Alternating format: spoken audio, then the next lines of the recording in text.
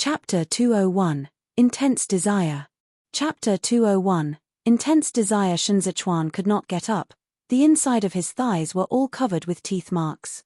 He slept with Xiao Qie on top of him, pinning him down, until the third quarter of the hour of Sai. When Fei Sheng came to call him, Shen Zichuan had still yet to wake. Xiao Qie lowered his head to kiss him from behind, his kisses so intense that Shen Zichuan near about gave up the ghost. "Please spare me." Shen Zichuan strained himself to struggle before he eventually sprawled back onto the bedding. He narrowed his eyes and said to Xiao Qie in a hoarse voice, "Mind's in a whirl, can't think at all." Shen Zichuan was red everywhere. There were the bite marks, and then there were the pinch marks. His nape was the most piteous of all, having borne the brunt of it. Xiao Qie's chest pressed against him, making him so hot that he was sweating. The most intense of all last night had been sitting in an embrace in Xiao Qie's arms, with the crooks of his legs held down in place, and all he could do was to lean against Xiao Qie's chest. Amidst the jolts and thrusts, Shen Zichuan forgot all about the part about it being a clandestine affair as he cried out "Ayi and Cian" repeatedly until he came, even wetting the bedding under him later as he lay prone on the pillow. He could not remember how many rounds they had gone through, only that his tears had run out. Towards the end, he was all dazed and dizzy, but Xiao Qie was still not done. He continued to thrust into Shen Zichuan, making him moan softly like he was begging for mercy. The way his moans trailed off tantalized Xiao Qie right in the heart, causing such an insatiable itch that Xiao Qie was stirred into biting him yet again. "Poor thing." Xiao Qie clung close to him and whispered, "I'll hold you up." Yin Chang got up early today and waited at the foot of the veranda to seek an audience with the prefectural lord. Fei Sheng saw the old man looking utterly uncomfortable as he glanced left and right. Fearing that he might make a fool of himself later, he said, "You've already met him yesterday. Why are you still nervous?" The icicles on the eaves had been knocked off to reveal just how distinguished the man in the room was. Yin Chang's feet were a little numb. He tugged at his sleeves and said, "I feel uncomfortable everywhere. They rubbed me so hard with such big bars of soap when giving me a bath yesterday that my skin's about to get all wrinkly." On hearing this, Fei Sheng wanted to laugh. 7 or 8 young male servants were sent to attend to Yin Chang yesterday. They bathed him for a full 4 hours, and even changed out several big tubs of hot water. It was only in the middle of the night when everyone left the banquet that the old man made his escape, holding up the legs of his pants as he ran while evading the servants. "Bathing is good," Fei Sheng said. "You look spirited. I think you look just like my elder brother today. Don't fucking lie to me." Yin Chang did not have a good night's sleep. He murmured to Fei Sheng, "You lad, have a glib tongue." Having said that, he looked around furtively again. "Is the second master in the room too?" Fei Sheng replied. "He rushed back just to meet you." "Then can I go to Libei?" Yin Chang hurriedly asked. "I'd like to meet General Liu." Fei Sheng was in a predicament. He did not know how to reply to him. Yin Chang's desire to see Lu Guangbai was only to be expected. That formation of his was adapted from the Bianjuan Commandery garrison troops, but Libei was fighting a war at present, and the areas along the Chashi River were unstable, so how could Yin Chang run around as he pleased? As he was thinking about it, there were movements on the other side. "Let's see his lordship first," Fei Sheng said. "We'll talk about it again after meeting him." A window was opened from inside to ventilate the room.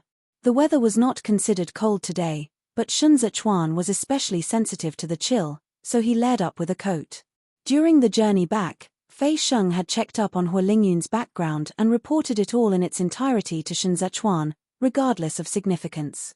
Shen Zichuan did not have the time to read it before sleeping the night before, so he looked through it carefully now.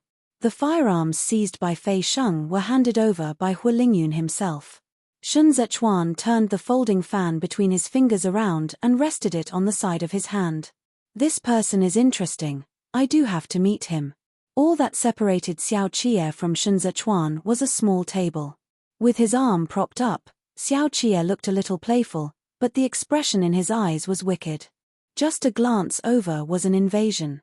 His eyes swept back and forth between the words "male lover," "bitten to death" and "arson." He said, "He's a tough nut." If Hua Lingyun had not thrown a monkey wrench into their plans with the firearms, Yin Chang would have been able to take down Fanju during his first battle. He would not have given Sun Zichuan the opportunity to even tell him to bring his own head on a platter to meet him. Afterward, Yin Chang employed the use of verbal provocation to launch an attack on the city, thereby stepping onto the battlefield for real this time. But Hua Lingyun's acts of arson diminished the battle in Fanju. With merits and demerits offsetting the other, Yin Chang's reward was once again reduced by half. Perhaps Hua Lingyun genuinely wanted to throw in his lot with Sun Zichuan, but he did not use the most optimal strategy. Instead, he fought a battle with firearms with the intent of letting Sun Zichuan know he was useful and even more valuable than the current commanding general of Tizhou. People who climbed their way to the top by trampling over others were all tough nuts to crack. Yarrow Wenyu was the first to enter while they were in the middle of their conversation. Kong Ling followed behind him, pushing his wheelchair, and finally, Yu Xiaozai stepped through. The various gentlemen bowed to Sun Zichuan, who prompted them to take a seat.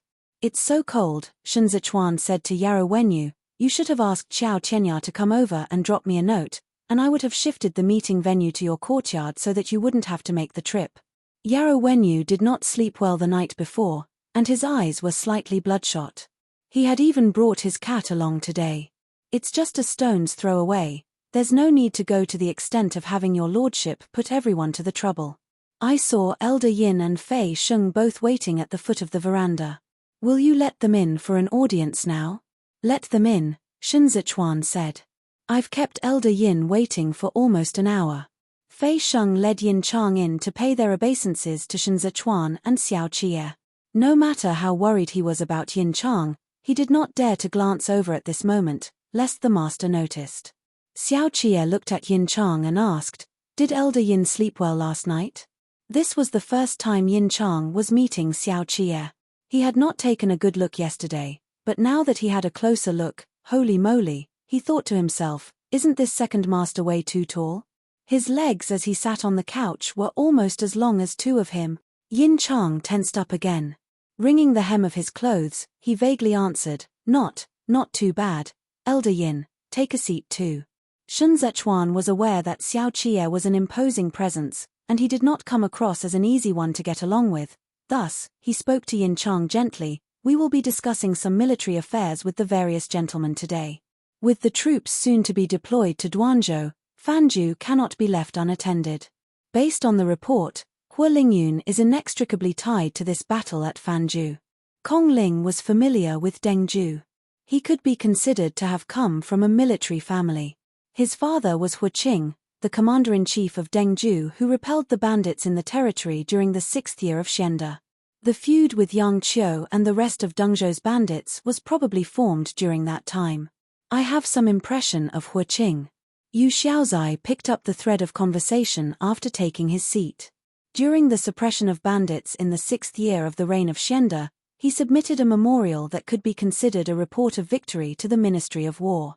However, in the next few years, the prefectural prefect of Dengju impeached him for being a headstrong and conceited commander who resorted to arms without due consideration, which in turn caused the bandits in the territory to seek revenge on the commoners, subsequently plunging Dengju into extreme misery.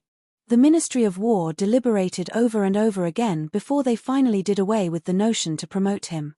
Sun Zichuan got Fei Sheng to stand up as he addressed the gentleman. "The local governments are a mixed bag. From the time the two factions of Pan and Hua took over control of state power, the impeachments that came from the lower levels were a mess, with the majority of them arising from personal grudges. The procedures in which the cases were handled during the reign of Xianda can't be counted as valid, so this Hua Qing might not necessarily be a headstrong and conceited person." Sun Zichuan was right. Apart from the reason for his dislike for Emperor Xianda, it was true that both factions were as irreconcilable as ice and fire when they were in power. At that time, kudu depended on side-taking to distinguish between enemy and ally, and the dividing line in the local governments was even rigid. So a conclusion on whether Hua Qing's impeachment was legitimate could not be made based on just those few memorials. Hua Qing is Hua Qing. Hua Lingyun is Hua Lingyun. Xiao Qie had now drawn a clear distinction between father and son. "You people were the ones who detained him and escorted him back. What did you think of him during the journey?" Yin Chang was an honest man with a one-track mind. Fei Sheng did not let the old man speak, but he could tell from Xiao Qie's words that the second master did not like this Hualingyun. He did not like Hualingyun either. Fei Sheng served Shen Zhechuan, and he had plenty of opportunities to render meritorious service in the future when they established a light cavalry, but Yin Chang might not necessarily have the chance. The old man's hair and beard were all white now, and he only got to battle this one time after waiting several years. But then, a male consort appeared out of nowhere and took most of the old man's credit with that bit of dirty, underhanded tricks of his. Fei Sheng was displeased deep down, but his expression was natural as he said, for the sake of revenge, this person could endure great hardships and steel himself to achieve his goals. He sure is something, and I respect him as a man. But when I arrived at the Fanzhou's yamen, I saw the furs of the mastiffs King Yi reared all glossy. Only when I asked around that I found out Hualingyun had fed King Yi and Suiqing to the dogs. Since he has a feud with King Yi, why didn't he communicate with us earlier? By bringing up Hualingyun's feeding of people to the dogs at this point in time, he was tactfully telling Shen Zhechuan in a roundabout way that it was hard for this person to be of great use. Contrary to Fei Sheng's expectations, Shen Zhechuan did not go along with it. Instead, he said after a moment's pause, "Since everyone is here now, call him over." Hualingyun had been in the cell for 2 days, and the wardens who delivered his meals to him never spoke to him. Fei Sheng took special care of him and tampered with his fetters and shackles so that it was much heavier than the usual ones the others used. But he hardly moved around and merely remained in the same spot, as though he had countless never-ending thoughts on his mind. Hualingyun stepped into the courtyard, and Jiyu Jin sensed something amiss from the sound. With Ding Dao and Li Xiong in tow, he watched from under the eaves as Hualingyun walked past. "So heavy." Li Xiong pointed at Hualingyun's feet and said to Ding Dao, "It's the set of chains I wore. Seems to me he can move freely." Ding Dao told on Hualingyun to Jiyu Jin. Jinji, he's trained in martial arts. He was far from just trained. Jiyu Jin lifted a finger and motioned to the guards hidden in the courtyard to be on the alert. He patted Ding Dao and Li Xiong on their backs and pushed the 2 children to a side, while he stood by the hanging screen himself and signaled to Qiao Tianya, who was on the other end, with his eyes. Qiao Tianya turned his head aside to stare at Hualingyun's back. In a deep voice, he said, "He's a rather formidable one." Shen Zhechuan did not size Hualingyun up. However, Hualingyun did not shy away from sizing up Shen Zhechuan first. The prefectural lord was 22 years of age this year. He was a beautiful one, with the upturns of the corners of his eyes just perfect, any higher, and they would give him a come-hither look. Even so, they looked like they were swimming in emotions at a quick glance. Yet, he was extraordinarily cool and detached. His gaze, when he did look over, was chilling. He was an unfathomable, bottomless pit that looked all the more dangerous the longer you laid eyes on him. Hualingyun did not know if it was because Shen Zhechuan had been in a top dog position for a long time, but Shen Zhechuan had an overpowering air to him when he did not speak. Not the kind that came assaulting head-on in the face, but the kind that gradually grew ice-cold as it crept along your limbs to your heart. This was Shen Zhechuan. Since Shen Zhechuan did not open his mouth, the gentlemen present did not dare to speak. Silence momentarily reigned in the room, making Hualingyun appear undaunted instead. Xiao Qie nudged his thumb ring. His posture remained unchanged, but his imposing aura was like a kick dealt to Hualingyun's face. He looked askance at Hualingyun with an air so oppressive that the other man almost could not lift his head. Shen Zhechuan was the precious jade Xiao Qie held between his fangs. Any sort of prying eyes must die before they ever get within a few steps of Shen Zhechuan. This was an affront to Xiao Qie, and he was now offended, even if the other party was perhaps only looking out of curiosity. The gentlemen in the room could hear nothing amiss, but they could sense that the second master was not very happy now. Very subtly, the atmosphere began to grow heavy, so much that it crushed down on their chests for no rhyme or reason, suffocating them until they could not take deep breaths. Your confession statements leave out the details. It was only at this moment Shen Zhechuan looked at Hualingyun. You reported the firearms, but you didn't explain their origins. It's most pointless to say things halfway. As someone who had traversed both the overland and water routes, Wan Hualingyun could figure out a little something from the expression in Xiao Qie's eyes. He retracted his gaze, and the shackles on his hands clanged. Naturally, there are many matters that can only be discussed when I've seen the prefectural lord, he said with a calm expression. If what you say makes me unhappy, Shen Zichuan said with cool detachment, there can only be one outcome whether or not you get to see me. There will be the Scorpions in addition to the Biancha cavalry in Duanzhou during Xizhou's use of military forces in the second month. Hualingyun looked towards Xiao Qie without so much a trace of fear. Without Xiao Fengshu, can the Libei armored cavalry still make it? The break in the thumb ring stopped between the pulps of the fingers. Xiao Qie finally moved. Very slowly, he leaned over, and his shadow enveloped Hualingyun from top to bottom, forming a trail of a phantom wolf with an injured eye across the ground. Fei Sheng, who was standing at the side, swiftly dropped to one knee on the ground and lowered his head without uttering a sound. Beside him, Yin Chang felt the pricks of fear running down his back. With his heart thumping, the old man almost slid to the ground as he kneeled after Fei Sheng. Dead silence descended, inside and outside. Xiao Qie was angry. Chapter 202, Connecting the Dots. Chapter 202, Connecting the Dots. Hualingyun had seen wolves before. In the wilderness of Dengju, those wolves that were all skin and bones had their tails between their legs as they ran on King Yi's hunting grounds, their eyes glowing with ravenous hunger. But at this moment, the wolf he was seeing was one that hailed from Libei. Not only did this wolf possess a strong physique, but it also had an aura so oppressively intimidating that he gripped his chains tight. Even the muscles on his back had tensed up with tension.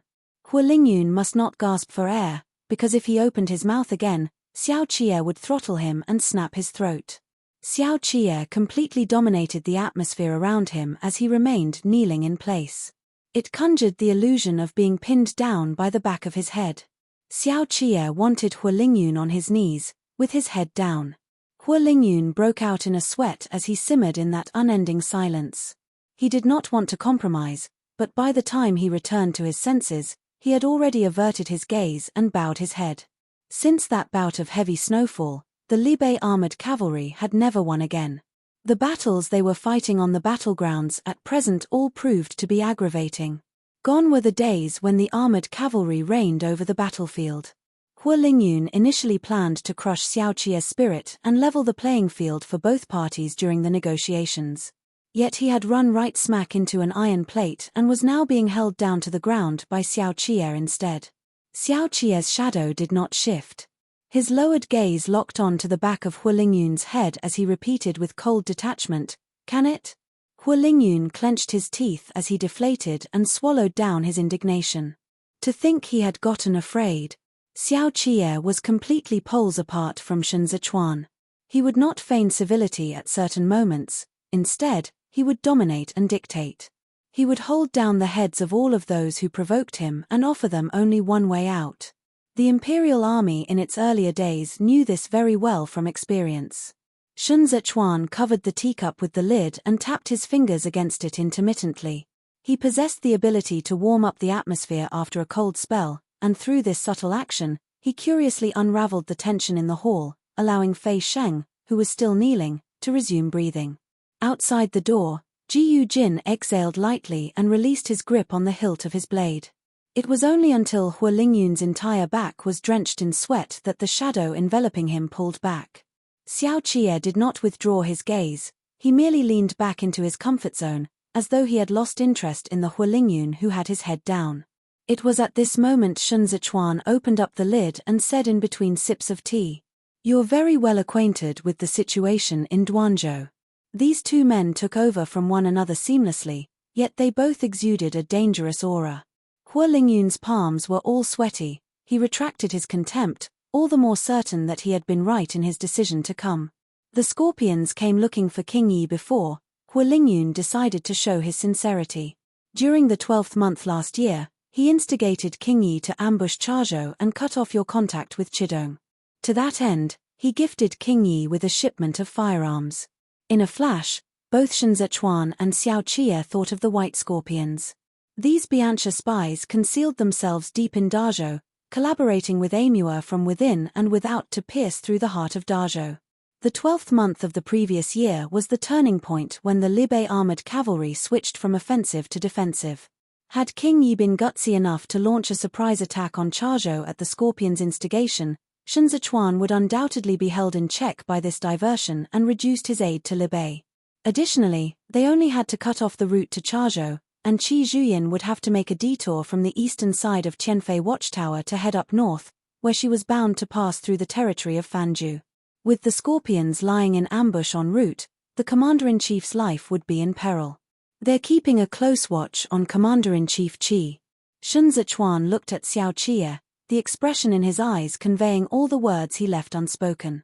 Hason's encirclement of Xiao Fengshu to kill him was not only to deal a blow to Li Bei, but also to capitalize on the opportunity to lure out Qi Zhuyin. As expected, Amur knew Dazhou like the back of his hand. But King Yi didn't make his move. He was most willing to remain in Fanju like a cowering coward, and then he had his head blown off by you with a gun. Xiao Qie's words were scathing. So, did the Scorpions come looking for you? Hu Lingyun stared at both his knees. No. You're lying. Sun Zichuan skimmed the tea foam and raised his eyes to say with certainty through that willowy spiral of steam, "You've had contact with the Scorpions before." When Sun Zichuan was in the Imperial Bodyguards, he successively served as the southern and northern judge, and the amount of time he had spent in the Imperial prison was not exactly short. He naturally had his own means of interrogating people, just like how he had once tricked Ji Lei and Shi Hongxian through his conversations with them. He was adept at using environments to manipulate the atmosphere. Sometimes, one had to keep their words short without revealing more than necessary, and the other party would naturally let his thoughts run wild. Hu Lingyun had to remain clear-headed. If he so much as gave a wrong answer again as he kneeled here, he might end up literally losing his head. He held up against the pressure from both men and exhaled deeply, as if exhorting himself to remain calm. He was already at a dead end, and the worst that could happen was happening now. Thus, when he lifted his head once again, he regained some of his composure. "That's right," Hu Lingyun said. "I've had contact with the Scorpions long before King Yi. My father fought a winning battle during the 6th year of Shenda, and he dispatched someone over to persuade my father to give up Fanju. He also promised my father a noble title, but my father turned him down." Sun Zichuan inclined his head slightly, concealing the lingering redness at the corners of his eyes under the slanting, backlit shadows. "You said he. Not they." Hu Lingyun recalled the night a few years ago, when the horse carriage from Kudu brought along a valuable letter of significance. Hu Qing stood by the candlelight and opened it, where he touched the heavy promise within. If the Bianjuan Commandery was the most wretched station for troops in Chidong, then Dengju was the poorest prefecture of Zhongbua. These two places were similarly poor. Dengzhou's one and only advantage was that it did not have to face the onslaught of attacks from the Bianxia cavalry all the time like the Bianjuan Commandery had to. After the Zhongbua's troops' defeat, the rampant banditry put Hu Qing in a terrible fix, and he remained stranded in this corner, unable to get any assistance from the imperial court. That letter was the last chance Hu Qing had to get out of his predicament, but he did not take it and ended up as dinner in the dogs' bellies. "Yes, he." Hu Lingyun enunciated the word through clenched teeth. "This man is hiding right in Kudu, and he's by no means an ordinary person if he can make such a promise. After my father refused the bribe, he was impeached by that Peng dog. Consequently, the Ministry of War refused to promote my father.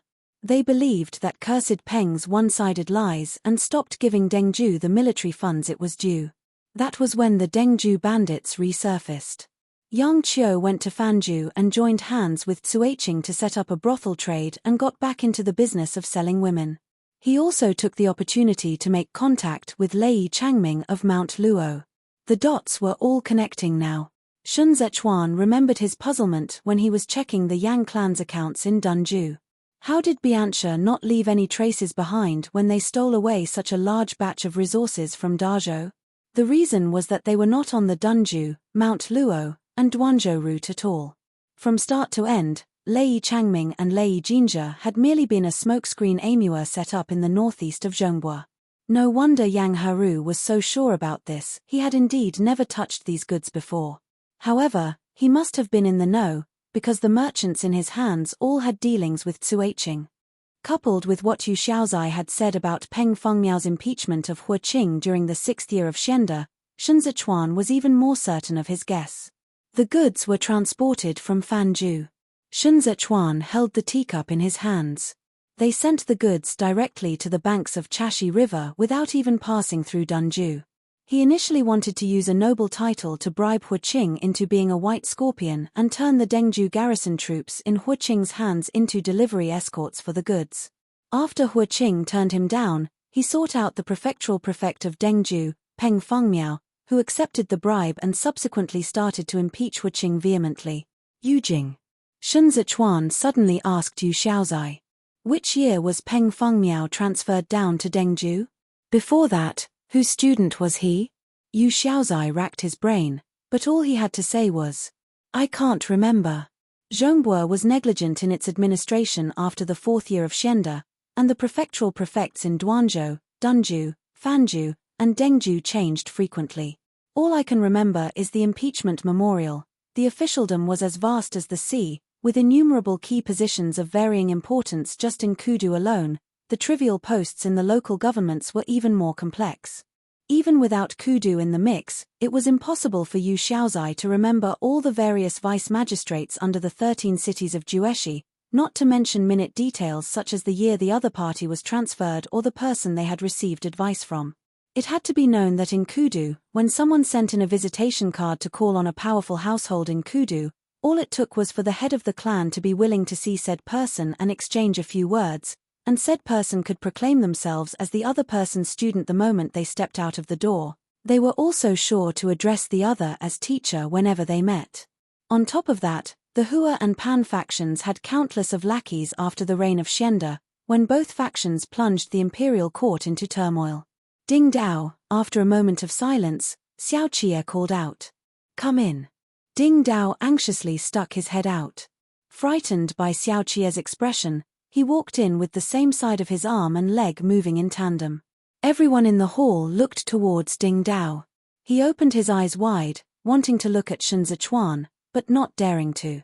Xiao Qie was in no hurry. He shifted his arm slightly, then asked Ding Dao, Do you still remember the name Peng Fengmiao? Ding Dao shook his head blankly. Outside, Qiao Tianya had a sudden brainwave and piped up, Dao Zi, this person should be in the Ministry of Personnel's reference list after the 4th year of Xianda. Think again. Hua Xiqian, Wei Huaigu, or even Pan Rugi. During the 4th year of Xianda, when the Biancha cavalry slaughtered the city, the people left in Dengju were Tan Tai Hu and the others, all of whom were taken into the imperial army by Xiao Qie. The original prefectural prefect of Dengju had also died during that massacre, so Peng Fengmiao could only be a court official assigned over after the 4th year of Xianda. Other than his exemplary ability in writing, Ding Dao's memory was also rather astounding. His family's notebook was modeled after the record-taking of the imperial bodyguards, and Ding Dao had grown familiar with the procedure during the times he tagged along with his father. Back in Kudu, Qiao Tianya had once visited the residence of the Prince of Libei at night but was turned away by Ding Dao and Ji Yujin. Ding Dao could tell the origin of the concealed weapon he had tossed out at just a glance, a feat that Qiao Tianya still remembered to this day. Ding Dao fished out his little notebook, staying silent amidst the rustling of pages being flipped. At this sight, Yu Xiaozai also began to remember. Without realizing it, he spoke out, Our chief surveillance. Ding Dao's eyes abruptly lit up. He bookmarked a page. Chief Surveillance Bureau. That's right, the Chief Surveillance Bureau. Young master, Ding Dao looked towards Shen Zichuan as though he was seeking praise. The assassination case in Kudu. The Imperial Bodyguards and Chief Surveillance Bureau wanted to investigate master at that time. There was someone surnamed Fu. That's him. Fu Linia. Of course Shen Zichuan remembered the assassination case. He had sensed something amiss with the Quancheng silk while he was investigating that case. At that time, the person who had shirked responsibility for searching the Prince of Libei's residence and passed it on to him was the right censor-in-chief, Fu Linia. Yu Xiaozai suddenly slapped his thigh and even stood up. He was so miffed with himself he just had to laugh at the ludicrousness of it. Chortling himself silly with Ding Dao, he said, I remembered it now too. Your lordship, before the assassination case, everyone thought that Fu Linier was an official of humble origins. It was precisely because of Fu Linier that Second Master suffered so much back then. So that son of a bitch had long been colluding with Wei Huaigu. The tussle between the noble clans and those of humble origins happened after the 4th year of Xianda. Back then, Hua Xiqian led the Grand Secretariat, and he also had the help of the Empress Dowager and Pan Rugi. Hai Liangyi thus had no choice but to rely on the Chief Surveillance Bureau's evaluations of the various officials for promotion and delegation to hinder the minions of the Hua and Pan clans from running amok in the local region's governments.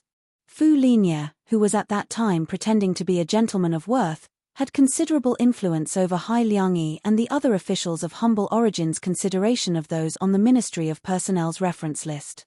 If Fu Linier was the one who assigned Peng Fengmiao to Dengju, Shen Zichuan paused for a moment, then Wei Huaigu and even Shi Hongxian could be this he. Chapter 203, Songyu. Chapter 203, Songyu Hualingyun obviously did not know who exactly he was, or he would have been able to voice out the name the moment he opened his mouth. However, regardless of whether it was Wei Huaigu or Shi Hongxian, they were all already dead. During the 6th year of Xianda, only the Hua and Pan factions had the capability to make promises of noble titles to Hua Qing. Yarrow Wenyu stroked the back of the cat's neck with 2 fingers. At that time, Shi Hongxian had yet to join the imperial court, and Wei Huaigu was far from having the ability to do so. Why did your lordship put your guess on these 2 people? Noble title.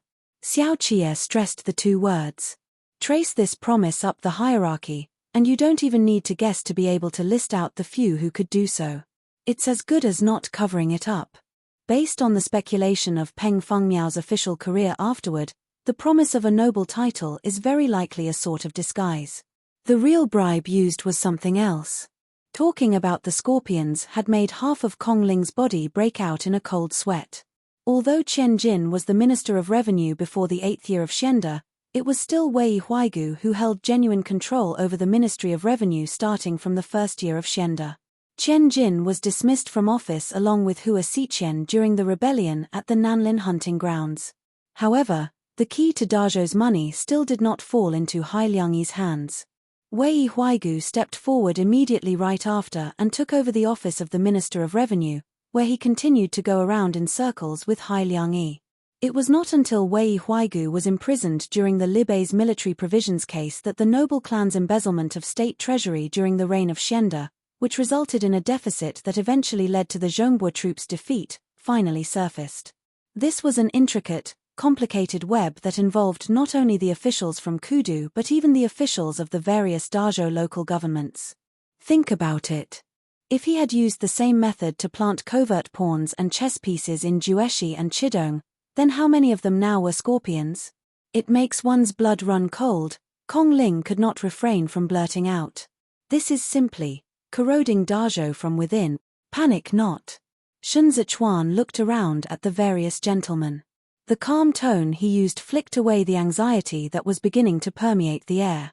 It's all too easy to give themselves away when there are too many threads of clues. Even the most astute scheme is bound by the limitations of the mortal body.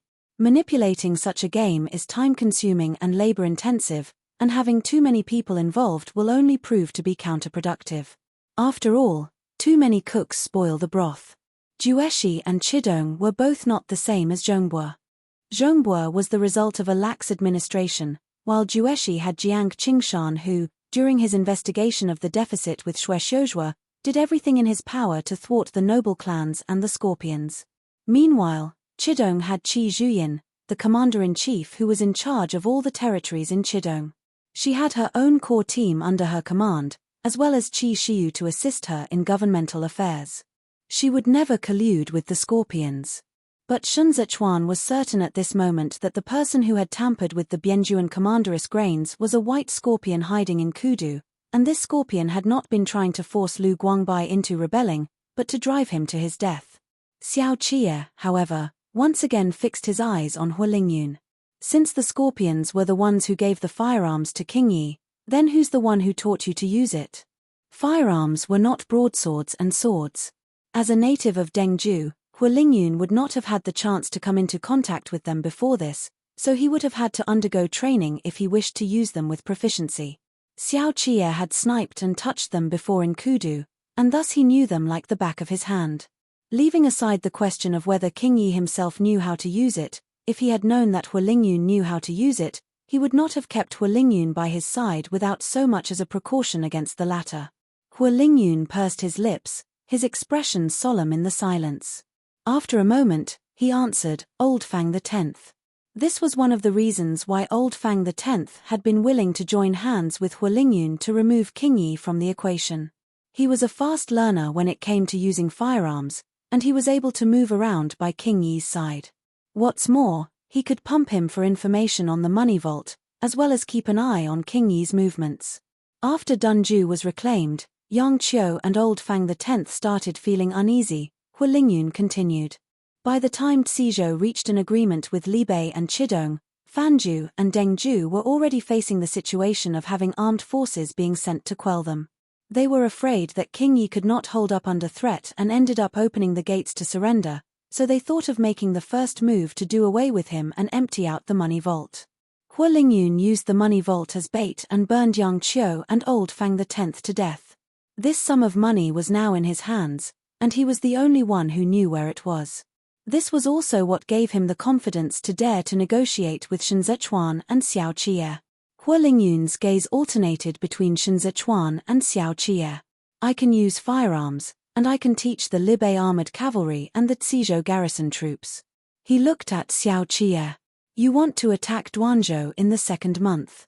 You can swap me over to the vanguard squad. I can lead the remaining garrison troops of Dengju. Kneeling at the side for a long time, Fei Sheng's countenance promptly changed. It was only after he composed himself for a moment that he said, It's not my place to interrupt before Master, but this matter concerns the safety of both Duanzhou and Second Master, so I'm left with no choice but to say a few words. This man is dodgy, and it's inappropriate to put him by Second Master and Master's sides. Second Master has no lack of generals either. Besides, there's also Elder Yin following along this time. Fei Sheng was really exercising due diligence now. His misgivings towards Hualingyun were not without reason. Yin Chang was clearly the one who conquered Fanju. If not for this Hualingyun's underhanded tricks, Yin Chang would not have gotten a dressing down. This was just great now. Yin Chang took down Fanju, but Hualingyun ended up getting the lion's share of the credit, making it look like it was only because of Hualingyun's act of arson that they managed to take down Fanju. And that was not all. Fei Sheng found Hualingyun to be a man who could endure and dared to be ruthless. When he made his move, he struck with efficiency and decisiveness. His vindictiveness was almost on par with Shen Zichuan. Such a man had both capability and a mind of his own. To let Hualingyun remain by Shen Zichuan's side was to threaten Fei Sheng, and Fei Sheng had no desire to give Hualingyun the opportunity to stand out and steal the show. Fei Sheng was very clear on how things worked, and he also knew where his own opportunities lay. He dared to speak up to interrupt now because he could tell for sure that Xiao Qie did not like Hualingyun. Sure enough, Xiao Qie did not want to answer Hualingyun at all. He needed the firearms, but he did not need Hualingyun. Duanzhou could only be his, Xiao Xian's, playground. He had stopped over in Cizhou for such a long time, spending every single day at the Beiyuan military drill grounds and donning heavy armor to train with Hairigu's scorpions, all just to find a breakthrough that could change the current situation in Libei and turn the tide in its favor. If he were to change the vanguard to Hualingyun, then it would undoubtedly be a heavy punch to the guts of the Libei armored cavalry, whose morale was already low to begin with. Shen Zichuan's waist and back started aching after sitting for a long time. The swollen teeth marks on the inside of his thighs had yet to subside. What he had told Xiao Qie in the morning about his mind being in a whirl was not a lie. And now, his mind was in a fog all over, no thanks to the white scorpions. They still had to start sending provisions to Dunju in the afternoon, and the rations needed for the battle in Duanzhou had to go first. Then, there was also the thorny issue of whether Hualingyun could be put to use or not. Since young Master Hua has his mind set on it, Yarrow Wenyu said to Shen Zichuan. Your lordship, the imperial bodyguards have been recruiting new recruits recently, haven't they? That's right. Shun Zichuan understood Yarrow Wenyu's intent right away. Put Hua Lingyun in the imperial bodyguards, and Hua Lingyun would not be able to act as he pleased given Fei Sheng's misgivings of him, and with Qiao Tianya at the side watching over them, Fei Sheng could not go too far trampling over Hua Lingyun either. Not only could they put him at a distance away from Shun Zichuan by doing this, but they could also put him to use instead of letting him go to waste. What's more, leaving both Qiao Tianya and Hua Lingyun as double restraints to hold Fei Sheng in check could also serve as a warning to Fei Sheng, who was gradually becoming more and more aloof, reminding him not to let success go to his head. Fei Sheng, Shun Zichuan said, pick from the remaining Dengju garrison troops. We'll take everyone who meets your recruitment standards, including this young Master Hua. Fei Sheng only had to think about it to understand the intent of this order. His heart sank, but he had to put on a show of accepting it gladly. I shall respectfully follow Master's arrangements. But these Dengju garrison troops are all Hua Lingyun's old acquaintances. They may not necessarily be willing to serve in the imperial bodyguards. That will be because you are not rewarding them enough. Xiao Qie raised his left hand and turned the ring on his right thumb back to its original position. There was no smile in his eyes. Once they join the imperial bodyguards, they are no longer natives of Dengju. Their names in the previous military register of Dengju can be struck off. Xiao Qie said just enough to make his point. The imperial army the second master took in during his early years was even harder to deal with than the Dengju garrison troops, and his way of managing his subordinates had been none other than to be fair in meting out rewards and punishments. Xiao Qie was reminding Fei Sheng that these remaining soldiers of Dengju could break away from their registered place of origin once they joined the imperial bodyguards and even be exempted from field taxes in Xizhou. As long as he could do a good job carrying out the task Shun Zichuan had instructed him, what could he not achieve? Fei Sheng understood what he meant and hurriedly acknowledged his orders. It was already late by the time the meeting was over. Qiao Tianya pushed Yarrow Wenyu back to their courtyard. The slab stone paths in the courtyard had all been cleared, with not even a speck of snow on it. They had gone out of the way to sprinkle salt too, for fear that the wheelchair might skid while going up. The newly planted plum blossoms had all withered, the fallen red dead in the embrace of its branches. Encased in ice and snow, they presented a scene that appeared particularly bleak and desolate. The road today was damp, so Qiao Tianya walked slowly, keeping the wheelchair stable and steady as he pushed it along. Yarrow Wenyu's cat was called Hunu. One, if it were not stretching itself and licking its paws under the eaves, it would be nestling on Yarrow Wenyu's knees, sleeping soundly with its belly exposed. At present, it was a little bundle of energy as it kneaded its paws on Yarrow Wenyu's sleeves and nuzzled itself hard against Yarrow Wenyu's palm. Yarrow Wenyu lowered his fingers to scratch Hunu. The lanterns at the sides shone upon the sides of his face. He had gotten a little fleshy lately, and he looked a lot better as compared to the time when he had first arrived. This was the Yarrow Yuanzhua of distinguished demeanor and ethereal appearance. Qiao Tianya did not speak. His gaze shifted to Yarrow Wenyu's collar before he averted it to the cuff of Yarrow Wenyu's sleeves. They had not exchanged a single word today. The wheelchair entered through the door, and the attendant under the eaves headed in to deliver hot water. Yarrow Wenyu sat in the inner chamber and read his books, while Qiao Tianya took off his blade and stood outside to look at his own zither. A long time elapsed, and the servants all withdrew from the room and closed the door gently. Usually, Qiao Tianya was the one who personally bathed Yarrow Wenyu without any help from the others. Yuanzhua liked to be clean, and he would not sleep if he did not bathe. Every time Qiao Tianya wiped his hair, he would sit quietly. He seemed to have accepted the sorry figure he was currently cutting, but only to the extent that no one else other than Qiao Tianya was permitted to look. This was the limit of what he could bear. Qiao Tianya stood for close to an hour before he finally heard Yarrow Wenyu call out in a low voice from inside. "Qiao Songyu." Qiao Tianya's fingers that had been strumming faintly across the zither strings came to a halt, but he did not respond, as though he had not heard him. After a moment of silence, Yarrow Wenyu continued. "Time for bed." The wind chimes beneath the eaves stirred, drawing in the loneliness in the wind as well. Yarrow Wenyu saw through the hanging drapes Qiao Tianya's shadow cast upon it. He seemed to have stood there for quite a long time. On hearing Yarrow Wenyu, He paused for a moment before lifting the drapes to enter. The candlelight was very dim. The Yarrow Wenyu of this hour did not yearn for light, for this was the beginning of his frailty and helplessness every day. Hunu burrowed into the bedding and swatted playfully at the corner of the blanket, completely unaware of the awkwardness in the room. Yarrow Wenyu had yet to school the expression in his eyes when Xiao Tianya bent forward with calm and composure to carry him up from the wheelchair. Their clothes touched, and Xiao Tianya placed Yarrow Wenyu's arm on the back of his shoulder. At the same time Yarrow Wenyu made contact with Xiao Tianya's back, his fingers curled slightly. Yuanzhua was a very reserved man. That was the effect of his upbringing as a gentleman of virtue. Xiao Tianya untied Yarrow Wenyu's hair. It was at this moment the expression in his eyes was focused, so focused that Yarrow Wenyu could not bring himself to meet them. All he could do was to lower his own eyes to avoid Xiao Tianya's gaze.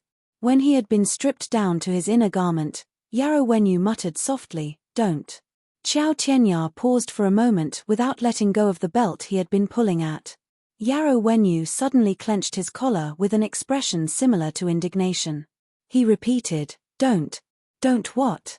Xiao Tianya, who had been silent this whole time, looked at him, his face a picture of calm.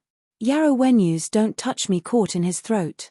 He stared at Xiao Tianya with bloodshot eyes, as though Xiao Tianya was some great scourge. His palms trembled slightly, yet the word that came out of his mouth was still, "Don't." Yarrow Wenyu pursed his lips tightly and started to struggle. He pushed against Xiao Tianya's chest, rejecting the latter's touch. The rattan chair creaked.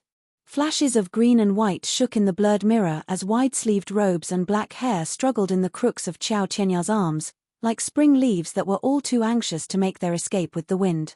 Xiao Tianya let him make a scene as he pleased.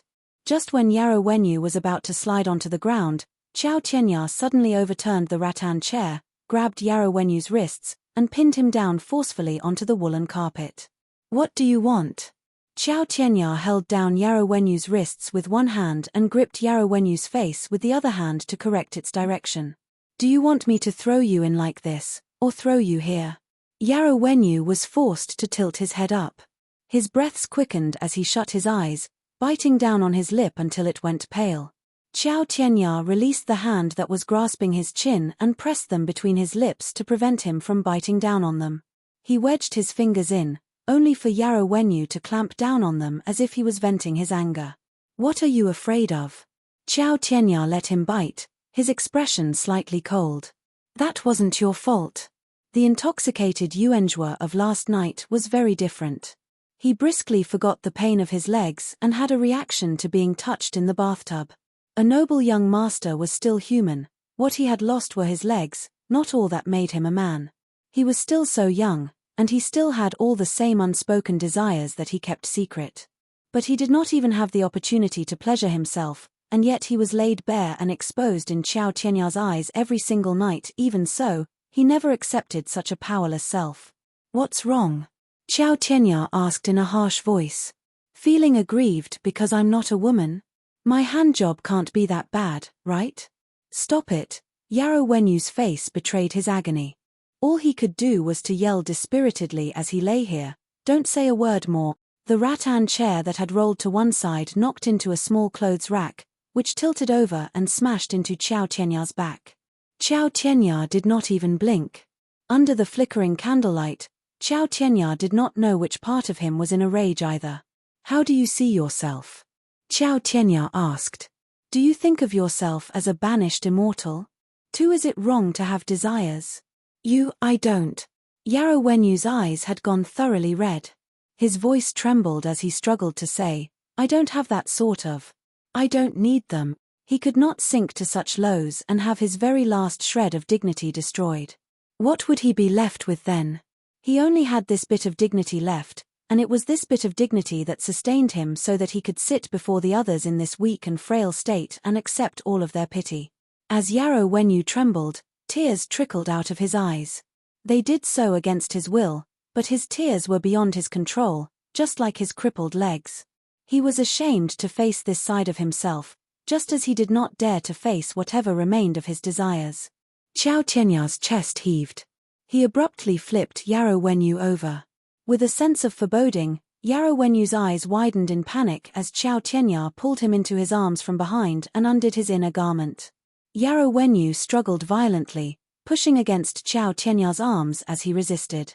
I don't want to.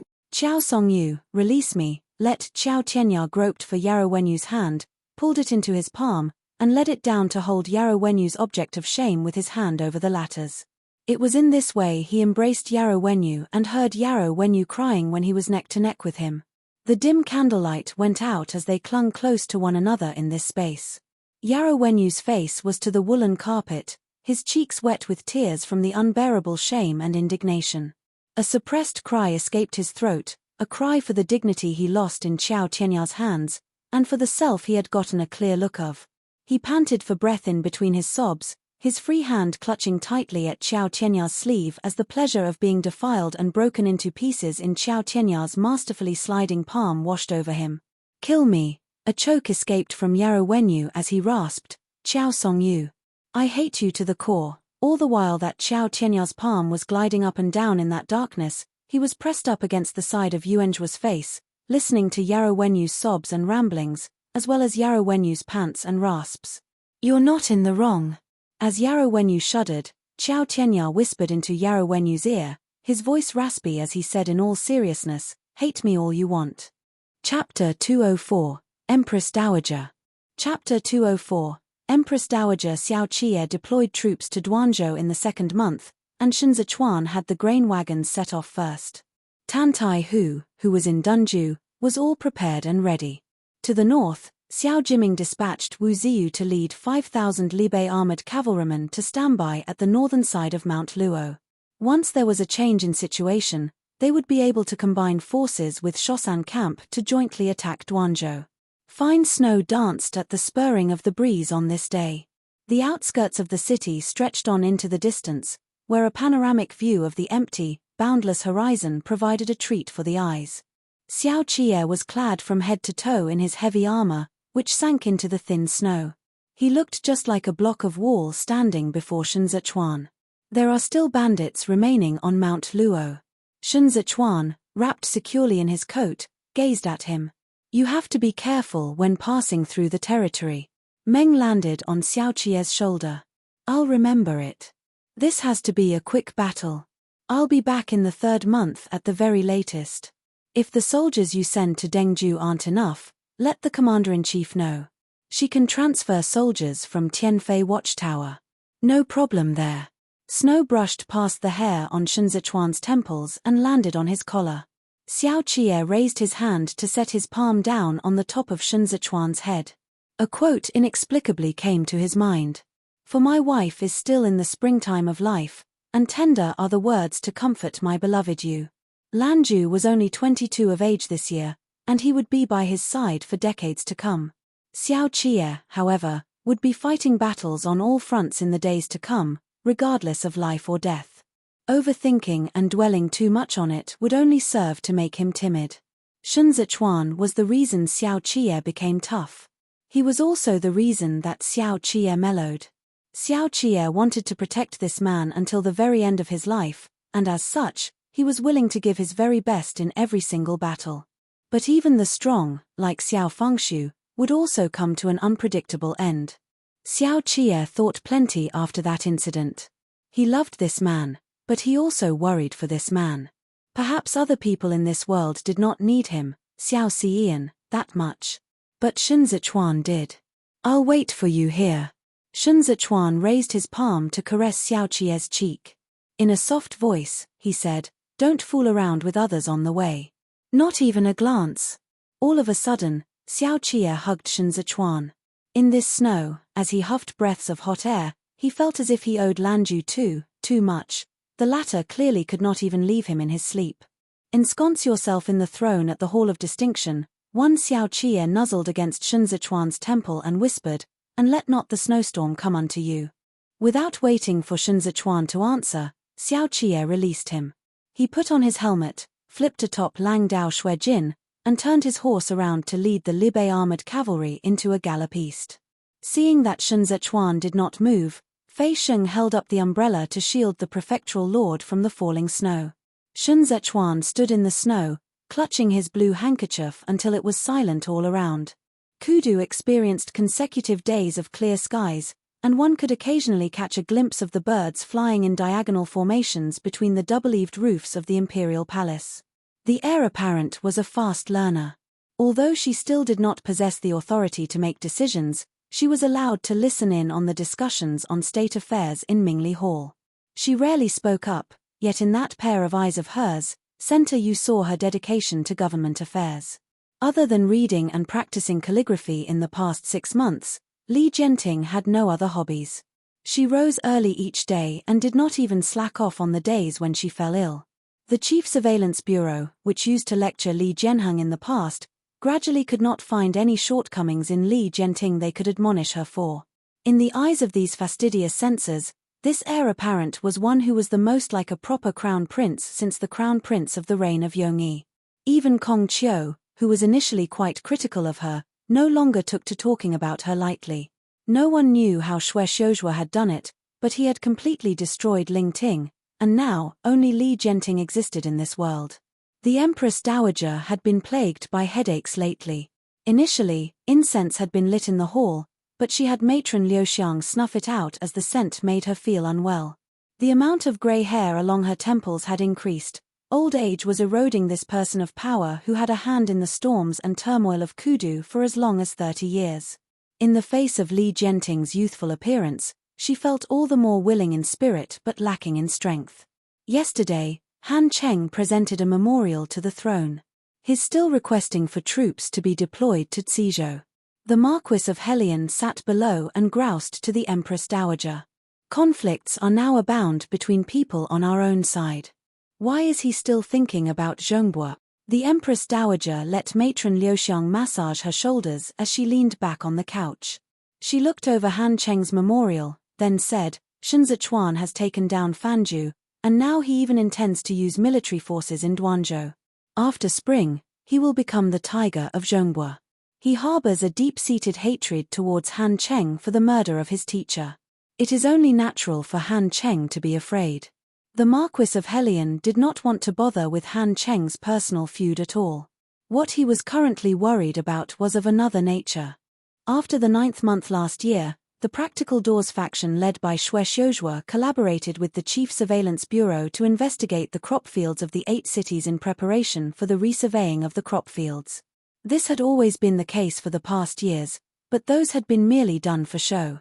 The officials going on inspection tours simply went through the motions and visited the 8 cities as a mere formality to get things over and done with, then submitted a figure that everyone had agreed on beforehand to the Grand Secretariat to muddle their way through the process. But it seemed that Xue Xiuzhua was serious about it this time. I told all of you in the past to tell the rural manners you have in your names to restrain themselves. But did anyone listen? How many people froze to death in winter last year? Other than the 3 cities of Dicheng, Jincheng, and Quancheng that provide disaster relief to save the people, everyone else would rather be cowering cowards. The Empress Dowager tossed the memorial onto the small table. The eastern pearls by her ears swayed along with her voice. Why did Pan Lin have to antagonize Xue Xiuzhua? Now Xue Xiuzhua is going to work with Center Yu and the rest to investigate the accounts. Was this not an opportunity Pan Lin himself served up to him? The Marquis of Helion married Commandery Princess Zhao Yu to Pan Lin's younger brother, so their Fei clan and Pan clan were now both in the same boat and would sink or swim together. He had initially thought the marriage would be an insurance against future troubles given that 3 members of the Pan clan, Pan Xiangjie, Pan Lin, and Pan Yi, were all significant officials of the imperial court, but who would have expected this Pan Lin to be such a pain in the ass?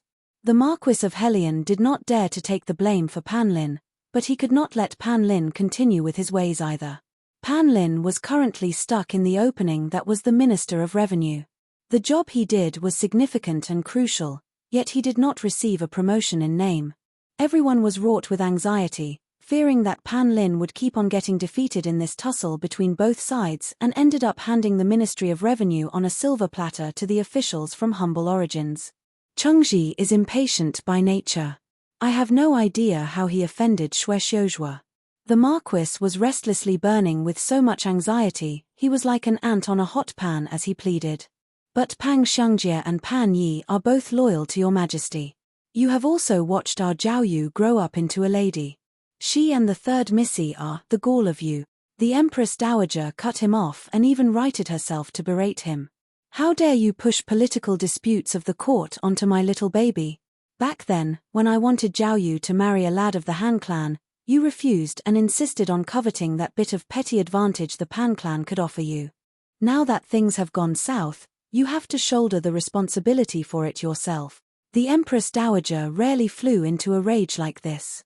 The palace maids and eunuchs both inside and outside the hall hurriedly fell to their knees and bent low over the ground, holding their breaths. How would the Marquis still dare to sit?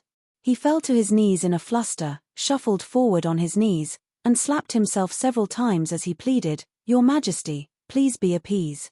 The third Missy has already been married away to Chidong, the Empress Dowager declared solemnly. She is the First Lady of Qi Shiyu. With a proper rank now, every word she says and every action she makes comes under close scrutiny. The encroachment of the commoners' fields by the rural manors under you people has nothing to do with her, so don't bring this up again. You're already at such an advanced age. Do you still need me to teach you to watch your words? You're right. The Marquis of Helion was not a man with guts to begin with.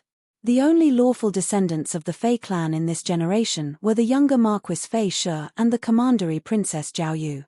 Fei Shi spent his days fooling around, and even now, he still did not hold a proper official position. Because of this, the Marquis of Helion hesitated over the commandery Princess Zhao Yu's marriage for a long time over every little thing. Who would have known that trouble would still come knocking on his door? The Empress Dowager rose to her feet. With matron Liuxiang supporting her, she made her way over to the Marquis of Helion's side. The Marquis was up in years, and for what it was worth, he was still a noble. It was a disgrace for him to keep kneeling like this. The Empress Dowager calmed down some and said, "Get up. This is so unbecoming of someone your stature." The Marquis of Helion scrambled to his feet and stood helplessly by the Empress Dowager's side, not daring to stand too close. The Empress Dowager raised her head back slightly to look along the palace eaves at the bright and clear sky.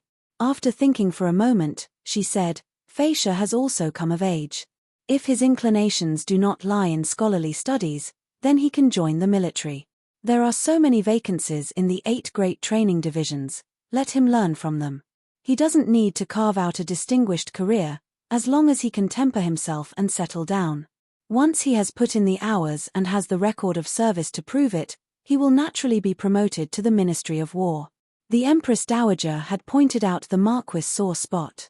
He only had Fei Shi, this one son, and he had kept him sheltered back at home ever since the latter was young. After Fei Shi entered society, he was adept at all things related to the drinking of wine and the soliciting of courtesans, except for learning. What's more, he was an obstinate one who was close friends with Pan Lin. To date, he was not even willing to show Xue Xiuzhua due respect. He spent his days wallowing in vice on Donglong Street, typically listening only to what the courtesans had to say. The Marquis of Helion's eyes momentarily grew moist. He lifted his sleeve to wipe his tears. "Your Majesty is the compassionate mother of all in the world, your graciousness knows no bounds." This humble subject originally wanted him to join the 8 great training divisions as well, but with that temperament of his, alas. The Empress Dowager was fed up with the Marquis of Helion. She knew what he meant. The 8 great training divisions were no longer a glamorous, lucrative post that managed Kudu's patrols. Given its proximity to Zhongbua, they might even be deployed to fight wars in the future. The Marquis of Helion was reluctant to send his son in to give his life for the cause for fear that Fei Shi might meet with a mishap on the battlefield, so he was hoping the Empress Dowager could get Fei Shi into the 6 ministries instead. But Kudu was now no longer the playground of the noble clans. Domestic strife and foreign invasion were imminent. Shun Zechuan was not eliminated from the equation, and in just a short 6 months, he had become the overlord of Zhongbua, working in collusion with Li Bei. If not for the pressing threat of the Biancha cavalry, he would have already fought his way to Kudu by now. Qi Zhuyin, on her end, had also written a letter to Kudu saying that she was going to use military force against the Qingshu tribe in the 4th month. Meanwhile, Xue Xiuzhua was pressing in on them every step of the way. Although he professed it to be a private feud with Pan Lin, his impeachment memorials were all legitimate. The 8 cities did indeed encroach on the people's fields, and it would be a tough battle once investigations started after spring. The situation was already at such a stage, and the Marquis of Helion and a few others were still only thinking of themselves and those small tracts of fields their rural manors have for fear that they would be confiscated. The Empress Dowager recalled the times during the reign of Xianda. From Hua Xiqian to Wei Huaigu, which of them was not a capable minister or general? And now, the Marquis of Helion was a bungling oaf who was good for nothing, Pan Xiangjie was a fence-sitter who swayed where the wind blows, and Han Cheng was a rapacious one with wild ambitions. Dealing with the Grand Secretariat exhausted the Empress Dowager, both physically and mentally. Xue Xiujue's investigation of the 8 cities' fields is meant to pave the way for the heir apparent to ascend to the throne. The expression in the Empress Dowager's eyes was deep. It's still not time for the heir apparent to step into the limelight. Go back and make it clear to Pan Xiangjie that he should open up the granaries in Dancheng and Chuancheng to distribute the grains as aid relief while the snow has yet to melt. Clean up the accounts in his hands as well, and return all those unnecessary fields to the people. Xue Xiujue does not have the power to abuse as yet. If he wants to investigate, then let him investigate. Alarmed, the Marquis of Helion exclaimed, if those accounts were to fall into this hands, it'd be hard to exculpate ourselves. The Empress Dowager looked at the Marquis of Helion and said, Pan Lin has served in the Ministry of Revenue for so long, and the appraisals of him have been good. He also has capable men working under him. Xue Xiujue wants to assist the Chief Surveillance Bureau, but even so, he can't sidestep the Ministry of Revenue. The previous year's field records are all in the Ministry of Revenue, which also manages the auditing of the account books. Pan Lin can avoid arousing suspicions, just get him to appoint someone he can trust over. Get through this, and Xue Xiujue won't have any way to force the issue. The Marquis of Helion pondered it over for a brief period. Pan Lin has a man named Liang Tsuishan under him. He was originally promoted by the Emperor Tianchen during the public ditch incident, and he has also been guided by Pan Lin before. This person's appraisal last year was outstanding, and he also has a good reputation with the officials of humble origins. His home is in Kudu, and he doesn't have much of a history, which makes it most convenient for us to hold him in our grasp. As long as the Pan clan can survive this, the Empress Dowager said, they will be able to come out of it for the better.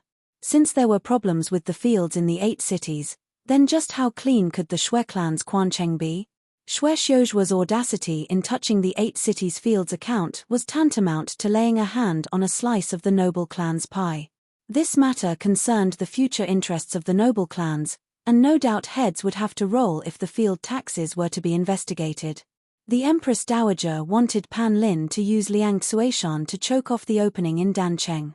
As long as the investigation could not move forward and the bookkeeping was messed up, they could make things difficult for Xue Xiujue on the imperial court and turn the tables around to investigate his Xue clan's Quancheng first. Under the sunset glow of the setting sun, the Empress Dowager took off the prayer beads on her wrists and tossed them on the couch. Incense smoke from the prayer hall behind her rose in spirals, accentuating the Empress Dowager's dignified and poised appearance that almost belied her old age had it not been for her grey hair. Chapter 205, Duanzhou. Chapter 205, Dear Yu. It was not until the 2nd month that Qi Zhuyin received a reply to the memorial she sent to Kudu. She read it over while she was at the residence in the Tsangjuan commandery, then said to Qi Shiyu, who was lying on the bed, I said to fight the Qingshu tribe, but the Ministry of War dismissed the notion. The Empress Dowager told me to wait as she's concerned about the military expenses, but Zhongbua is already at war now. I'll miss the golden opportunity if I wait any longer. Qi Shiyu was getting much better these days, although he stuttered a little while lying on the bed, and he had to clutch a handkerchief in his hands when he spoke. Hurry. Qi Zhuyin distorted his meaning and set the letter down. That's right. I'm in a hurry. How could I not? When it all comes down to it, the defeat of Libei's troops will not benefit Chidong in any way. Only then did Qi Shiyun complete his earlier words, what's the hurry? While leaning back in her chair, Qi Zhuyin heard her father's concubine in the courtyard wailing and making a commotion. She had ridden for half the night on her horse last night before arriving, And here she was now, sitting and relying on strong tea to keep her spirits up. Furthermore, she still had to ride back later. Vexed on hearing the cries, she said to Qi Shiyu, "Can you tell her to shut up?" The concubine in the courtyard had given Qi Shiyu a son before, and now she was the picture of a tear-stained beauty as she leaned against her maidservant and sobbed out loud in the direction of the room, "Old master. Can't you even let me see the old master? Commander-in-Chief, how very heartless of you." Qi Wei stood still under the eaves as he watched that particular concubine cry until her eyes were all red and swollen and she was almost sliding to the ground. He clicked his tongue lightly and shuffled his feet around to face the wall. Listening to her was giving him a headache. Qi Shiyu could tell which concubine this was. Before he had a stroke, he was a tender one towards the fairer sex. He clenched the handkerchief tightly, his chest heaving violently as he shouted with all the might he could muster, "I'm telling you to shut up." He then paused to catch his breath for a moment and covered the corner of his mouth with the handkerchief as he addressed Qi Zhuyin, "Lilibei, that was so many years ago." Qi Zhuyin took over the conversation for him. "You're already at such an age, and you still want to sulk about his old lordship. The commanding generals of Libei's battle camps are quite the interesting batch. They are no longer the same as they were a decade or so ago." Then Xiao Jiming, and Xiao Qie, it was a strain on Qi Shiyu to speak, and even he had to frown on hearing himself. He tried his best to speak more coherently. "Can they beat Aamua? By deploying troops now to clean up their mess, the Empress Dowager will view you with suspicion. Once the battle is over, watch how Kudu takes you to tea task." Several decades back, Qi Shiyu was the Prince Charming of many Dajo ladies. He came from a distinguished background, and he was handsome. Of the 4 great generals during the reign of Yongyi, he was the earliest to make his name in Chidong. Even Fengisheng was a high-ranking military officer under his command.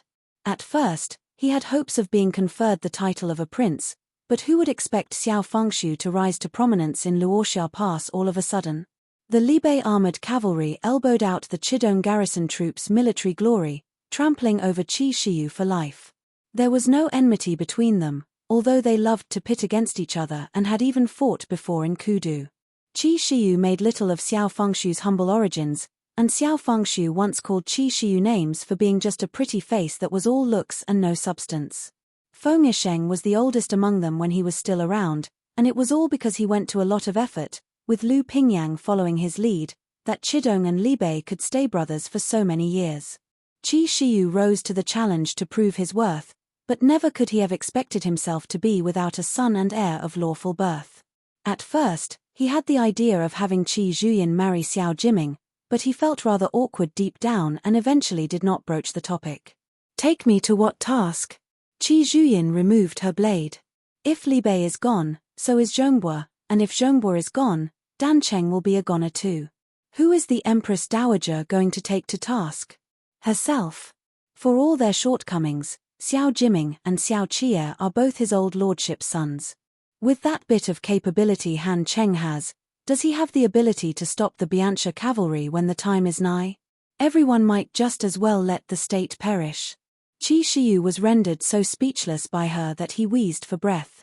Qi Zhuyin poured a cup of tea while she was at it and continued, "You should rest for a while." "No." Qi Shiyu's obstinate nature took center stage as he childishly tossed the handkerchief at Qi Zhuyin. "You foolish woman. Bargain with the Empress Dowager. At least have a noble title to your name before you go to war." Qi Zhuyin fell silent for a moment. She knew Qi Shiyu's heart was aching for her. She had served as the commander-in-chief of the military forces of Chidong's 5 commanderies for quite some years, but she still had no noble rank. If she were to get injured or disabled in the future, all Kudu needed was a transfer order on paper, and they would be able to remove her. At the very least, you'd have a reputation in life, and, Qi Shiyu's voice started trembling, status in death. Otherwise, 100 years on, she, Qi Zhuyin, would just be a woman of the Qi clan.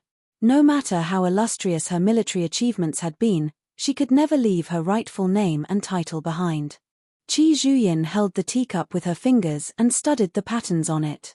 A soldier only knows to die on the battlefield for his country.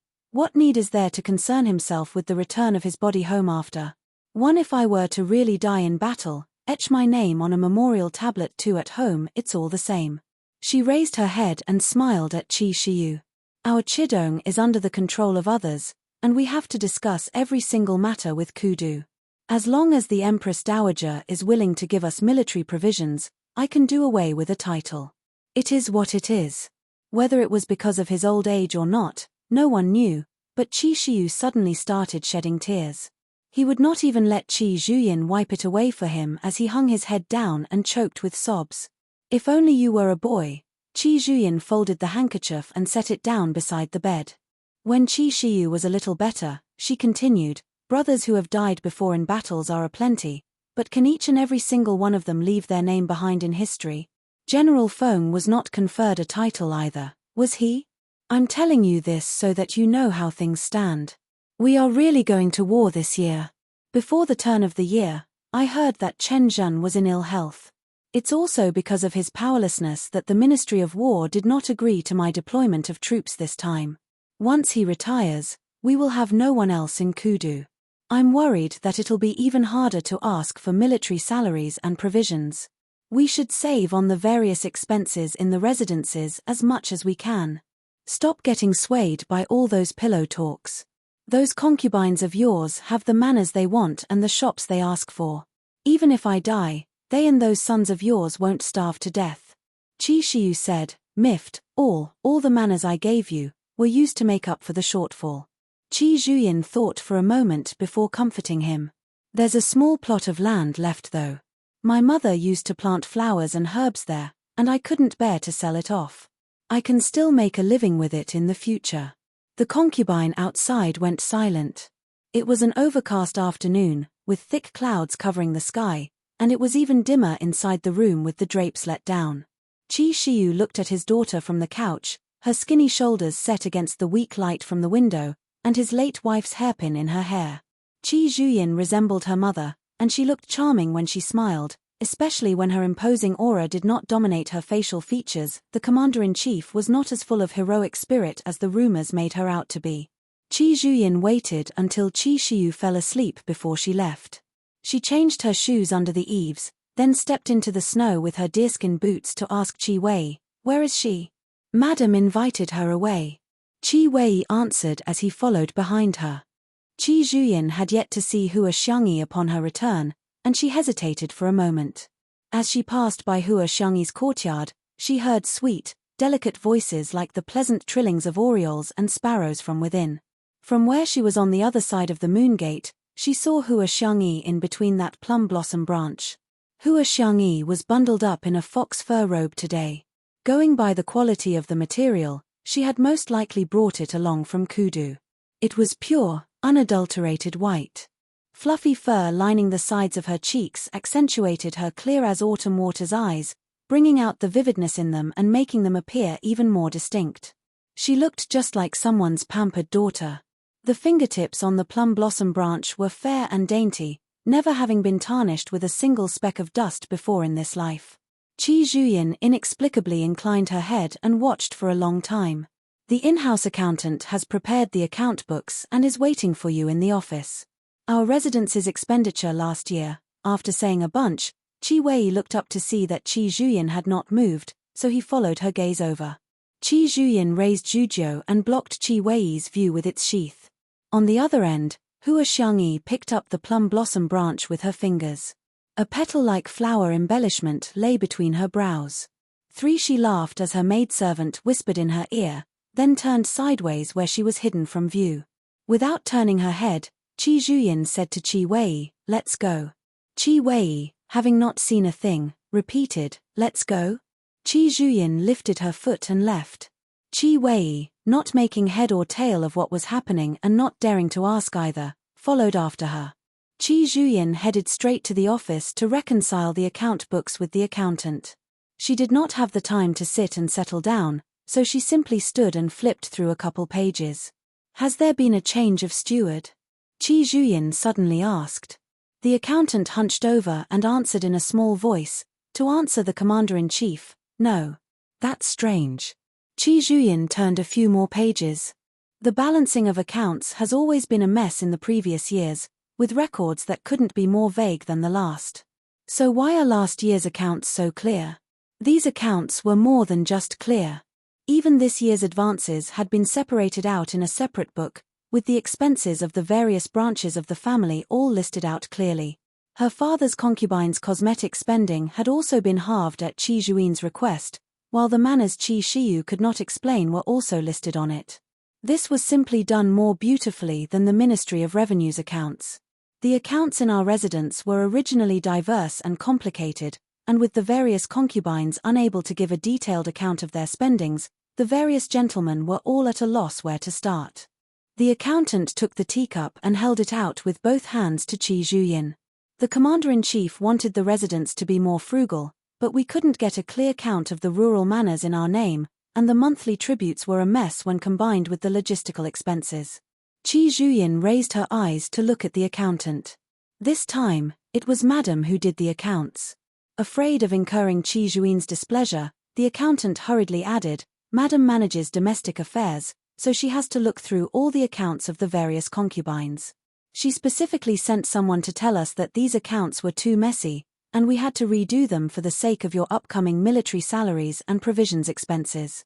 We rushed to redo them a few times, but we couldn't stand up to the commotion the various concubines kicked up.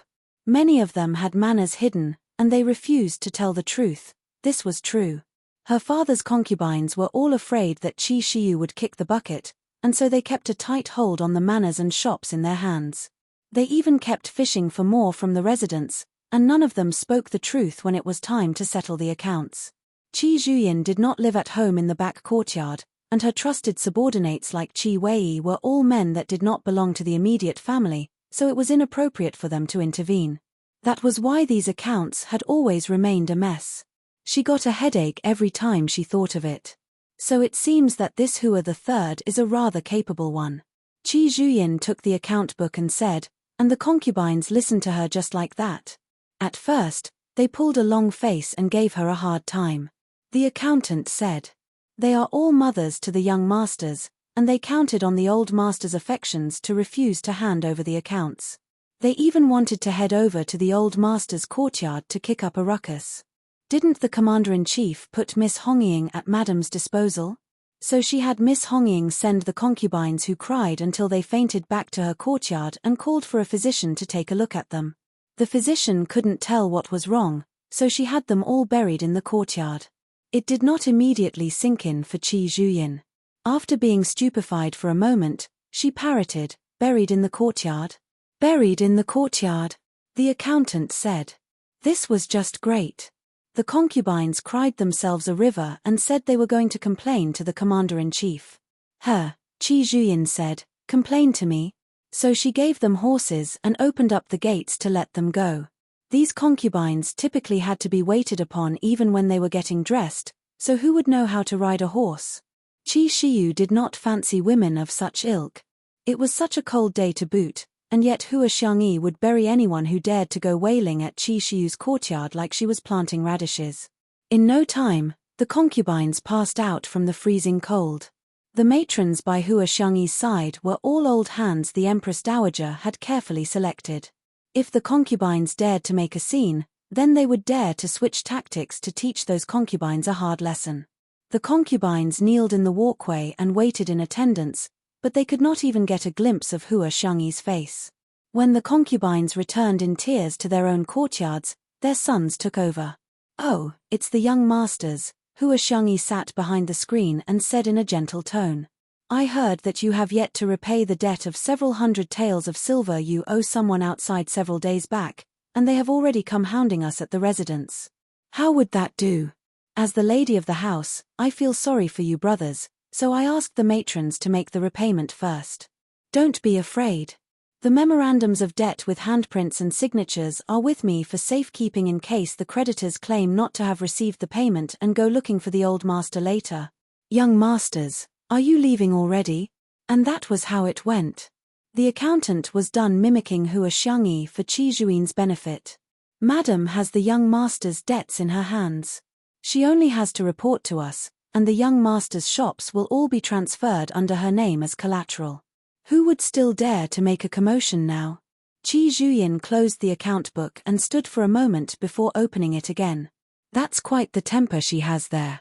This account had indeed been tidied up beautifully. Qi Zhuyin could not help but wonder if she would still need to fear those wily old foxes from the Ministry of Revenue if the military accounts out there could be this well done. But Hua Xiangyi was, after all, the apple of the Empress Dowager's eye. So, after thinking about it, she dropped the idea. The snow gradually abated in the second month, and the number of sunny days in Cizhou saw an increase. Once Shen Zichuan had free time, he brought Yarrow Wenyu to the outskirts of the city for a stroll. It was cloudless for miles around today, with the bright, clear sky in a shade of azure blue. The snow in the forest had already begun to melt, and thawing stream water tinkled as they ran. There were already signs of wildlife to be seen. Ding Dao had to let Feng Ta Shuangyi out to pasture, so he brought Li Xiong along to play at the edge of the forest. You don't look too well these few days. Shen Zichuan wiped his hands with snow and cast a glance at Yarrow Wenyu. Are you not sleeping well at night? Yarrow Wenyu's pale side profile was reflected upon the frosty leaves. He smiled at Shen Zichuan. It's cold, and my legs are hurting, that's all. He paused. It has been half a month since the second master arrived in Dunju. Has your lordship received any news yet? Tan Tai, who discovered that there were still leftover bandits wandering on Mount Luo, so Xiyin was delayed for a few days there. It was reported the night before that the Mount Luo bandits have already been cleared out, and the Libe armored cavalry have occupied Mount Luo. Shen Zichuan had changed into a jade-colored narrow-sleeved robe with a long, velvet outer garment today that made him look even younger. He was wearing the dogskin arm guard on his right arm, and as he raised his arm, he whistled. Meng came spiraling down from the forest and landed on his right arm. Meng was too heavy, so Shen Zichuan could only let it perch for a while. He fed this messenger, which had been traveling to and fro on both ends, some white meat before letting it go off to play. There's no need to worry over Mount Luo. Yarrow Wenyu watched as Meng flew away. The difficulty lies in Duanzhou. The entire Duanzhou battle line was directly facing the Chashi River, and it had been completely infiltrated by the Biancha cavalry these few years. No one knew exactly how many scorpions lurked within. Xiao Qiye only brought 5,000 Imperial Army soldiers along. The rest were all from the Libe armored cavalry. He was unwilling to completely give up the Libe armored cavalry, so no doubt he would have to find a way to deal with the scorpions in the Battle of Duanzhou. Shen Zichuan's heart was hanging on tenterhooks over Duanzhou. Now that the connection between the relay stations is running smoothly again, we will be able to send reinforcements immediately even if there is a change in the situation. Seeing Shen Zichuan's grave expression, Yarrow Wenyu said soothingly, besides, Second Master is a man blessed by heaven. Lu Guangbai said that Amua is planting grains on the opposite bank of the Chashi River. Shen Zichuan pushed aside the withered branch beside his ear. My concern is that he has long been wary of Zhongbua, and his placement of the crop fields near Jedale is meant to situate them in a better position to fight a protracted war with Duanzhou. Libe could not afford any delays now. If they could not take down Duanzhou, then the Shosan camp would be in a rather perilous situation. Furthermore, Zhongbua was unable to completely shut their gates. Amua had set his sights so far and wide that Shen Zichuan even felt that nothing from south to north could miss his eyes. Think back to last year's battles. Amua first used Huhelu to hold down Guaweli and give Hasten time to head up north. The Scorpions' infiltration of Zhongbua to smuggle supplies back then was to prepare for the time they stormed and seized Libe's battle camps. Now that he had used Hasten to take Xiao Fengshu out and reduce the pressure on the northern battlefields, he would have more confidence to face up against Qi Zhuyin. He relied on the Scorpions to hold Libe in check, then depended on the cavalry to engage Qi Zhuyin in a deadlock. Zhongbua was the weak and vulnerable belly.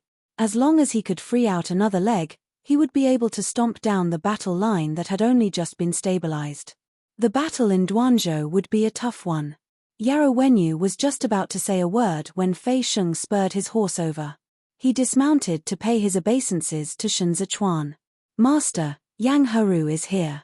Shen Zichuan knew that Kudu was just done investigating Hezhou's transportation of grains by water to the capital, so presumably, Yang Heru was here to whine about it. Besides, They still had yet to come to an agreement regarding the new harbor of Liuju in Jueshi. Thus, he turned around and said, "Let's head back." Yang Haru was indeed here to whine and grouse. He arrived too late, and Ju Gui and the rest sat with him and briefly discussed some Liuju matters with him.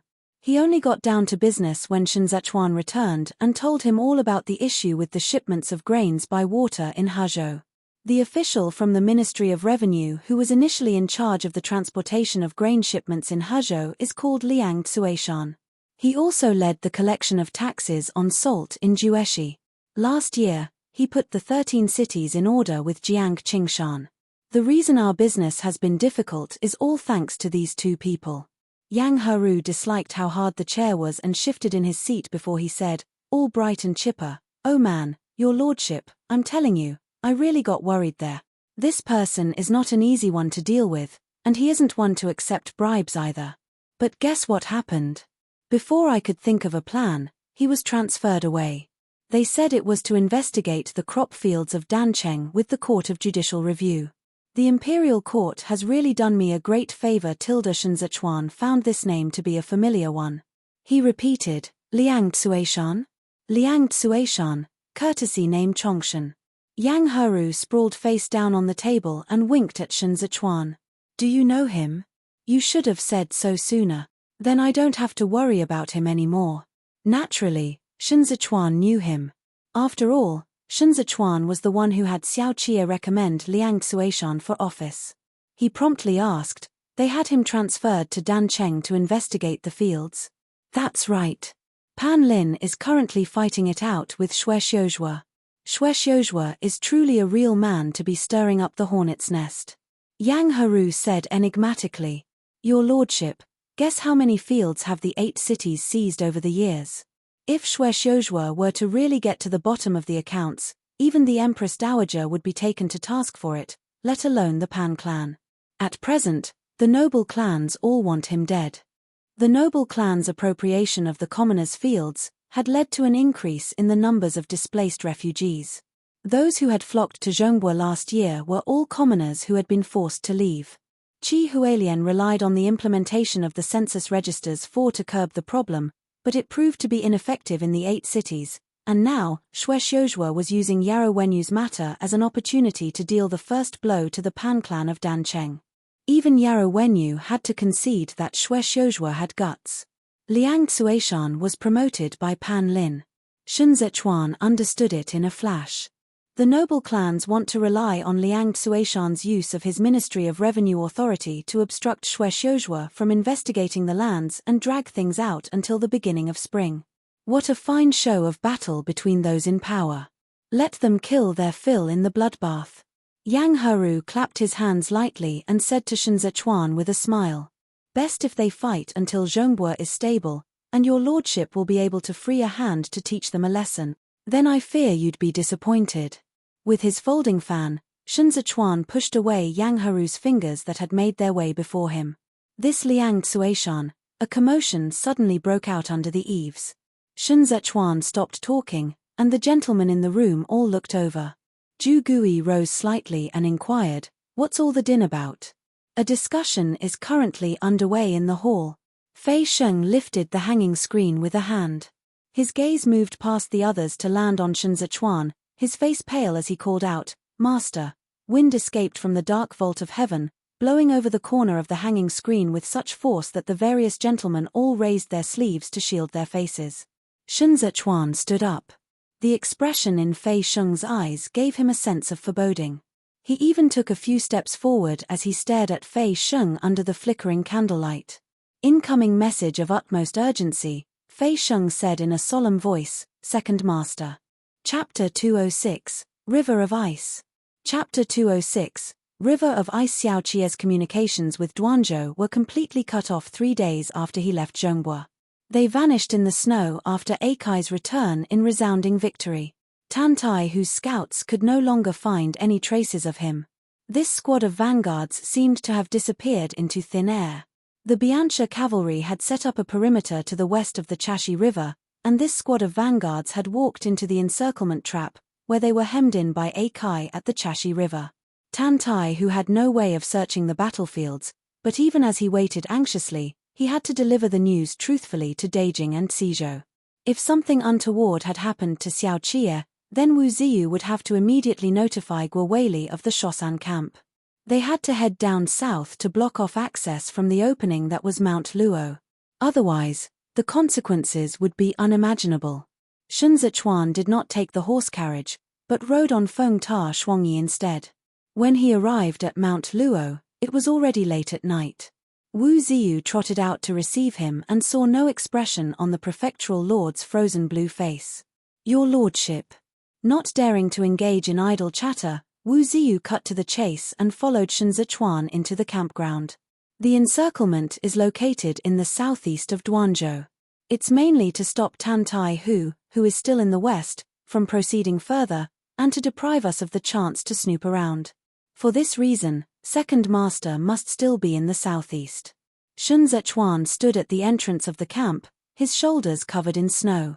"Who are the attendant officers tagging along?" "Jiyu Jin, Yin Chang, and Hairigu," Wu Ziyu answered. Second Master only had Tan Tai who stay put. "Master," Fei Sheng spoke up behind him. "Why not let the Imperial bodyguards hurry over to Tan Tai who's camp? We can serve as scouts." By tomorrow night, Sun Zichuan had already turned around.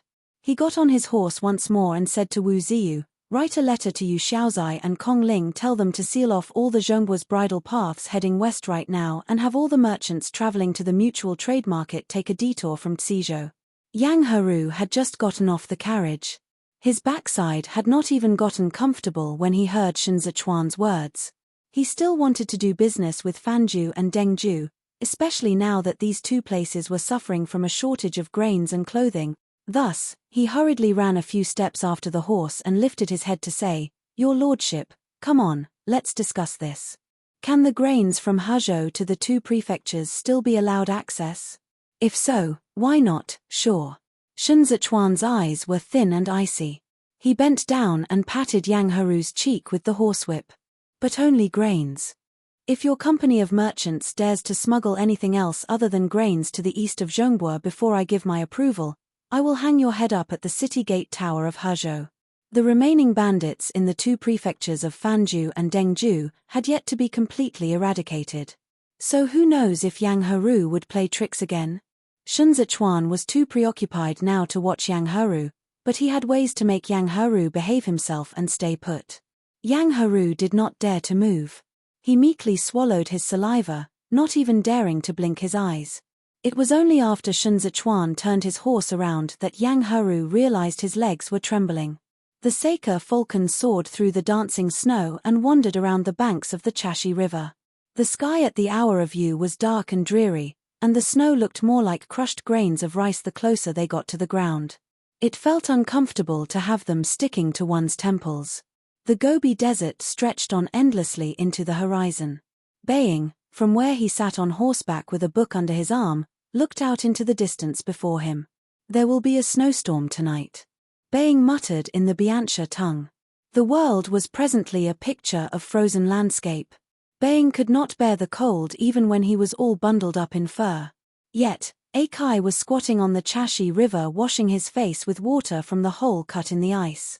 He rubbed his fingers clean, staining the water bloody red. "I'll send you across the river tonight." Akai's right arm had a scorpion tattooed on it. His face, which was as dark as Baying's, appeared a little good-natured. Baying was the brains by Hason's side. He initially worked under Huhelu, but was now transferred over to Akai's side to observe the Duanzhou battle. He was the eyes Hason put here. 7 days ago, Xiao Qie arrived at Duanzhou. Their siege on the city was unsuccessful. The Biantia cavalry had already learned to use the weapons from within the city of Duanzhou itself. With the advantage they had from their occupation of the city, they left Xiao Qie out in the cold outside the city gates to wear him down. 3 days ago, Xiao Qie launched a surprise attack, and Akai left the city to give chase.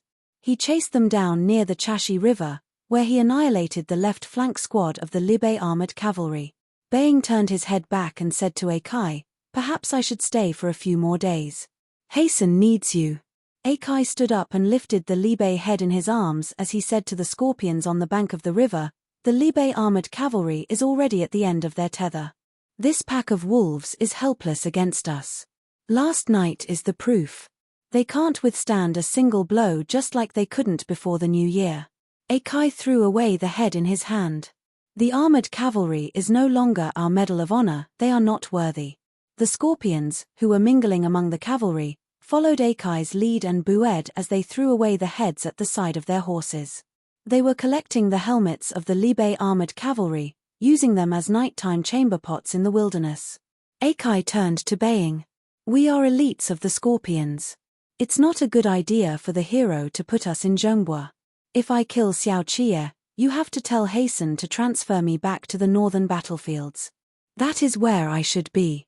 This unit was the elites Amua left in Duanzhou. Akai was the leader of the Black Scorpions, having taken Hairigu's place. After Jida's death, he became the undisputed despot of Duanzhou. He wanted to obtain lands, and so he had to think of ways to render meritorious military service. For this reason, he was already displeased with Amua's arrangement to leave him in Duanzhou. You are all the natural enemy of the wolf pack. Baying placated Akai. The hero naturally has his own considerations for his arrangements.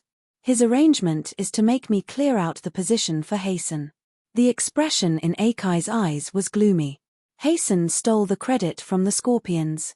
Baying did not have the numbers and strength to back him up, so he could not start a dispute with Akai here. He swallowed his frustration and watched as Akai got up his horse and stepped onto the frozen ice surface of the Chashi River with the scorpions. The Chashi River would freeze over in winter, and the layer of ice was strong and solid enough to bear the weight of the Biancha cavalry. They liked to pass through the territory during winter in the past, as this would allow them to cross the Chashi River without having to take a long detour. The slender waist of the Chashi River was close to Jedale. If they moved fast, they would be able to arrive in one night. The snow started to intensify. Worried that his book would get wet, Baying kept it back in his leather bag.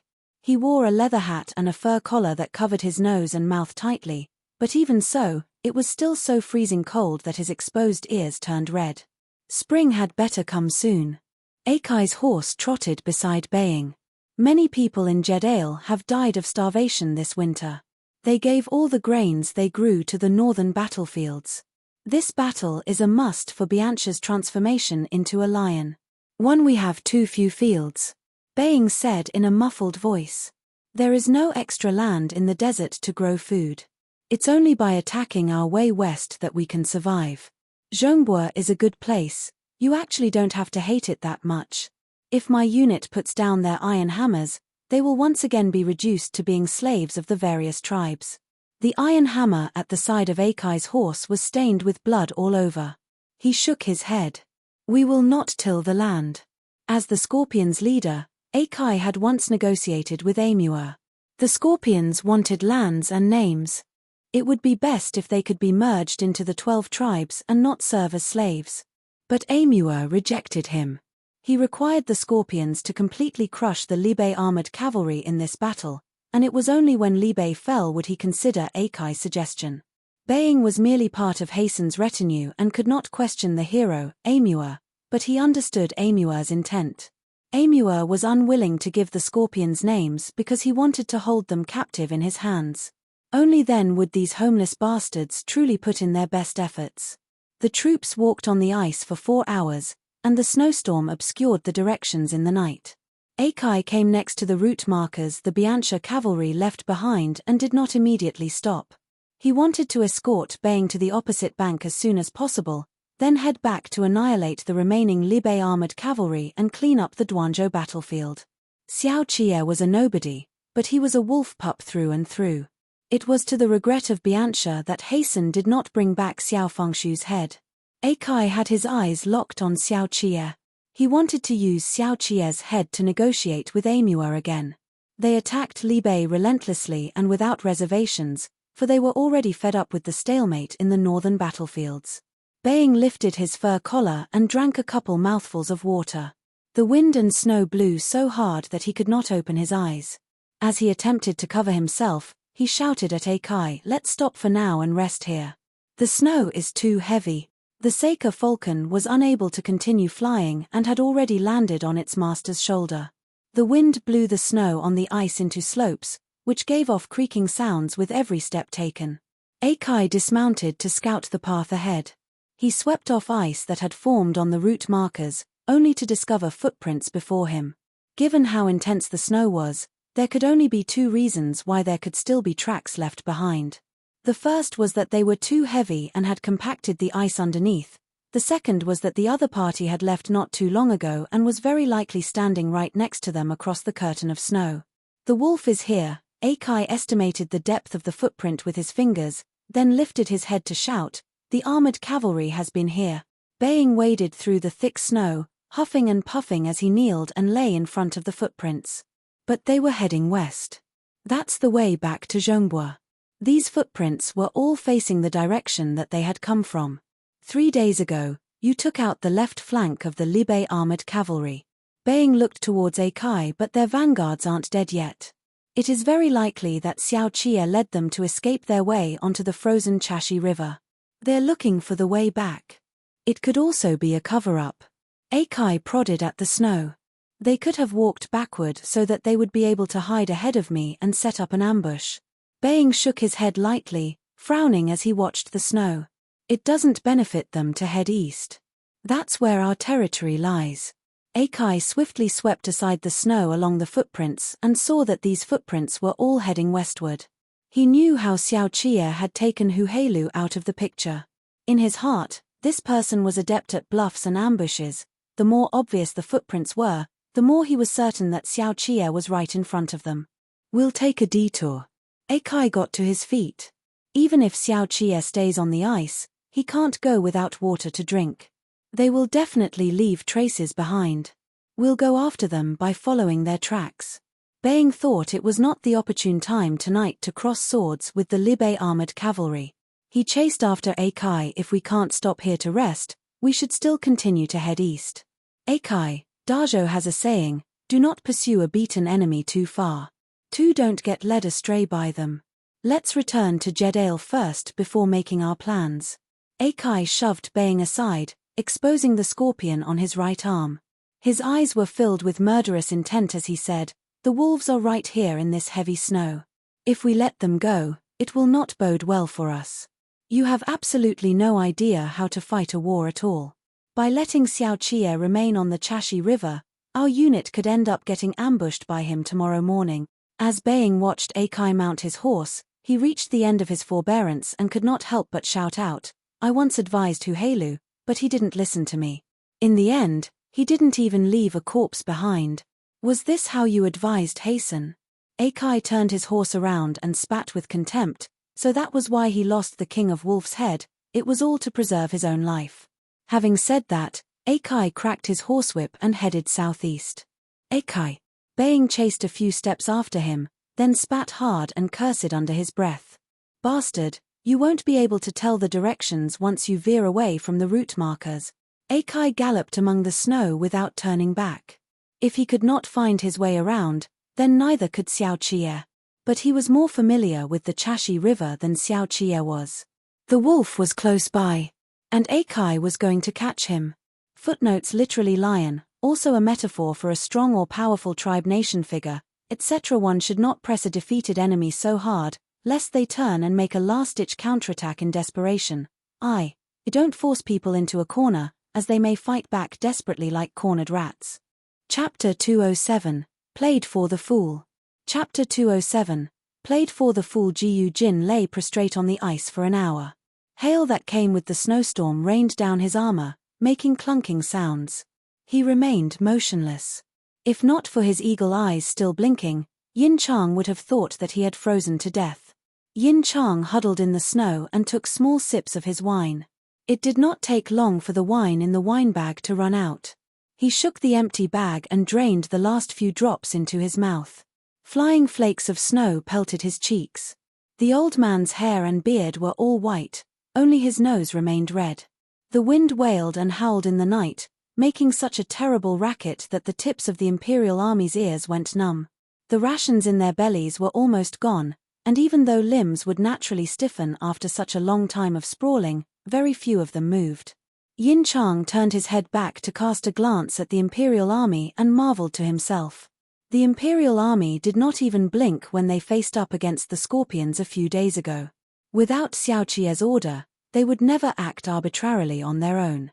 Who could still associate these men with the ruffian soldiers who did manual labor in Kudu?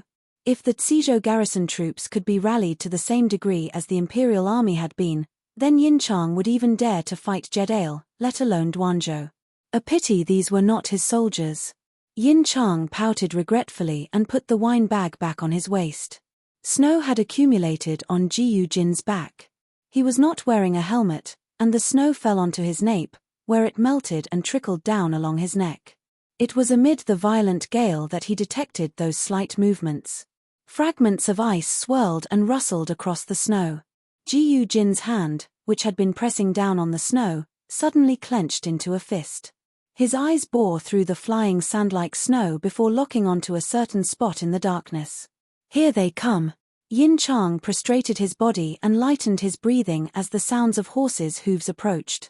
The old man's palms were sweating as he counted in silence, fearing that he might start shaking his legs out of overexcitement. The kick-up of snow turned the snowy fog in the sky into thick clouds.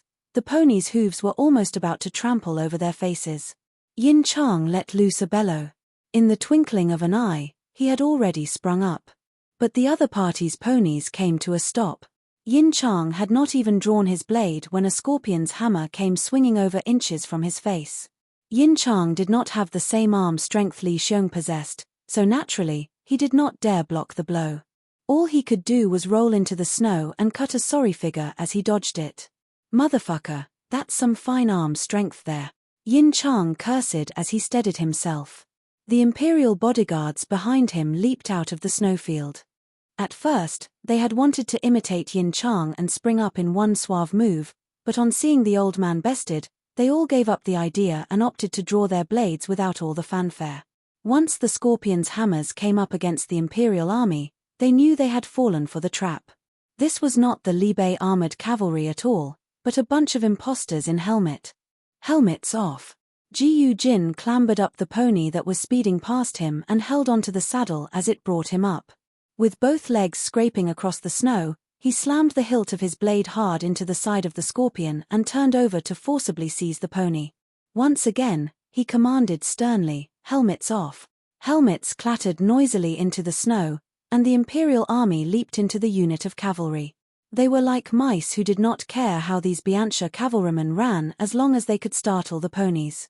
The snow under the hooves fell away as a hoop of rope net rose from its hiding place, bringing down a number of cavalrymen in the process. Snow and sand came assailing them in the face. Akai's soldiers took several mouthfuls of ice and snow in the mouth as they tumbled. The Imperial army's blades were short. Once they came in close before the Scorpions, the iron hammers would prove tough to fight with. Regardless of whether the Scorpions extended or retracted it, the Imperial army's short blades would outspeed them, giving them no time at all to parry the blows. Jiyu Jin rapidly observed the battlefield, but he did not catch any sight of Akai. His heart promptly sank. But before he could voice a warning, a branch of cavalrymen came dashing out from his left at a speed so fast Jiyu Jin could not even dodge. The Imperial army seemed to be bitten down by a vicious beast that had materialized from across the sky, breaking them up in front and at the back. This unit of cavalrymen did not use iron hammers, but they directly knocked Jiyu Jin straight off the pony with their swift and sudden advance. At the same time Jiyu Jin landed on the ground, it neighed, and a hot burst of fresh blood sprayed all over Jiyu Jin's head. Cunning. Akai rebuked Jiyu Jin in the Dazhou tongue. He brandished his own scimitar, flinging the remaining droplets of blood onto Jiyu Jin. But that's all there is to it. The scimitars Akai's elite Scorpions used were larger than those used by the common Biantia cavalrymen. When held in hand, they looked like thick, silver hooks. Get caught in them, and one would meet their end, whether they were humans or beasts. Akai had smelled a rat while he was following the trail. There were simply too many clues left for him along the way. It was like they were exposing the enemy's presence and location to him. Very quickly, Akai's windblown brain calmed down. He used his advance guards unit to probe the way ahead, and sure enough, he had baited the Imperial army out of hiding. Ji Jin inclined his head to wipe away the blood on his face and spat lightly. Is that so? Yin Chang, who was on the other side, gave up resisting. Surrounded by the cavalry, he spread his arms open, his half-crouching body looking like he was going to lift something as he said at the top of his voice, "Time to get up." The layer of ice under the cavalry's hooves shook violently. They thought the Imperial army had smashed open a hole here and instantly reined their horses in and retreated in fright. However, as soon as they retreated, they saw Yin Chang lower himself in a roll along with the Imperial army. They sprang their way out between the hooves, then dragged up their blades and took to their heels. "We've been had." Akai's fury blazed, and he cussed in mixture of Dazhou and Biancha expletives. But he did not immediately give chase. He was still keeping his wits about him at this point, thinking that there must be a trap somewhere. It was only when Yin Chang and the Imperial army fled further and further away that it finally hit Akai. They're really fucking fleeing for real. Split up and give chase. Akai cracked his horsewhip. Hack off their heads. The cavalry was split into two flanks, with Akai in the center, presenting a claw shape that overlooked the squad, one that seemed to clutch the Imperial army within. The two flanks advanced first and went around the left and right to come before the Imperial army. As long as they could join up with the other, they would be able to form an encirclement ring. When the time comes, Akai would lead the center unit to barge their way into the Imperial army from behind, and then it would be a slaughterhouse with the scimitars set loose within. 7 years ago, Amua used this type of battle formation to ram the Duanzhou garrison troops into the Chashi sinkhole. Akai, thus inspired, was extremely fond of this formation. It was also with this formation that he shredded the left flank of the Libe armored cavalry into pieces near Duanzhou a few days ago. Both flanks, moving hard and fast, had already overtaken the Imperial army to circle to the front. They turned their horses, and their units looped around like a long snake to the center, intending to block the Imperial army's way out and to hem them in. But a familiar figure was standing in the center. The battle steeds did not neigh in the darkness of the night, although cloudy puffs of hot air spouted from their iron muzzles, and their armors looked particularly ferocious in the pitch-black surroundings. The armored cavalry towering motionlessly on horsebacks loomed large amid the raging snow and wind, cutting off the sounds of slaughter with their silence. The vanguards on both flanks, having crossed swords with the armored cavalry before, were not afraid, so no one shouted the command to stop. The ponies kicked up snowy haze as they came attacking from both sides in a pincer attack, while the scorpions who served as the vanguards of both flanks simultaneously swapped over to their scimitars. They wanted to throw the armored cavalry off their horses with one swing of their hammer at the very moment of impact, relying on their horses' hooves and arm strength to smash the armored cavalry's helmets in like they had done so countless times before. Xiao Qie sat on the back of Lang Dao Shui Jin, which was presently digging into the ground with its hooves. Xiao Qie was clad in heavy armor, and with steel obscuring his face, no one knew the expression he was presently wearing. He was like a stabilizing force amid the chorus of shouts all over, steadying the morale of the soldiers before and behind him. Ji Jin exhaled deeply the very instant he saw Xiao Qie. He braked to a stop almost at the same time that Yin Chang did, then turned around together with the latter amid the waves of snow to assume a fighting stance while facing Akai's pursuing soldiers.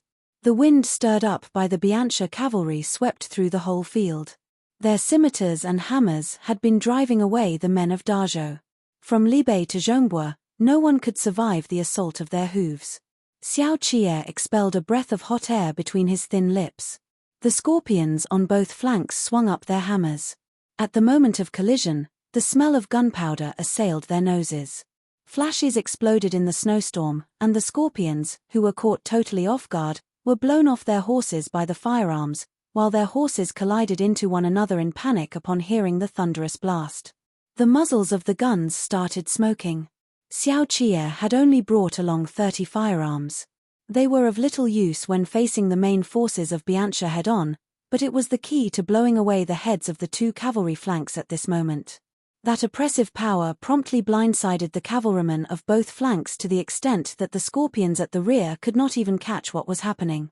Xiao Qie made the first move, and the Libe armored cavalry behind him followed suit to bare their brand new fangs. These heavy armors were like vicious wolves that had been let out of their cages, so ravenous their eyes glowed with insatiable hunger. As they split into their respective columns, they leveled out their long blades in unison. Although Akai's center unit was obstructed by the Imperial army, he had already seen the Imperial army's blades. It was already too late for the two flanks of the Scorpions to pick up their hammers again. The battle steeds raised their hooves and trampled over the tumbling bodies, splashing sprays of erupting blood onto their armors. The Scorpions at the back of these two flanks surged forth to outflank them. Xiao Qie followed up by shrinking the Libe armored cavalry into a war chariot battle formation that swiftly and aggressively went ramming into them. Their structure of strung-up blades on all four sides prevented the hammers from inching any closer. As the armored cavalry started lunging, they resembled a battering ram charging into the battlefield. Xiao Qie was at the pointed end of this formation. They were an unstoppable force when they came together as a cohesive whole. Reining in the battle steed beneath him, Akai snarled furiously from a distance away, "Swing your hammers." As long as they had hammers, the Libe armored cavalry would be tofu all the same. The hammer of a Scorpion swung from the side towards the head of the armored cavalry at the fringe of the formation.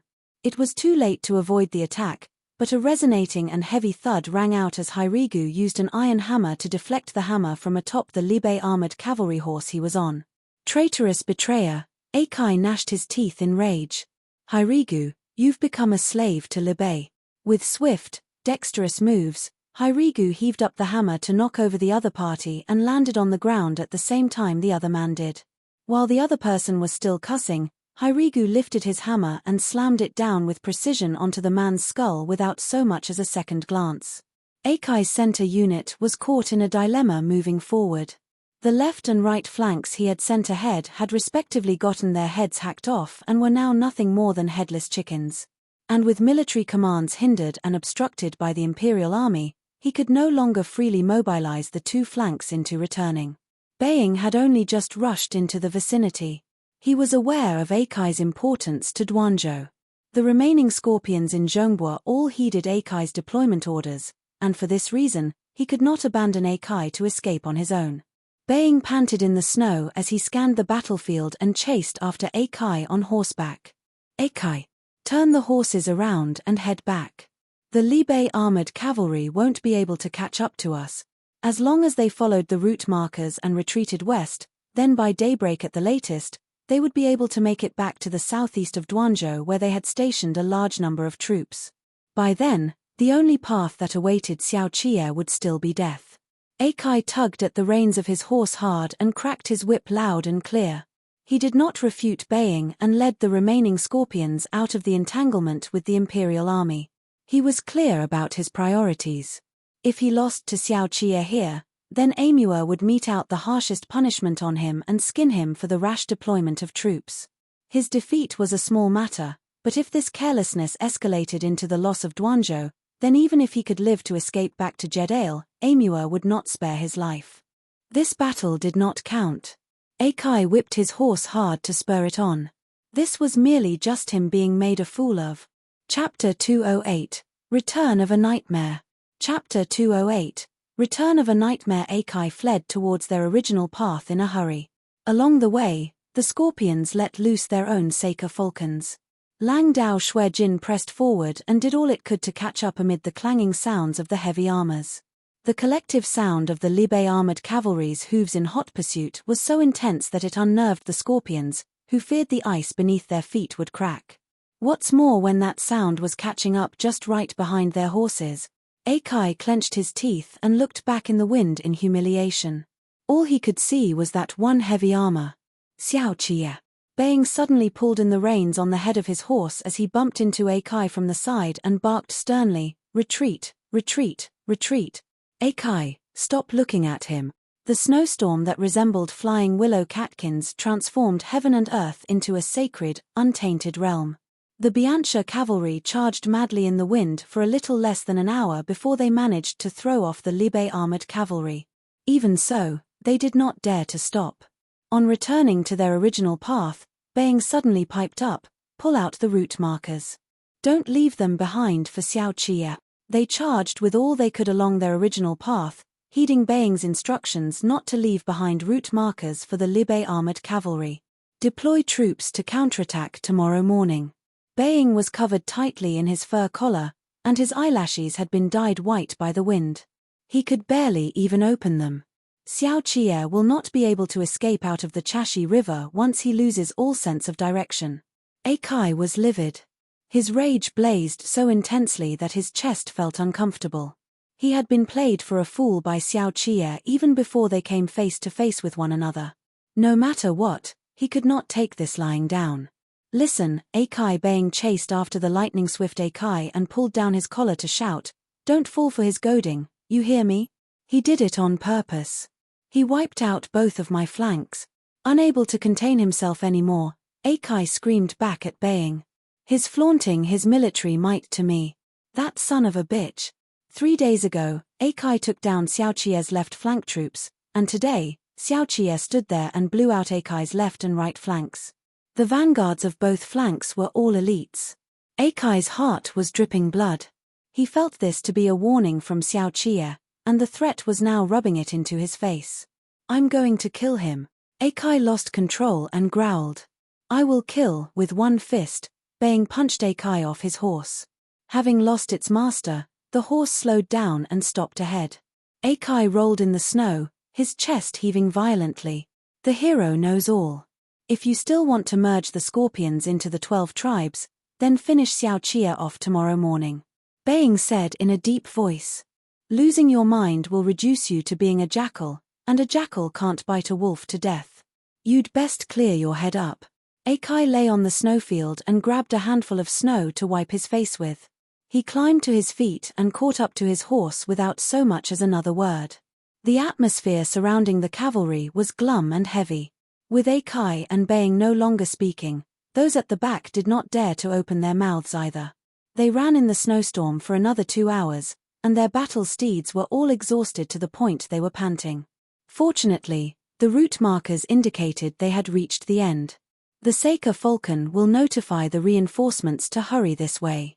Akai slowed his horse and stepped onto the bank. "We can wait here." Baying was feeling uneasy deep down. Due to his introversion, he took particular notice of his environments. The boundless expanse of snow obstructed the world from view and prevented him from getting a clear look at the situation a few steps away, but he could keenly sense that this was not the southeastern part of Duanzhou from where they came. "We went the wrong way," Baying muttered and squinted his eyes to keep out the gale. Amid the fog of snow that was being blown away, he indistinctly caught a glimpse of what lay ahead. "This place is..." A horse at the back that had yet to step ashore suddenly lost its footing, and its hind hooves slid into a hole in the ice. The scorpion on horseback yanked at the reins in the blinding snowstorm, intending to drive the horse back on ice, but in its panic, it broke its hind knees against the edge of the ice and neighed as its entire body overturned into the water. The unit was promptly thrown into disarray. The horses all started panicking, and the scorpions berated them to no avail. Fearing that they would slide in too, they could only lash out with their whips hard. Akai heard the sound of heavy armors among the noise. He initially thought it was a misperception, but not long later, the pitch-black armored cavalry materialized for real in the snow. No matter how dumb Akai was, he could also realize what was happening by now. He retreated and shouted, "Get on your horses and move fast." This particular route marker was genuine enough, but Xiao Qie had long shifted it away from its original location. The footprints were indeed a diversionary cover-up. Xiao Qie's real intention had been to herd them towards this place. Seeing Baying still in his original spot, Akai bumped into him hard and cursed, "Get on your horse. Snap out of your fucking daze." Baying turned his eyes to look at Akai as if sensing it too. Akai looked ahead, and the color drained from his face in horror. The pitch darkness ahead was none other than the Chashi sinkhole. Akai wiped the sweat at his temple and looked out as far as he could, only to see that both flanks of the Libe armored cavalry had already surrounded them from both sides and were now ahead of them. He turned his head back and saw Xiao Qie. 7 years ago, the Biancha cavalry buried 40,000 Duanzhou garrison troops alive here. 7 years later, on the same snowstorm night, Xiao Qie used the same battle formation to push them before the Chashi sinkhole. Akai did not know Xiao Qie, but in this instant, he strangely understood Xiao Qie's intent. Baying's Adam's apple bobbed. He squeezed his cowhide-bound book and muttered Hason's words, returning the favor, tit for tat. Xiao Qiye was the wolf that was the toughest to deal with. Being knew Xiao Qiye would even bite Hasten to death in order to retrieve Xiao Fengshu. Once an opponent like this committed his scars to mind, he would retaliate and tear away at his foes with his fangs on his own terms. Reinforcements will be here in a while. Akai unexpectedly calmed down at this juncture. He stared at Xiao Qiye. Hang in there until then, and this place will still be our slaughterhouse. Akai had never seen Xiao Qiye's real appearance before today, but through that helmet, he seemed to sense Xiao Qiye's scoffing. Akai did not believe in the Biantia gods, he believed in his own tattoo. As a scorpion surviving in difficult circumstances between the gaps, he would not concede defeat until the very moment his head took leave of his body. However, Xiao Qiye similarly believed in his tattoo. That was his father, and also his Libai. The scar Hasten left behind burned all the time. He had suppressed it for far too long, so long he could even hear Longli blade howling in its sheath. The violent gale under the snowy dome rode roughshod over the snowflakes, tearing them into pieces of willow catkins flying in the wind. At the moment when the swarm of white blinded his eyes, Akai saw the armored cavalry charge. Their armors were like dusty blades, charging head-on towards the Biantia cavalry with the momentum of a tempestuous storm that brushed away all the dust on them to reveal sharp blades that glinted coldly in all its glory. The moment the iron hammer came swinging, Xiao Qiye parried it with Longli blade. His horse did not stop as he led the armored cavalry to crash head-on into the Biantia cavalry amid the screeching sound of friction as blade scraped against blade. Meanwhile, the armor-clad Lang Dao Shuejin, clad in heavy armor, threw its head back and knocked askew a pony that was blocking the way. The Biantia cavalry was like a canteen that had been crushed until it burst. They resisted Xiao Qiye's onslaught of heavy blows for just a mere few blinks of an eye before they were repeatedly rammed back in a retreat by the war chariot battle formation. The sinkhole stretched across them a short distance away. If they retreated again, they would no doubt plunge into it. Akai lifted the iron hammer that weighed 100 jin. One in this short period as they crossed swords, he had come to recognize Xiao Qiye as the most vital part of the Libai armored cavalry. He knocked over an armored cavalryman before him with a swing of his hammer and heard the other man's head slam into the snow with a thud. Hooves stepped over the body, and in a split second, he was already swinging his hammer right in Xiao Qiye's face. But he struck at empty air. Akai thought Xiao Qiye would follow up his victory with an attack, but Xiao Qiye did not. He retreated back in front of the Libai armored cavalry, and this war chariot instantly underwent a transformation. Baying crowded at the back with his book in his arms and got a clear look as the Libai armored cavalry transformed. Was that the Libai armored cavalry? That was a heavy-duty war chariot. Xiao Qiye was unwilling to give up on Xiao Fengshu's heavy armors. He did not want to prove his old man wrong. It was through Lu Guangbai, Qi Zhuyin, and Yin Chang that he acquired a whole new Libai armored cavalry. Xiao Qiye cast away the former long blades of the Libai armored cavalry on the basis of them being heavy and equipped the Libai armored cavalry under his command with new blades. These were the real long blades, with a length so long that there was no way for the iron hammers to get close. He had observed Lu Guangbai's infantrymen at the battlegrounds. The war chariot battle formation was able to conceal their weakness of not being fast enough. Xiao Qiye directly cut off their need to give chase. He wanted the Biantia cavalry to come lunging into them themselves. That offensive and defensive battle Qi Zhuyin fought in the war zone was skillful in its swap between light and heavy cavalry. Xiao Qiye consolidated the imperial army and the Libai armored cavalry together. As long as they appeared on the same battlefield, they would have erratic and unpredictable ways of fighting. Hasten did not reign supreme when it came to field warfare. The last was also the most crucial point: Yin Chang's dagger squad. Yin Chang modified Lu Guangbai's war chariot battle formation and split the soldiers into daggers to advance onwards. Hairigu secretly learned this move on the sly, allowing Xiao Qiye to find a new opportunity back at the Beiyuan hunting grounds to turn things around. Xiao Qiye then incorporated the dagger into his own war chariot formation, thereby giving rise to the current Libai armored cavalry of tremendous might and formidability. Very quickly, Akai came to understand that the iron hammers were now useless, as they could not avoid the long blades to get close to the Libai armored cavalry. But when he swapped out the iron hammers, the Libe armored cavalry would attack in columns. It was just like several bayonets suddenly flicking out of a box to stab at the scorpions until they could not even fend for themselves. Those bright, shiny edges of the blades extended and retracted at will. This was equivalent to a heavy-duty war chariot, one that discarded the wooden structure of the common siege weapons, was completely forged with iron and steel, and came with improved mobility. As long as Xiao Qie was willing to give the go-ahead, the Libe armored cavalry could even dismantle on the spot and switch over to field squads to lay ambushes. Even though it was still in its infancy and was even a little raw around its edge, it was undoubtedly a Libe armored cavalry that completely belonged to Xiao Qie. Akai saw defeat looming right before his eyes, but then he heard a falcon's cries among the snow. His Seika falcon retracted its wings and circled its way down the heavens, bringing with it the reinforcement troops he had been waiting a long time for. Why are there so many soldiers? Yin Chang was about to sit on the ground to pour away the watery blood in his boots when he saw the cavalry swarming out from the southwest like ants. He hurriedly clambered to his feet and stomped his feet into his boots. We're done for. This is almost fucking 3 times our military strength. The Scorpions' morale was instantly boosted. Sounds of killing crashed over them like the roaring waves as both parties engaged in a battle of life and death before the Chashi sinkhole. Gleaming blood splattered through the snow. The Libe armored cavalry and Imperial army went all out. The only chance they had to break out of the encirclement was now. If they missed the opportunity tonight, they were as good as dead. Jiyu Jin lifted Hairigu by his back collar and kicked him into the crowd of people. Seeing Yin Chang limping a little, he leveled his blade to strike away the Biancha cavalry and shouted to the old man. Elder Yin, are you injured?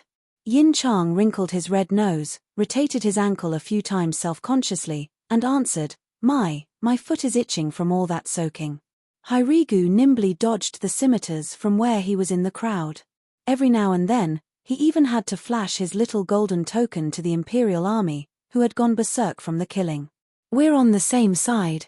On the other end, Akai, who was far more adept at wielding the scimitar than the hammer, was already battling it out with Xiao Qie.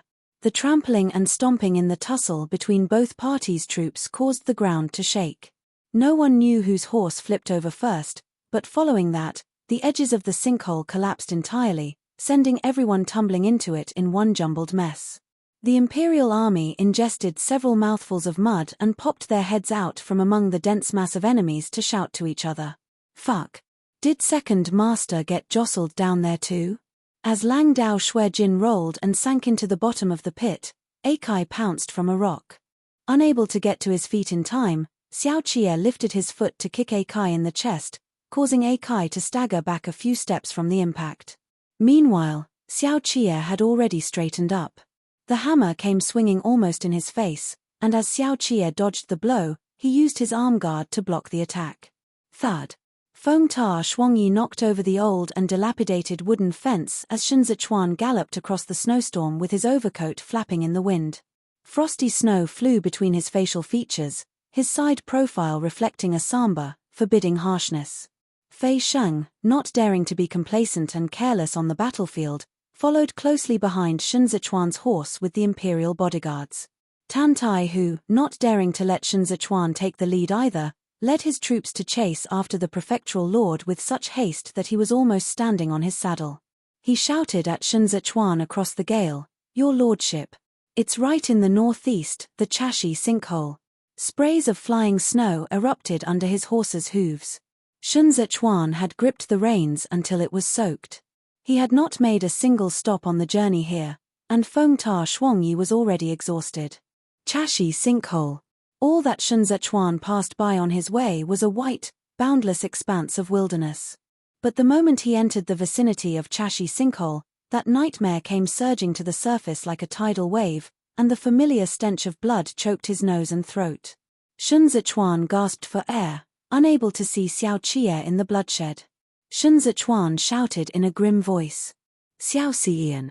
Fei Sheng surveyed the surroundings and saw Yin Chang, who in turn saw the prefectural lord all dressed in white from afar, a rather conspicuous sight here. He jumped up and down, waving his blade as he shouted. The sinkhole, in the sinkhole, Second Master is in the sinkhole. In that instant, Shun Zichuan's face turned a shade of ghastly white. With icy-cold limbs, he rolled off the horse. Even his hands that were holding on to young Shan Shui were trembling. Blood seeped through his white robe, wetting it as he stepped over the corpses. All he could see was the sinkhole that appeared in his nightmares millions of times. Shun Zichuan could not bother with anyone else. He stumbled along the sinkhole and slid down. Heavy snow filled all over the sky. He trembled as he shouted, "Xiao Xian," nightmare and reality overlapped. Shun Zichuan had seen his own body strewn among the corpses here before, but he had never imagined that Xiao Qie would be among those lying here. Fei Sheng had never seen the prefectural lord in such a state. He hurried over to help him up, but Shun Zichuan refused. He dug up the body before Lang Dao Shuijin among the blooded mountain of corpses, raking so hard with his hands that they both turned slick with blood. The corpse suddenly raised a hand and grabbed hold of Shun Zichuan's wrist with speed and accuracy. Lanju, Xiao Qie felt suffocated under the helmet. Lan, Shun Zichuan had already pushed off Xiao Qie's helmet. In that whirling snow, he got a clear look at Xiao Qie's face, and with no regard for the bloodstains, he hugged Xiao Qie's head tightly in his embrace. Xiao Qie backhandedly stroked Shun Zichuan's back. He wanted to say something, but in the soughing of the wind, he heard Shun Zichuan call out over and over in a small voice. "Xiao Qie." Xiao Qie's heart ached with such ferocity that it broke into pieces. Chashi Sinkhole was Shun Zichuan's darkest hour. Chashi Sinkhole was Shun Zichuan's darkest hour.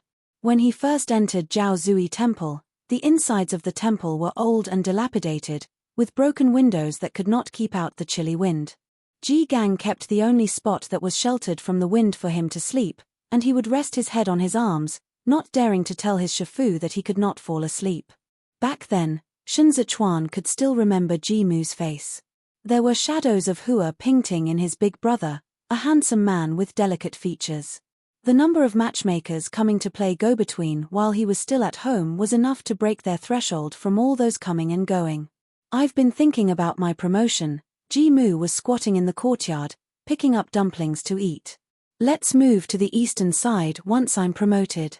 Shun Zichuan imitated him and stuffed himself with dumplings until his cheeks were bulging. He nodded and slurred his words with his mouth full. "I'll watch sister-in-law for you." Ji Mu had a childhood playmate, a maiden who originally lived next door to them and later moved away to the east. This maiden's father played up to those in power and was always thinking of marrying his daughter off to someone in the yamen. In order to prove himself, Ji Mu enlisted in the military and worked hard all day attending to official duties, hoping to wed the maiden before she was married away. Ji Gang did not earn much. Their family was not well off. With 2 sons to raise, Hua Pingting even saved her own dowry as funds for her sons' future weddings. Seeing as Ji Mu was already of age, she and Ji Gang contemplated engaging a matchmaker. Winter in Duanzhou was a scene of desolation. The Chashi River lay to the east. When they were a little younger, they would go onto the ice in winter to pull sleds. Shun Zichuan was a smart one, and he always coaxed the little rascals who tagged along to be the horses while he himself played the old master sitting on the sled as he directed them to run all over the place. Ji Mu told Ji Gang at that time, "My younger brother will definitely go far in the future." Hua Pingting treated Shun Zichuan as her own son, and so Ji Mu treated Shun Zichuan as his own kin younger brother. When Xiao Qie and Xiao Jiming were in Libei riding horses and drawing bows, Ji Mu was still taking Shun Zichuan running around all over the mountains and plains. Shun Zichuan was very sloppy in his training of the Ji clan boxing style before he was 15 years old, but Ji Mu always covered for him and would not let Hua Pingting admonish him. In the 3rd year of the reign of Xianda, Ji Mu was promoted to squad commander. The entire family was delighted, and Hua Pingting started making arrangements by counting the family's savings over and over again as she and Ji Gang prepared to hire a matchmaker to propose marriage to the maiden in the east. At that time, Ji Mu had to be on duty. Shun Zichuan took the food Hua Pingting packed for him and went to the garrison troops camp to deliver the meal to his elder brother. That night was the last time Shun Zichuan saw Hua Pingting. His Shenyang stood at the entrance of the courtyard, where she fastened his lined jacket for him and put on his fur collar. She covered him up securely and gave him the instructions to leave and return early. Ji-mu secretly gave Shen Zichuan wine to drink, and Shen Zichuan drank it by dipping his chopsticks in it, looking very much like a green radish wrapped in a lined jacket sitting among a row of tough and muscular soldiers. When the snow fell, these rugged men said that the timely snow was an auspicious omen for a good harvest. Duanzhou was going to have a bumper harvest next year. Ji-mu wrapped his chopsticks on the porcelain bowl and sang the tune a song for peaceful and tranquil times. At that time, he was only 20 years old and was about to marry and bring home a pretty wife. Both brothers got along harmoniously with one another, and their parents at home were free from illnesses and worries. He was right in the prime of his life. Every time Shen Zichuan thought back to that night, tears would stream down his cheeks. He lost the courage to reminisce and walk down memory lane when he was in Jiao Zui Temple. He no longer dreamed of those times again. Over the course of 7 years in which he was plagued by nightmares, Ji-mu turned into a grotesque skeleton. Shen Zichuan forgot what his elder brother looked like. He could not even remember their last conversation. Why didn't he pull Ji-mu up? Shen Zichuan crawled his way out, then fell back in again. In the first few years, he would still lie within and cry inconsolably. And so, Shen Zichuan was left behind here. He stood up and saw the snow burying himself. Military boots trod upon the snow, making slight noises. Shen Zichuan apathetically turned his head back and saw a travel-worn Ji-mu in the snow. Ji-mu was clean this night, without a trace of injury on him. He held on to the hilt of his blade and approached Shen Zichuan. Ji-mu had not changed at all even after 7 years. His cheeks were slightly red from the freezing cold, and he huffed breaths of hot air as he walked. All that hostility during the struggle in the sea of blood vanished without a trace. Shen Zichuan looked at him and remembered the song for peaceful and tranquil times he sang before his departure. Shen Zichuan, who was already as tall as Ji-mu, called out wearily, "Ji-e."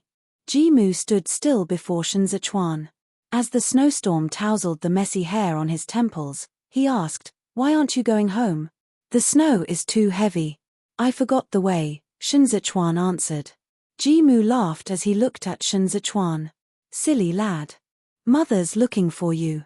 Shen Zichuan looked back and saw Hua Pingting on the other end. Shenyang was carrying a lantern in the heavy snow, the hem of her skirt swaying in the wind. As he watched her, the tears started to gush from his eyes. He remembered everything. That was why he wanted to forget it all. Ji-mu held his blade steady and passed through Shen Zichuan to walk towards Hua Pingting. Shen Zichuan suddenly could not contain himself and shouted, "Ji-e." With a teary voice, Shen Zichuan disconsolately attempted to grab Ji-mu. But Ji-mu did not turn back. Shen Zichuan chased after him. Every step he took, the blood under his feet rose an inch. He hastily started running, but he could not break free of his shackles. Eventually, he fell into the pool of blood, where he was bogged down by corpses. He shouted himself hoarse after Ji-mu, "Come back." Ji-mu was already about to vanish in the snow. Shen Zichuan failed to grasp hold of anything as the blood swallowed him up in the inundated sinkhole. The terror of drowning swept over him. He could not breathe. All he could do was struggle and look on helplessly as that faint light died out. Shen Lanju. Xiao Qie scooped up Shen Zichuan. Those sturdy shoulders of his could stand up against the assault of the storm. He brought with him the light of the blazing sun, and he used the strong wind to sweep this dark, gloomy world clean, dispelling the snowstorm. He was scorching hot, so scalding that there was no room for anything else around Shen Zichuan. Shen Zichuan abruptly returned to his senses. He was soaked all over through and through. Xiao Qie cupped his cheeks, touched the tip of his nose to his in the darkness, and kissed him soothingly.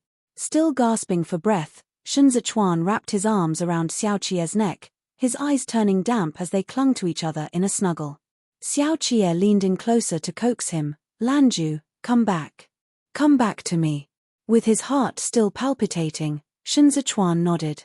He bumped his forehead against Xiao Qie's and gazed at Xiao Qie with panicky eyes.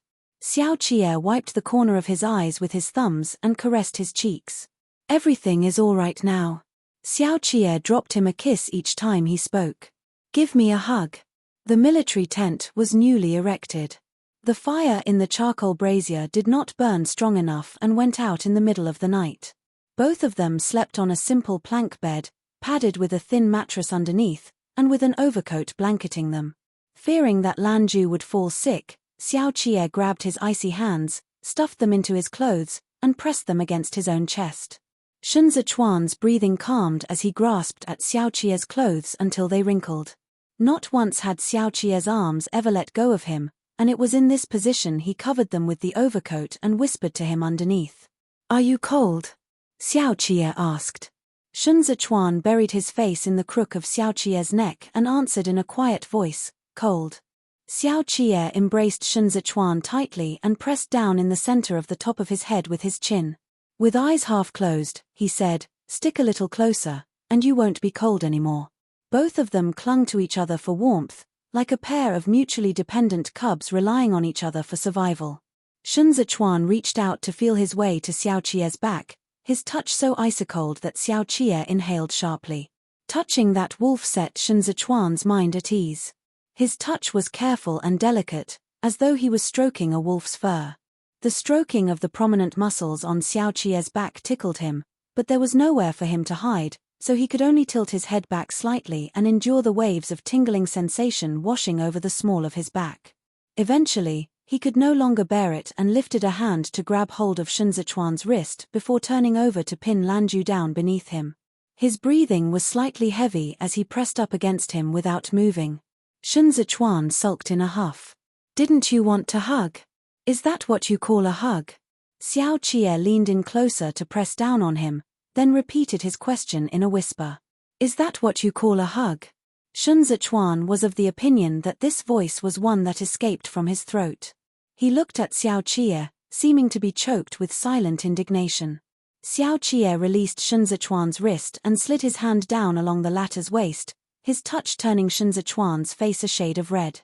That was ticklish. Initially, he could endure it, but Xiao Qie pressed against him with his chest, stirring him up so much that his expressive eyes gradually glazed over with water again. In between short, urgent breaths, he tilted his head up and smiled. Xiao Qie loved Lanzu's smile to the moon and back when those half-shut eyes rippled with tidal surges of emotions, with his Xiao Xian's silhouette drowning in them. Shun Zichuan smiled until his neck turned damp and his clothes clung to his back, soaked with sweat. He felt tired as he calmed his breathing to welcome Xiao Qie's kiss. It was warm under the overcoat, so stifling that Shun Zichuan forgot all about the snowstorm. Xiao Qie knew Lanju did not sleep well, but tonight, he was here. And he was burning with the ambition to make sure that he was all Lanju ever dreamed of from now on. Chapter 210, Qingshu Tribe.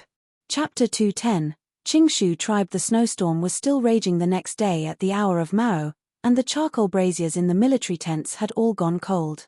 Various generals gathered around a map on the table in the tent and waited for Xiao Qie to speak. The battle over at the Chashi sinkhole was not considered a tough fight, but it was rather perilous. Xiao Qie took advantage of the snowstorm and led Akai away on ice from the southeast to the Chashi sinkhole, where the deployment of Biancha troops was relatively weak. Akai's reinforcement troops came so quickly because there was still a relay station in Duanzhou, but as he had shifted his focus to the southeast and was helpless against Xiao Qie's Libe armored cavalry, he gave Tan Tai who always had his eyes on the movements in Duanzhou, the opportunity to provide diagonal support. Xiao Qie had already removed his armor last night. After the military medic withdrew from the tent, he moved his shoulders and arms a little and looked around at them. "We are not here this time to fight a showdown battle with them but to wrest Duanzhou from them. Now that Akai is dead and a large number of their troops are still stationed in the northeast, the number of troops in Duanzhou is less than 10,000. It's an excellent opportunity." Fei Sheng brought the medicine to Shun Zichuan and stole a few glances at the latter, noting the prefectural lord to be in passable spirits. Quite a number of cavalrymen escaped yesterday. Yin Chang pressed a finger down to the southeast of Duanzhou. "The troops here will suspect we are going to attack Duanzhou once they receive the news. They will definitely move to intercept us first." The old man feared no one during military discussions. He even casually tied his messy beard together. It was just that he did not dare to drink in Shun Zichuan's and Xiao Qie's presence and could only rely on strong tea to satisfy his cravings. Xiao Qie did not reply immediately. Instead, He left the opportunity to Tan Tai Hu. In these 2 years, Tan Tai Hu had gradually come to gain some insights and opinions of his own. He pondered over the second master's meaning and raised a hand to point at Duanzhou's location. We are now at the Chashi sinkhole, which is some distance away from Duanzhou. If the troops in the southeast come here to intercept us, then the military strength in the city of Duanzhou will remain unchanged. He looked at Xiao Qi'e with some apprehension and continued when he saw Xiao Qi'e's neutral expression. Get Wu Ziyu, who is stationed in Mount Luo, to make a detour to the west gate of Duanzhou when that happens, and we will be able to launch a surprise attack directly. Xiao Qi'e nodded as an indication that Tan Tai Hu was right. With a slightly heavy expression, Ji Yujin looked at the Chashi River and said, "We can lure all the troops to the Chashi sinkhole by being bait, but master, the Chashi River lies right behind us. The moment Amur seizes the opportunity to mobilize troops for a sneak attack, or if hasten is deployed over from the south, then we will end up being attacked from the front and rear. By then, Wu Ziyu would have already gone around to the west of Duanzhou. We will be left without reinforcements. By saying that, you're breaking the hearts of those in the war zone." Xiao Qi'e watched Shen Zechuan drink his medicine in between speaking. When he was done, he continued, "Is the Shosan camp not reinforcement?" Ji Yujin paused for a moment, then shook his head. "I can't trust Guo Weili." Xiao Qi'e did not continue the thread of conversation. He raised his hand and patted Ji Yujin lightly on his back. "My eldest brother has a clear view of the situation from where he is engaging. We must obtain Duanzhou at all costs. There's still Lu Guangbai and Shifu on the battlegrounds. The 3 great camps will certainly do their best to stall hasten. As for Amur," Xiao Qi'e smiled derisively. "The tribe he can deploy at such urgent notice is the Qingshu tribe.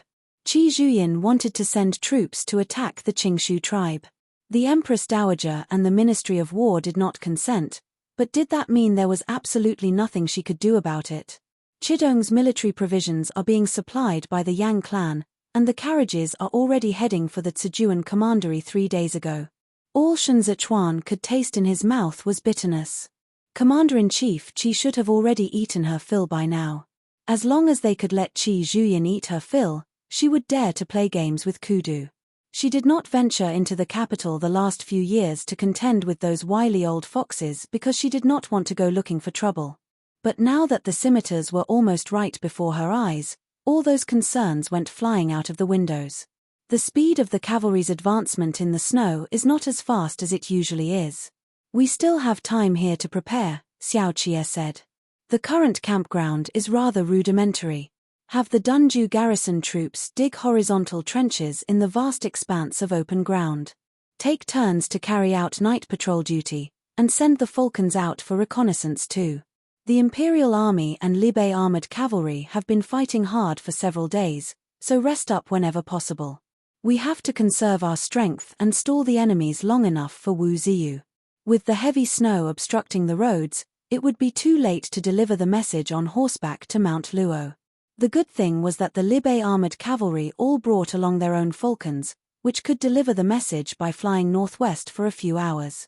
Everyone responded in the affirmative. When they started to discuss among themselves, Xiao Qi'e reached under the clothes on his chest and groped around for a moment. Shen Zechuan set down the medicine bowl and grasped the folding fan in his sleeves when something suddenly sprang onto him between his sleeves. He fixed his eyes on it. It was a piece of candy wrapped in oil paper. Xiao Qi'e looked at the map with a straight face, looking as if he was not the one who had done it. Wu Ziyu slept in Mount Luo until he was awakened by the Deputy General at midnight. He opened the letter the falcon delivered, read it by the candlelight in the tent, and was instantly wide awake. Not even daring to sleep anymore, he rose to put on his armor. "Where's that Yang Haru?" He had only just said that when Yang Haru popped his head out from the side of the hanging screen and answered, "Here." Wu Ziyu clutched the letter and said gruffly, "Is everyone dead? How can you let him enter as he wishes?" Come on now, don't be mad." Yang Haru made his way in with his hands around his little golden abacus. "His lordship told me to wait here, so I did. What can I do, man? Master Wu, aren't you being a tad too cautious? Marching troops to war is different from merchants transporting goods. If something goes awry, we will literally lose our heads. Wu Ziyu had dealt with the Mount Luo bandits before when he was preparing military provisions for the Libe armored cavalry last year, so he was not flustered to encounter those like Yang Haru. He put away the letter first before saying, "I'm going to mobilize troops soon. The Mount Luo bandits have only just been eradicated, so it doesn't reassure me to leave you here. Let's do this. Go and pack up quickly. You'll be leaving with me." Yang Haru had conducted deals with the Biancha people before. There would be no one to watch him if they were to leave him in Mount Luo, and Wu Ziyu found it inappropriate. He had to keep an eye on him. Yang Haru was so frightened that his face turned a shade whiter.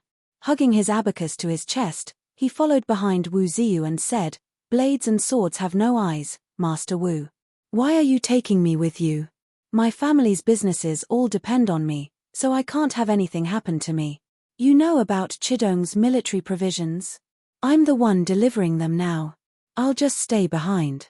Or how about you assign someone to send me back to Tizhou? Dunju is fine too. Don't tell me we aren't capable of protecting you given how many soldiers we have." Wu Ziyu bared his frightfully white teeth at Yang Haru. "I'll send you back after the battle. You won't go wrong going with the prefectural lord. I assure you it will not hold up your affairs." Then, without waiting for Yang Haru's reply, he yelled for the guard outside to stuff Yang Haru into the horse carriage and secured him to take him away with the troops. Wu Ziyu exhaled deeply at the entrance of the tent. It was dark. He took out the crumpled letter earlier to read through it again. The candlelight from the tent fell upon his back. He stared blankly at the word surprise attack for a long time. Launching a surprise attack on Duanzhou concerned Xiao Qi's safety. This battle had to be fought not only quickly but also steadily. Two men who were inextricably linked to the war situation were now both at the Chashi sinkhole, and Wu Ziyu could not afford to take responsibility for the loss of either one of them. He had to shoulder the load of this weight. "But I'm just an escort in the convoy squad." Deep creases formed between Wu Ziyu's brows as he frowned. He gazed out through the long night and recalled the first time he met Xiao Qie. "Aren't you the Libe armored cavalry?" Under the blazing sun, Xiao Qie partially looked back with eyes deep and quiet. To this day, Wu Ziyu still did not dare to answer Xiao Qie. He seemed to have tacitly agreed that all he could do was to escort the supply wagons, but at the same time, he was loath to accept it. In his early years, he had been sent to Bianbo camp as a punishment by Xiao Jiming for drinking on the job. He watched as Zhao Hui became the commanding general of the three great training divisions of Liuyang, and now he was watching as Chen Yang and Ji Yujin were successively entrusted with heavy responsibilities. Meanwhile, Xiao Qie held him back in Bianbo camp, never putting him at the forefront. Wu Ziyu spat and stuffed the letter back into his bosom. He took 2 steps in the snow before suddenly leaping up and swinging his clenched fists around in the air a few times. Since Xiao Qie dared to give him the opportunity, then he would dare to stake his life and all that he held dear to fight a battle for second master. The snow gradually lightened at the hour of view the next day. Xiao Qie put on his heavy armor in the military tent. His armor had taken some damage from the assaults of the iron hammers the day before. The left and right arms were the most severely battered, especially the left arm which had repeatedly taken the brunt of Akai's iron hammers. It was even somewhat dented. Wu Ziyu has already arrived at the western side of Duanzhou. Last through this night, and we will be able to make a simultaneous attack from the front and back with him tomorrow morning. Xiao Qie appeared visibly taller when he was in armor, so much so that he was almost blocking off all the light before Shen Zichuan. Shen Zichuan sat on the plank bed. In the eyes of the others, his presence here had a far deeper purpose.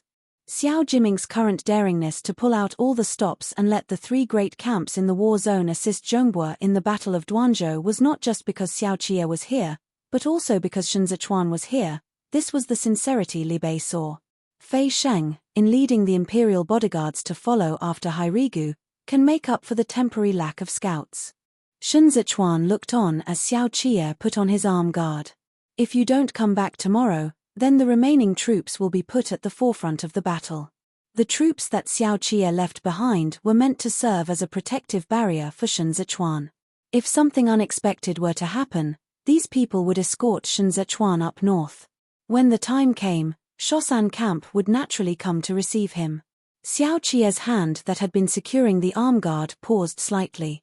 He looked at Shen Zichuan, understanding what Shen Zichuan meant. Shen Zichuan motioned for Xiao Qie to squat down.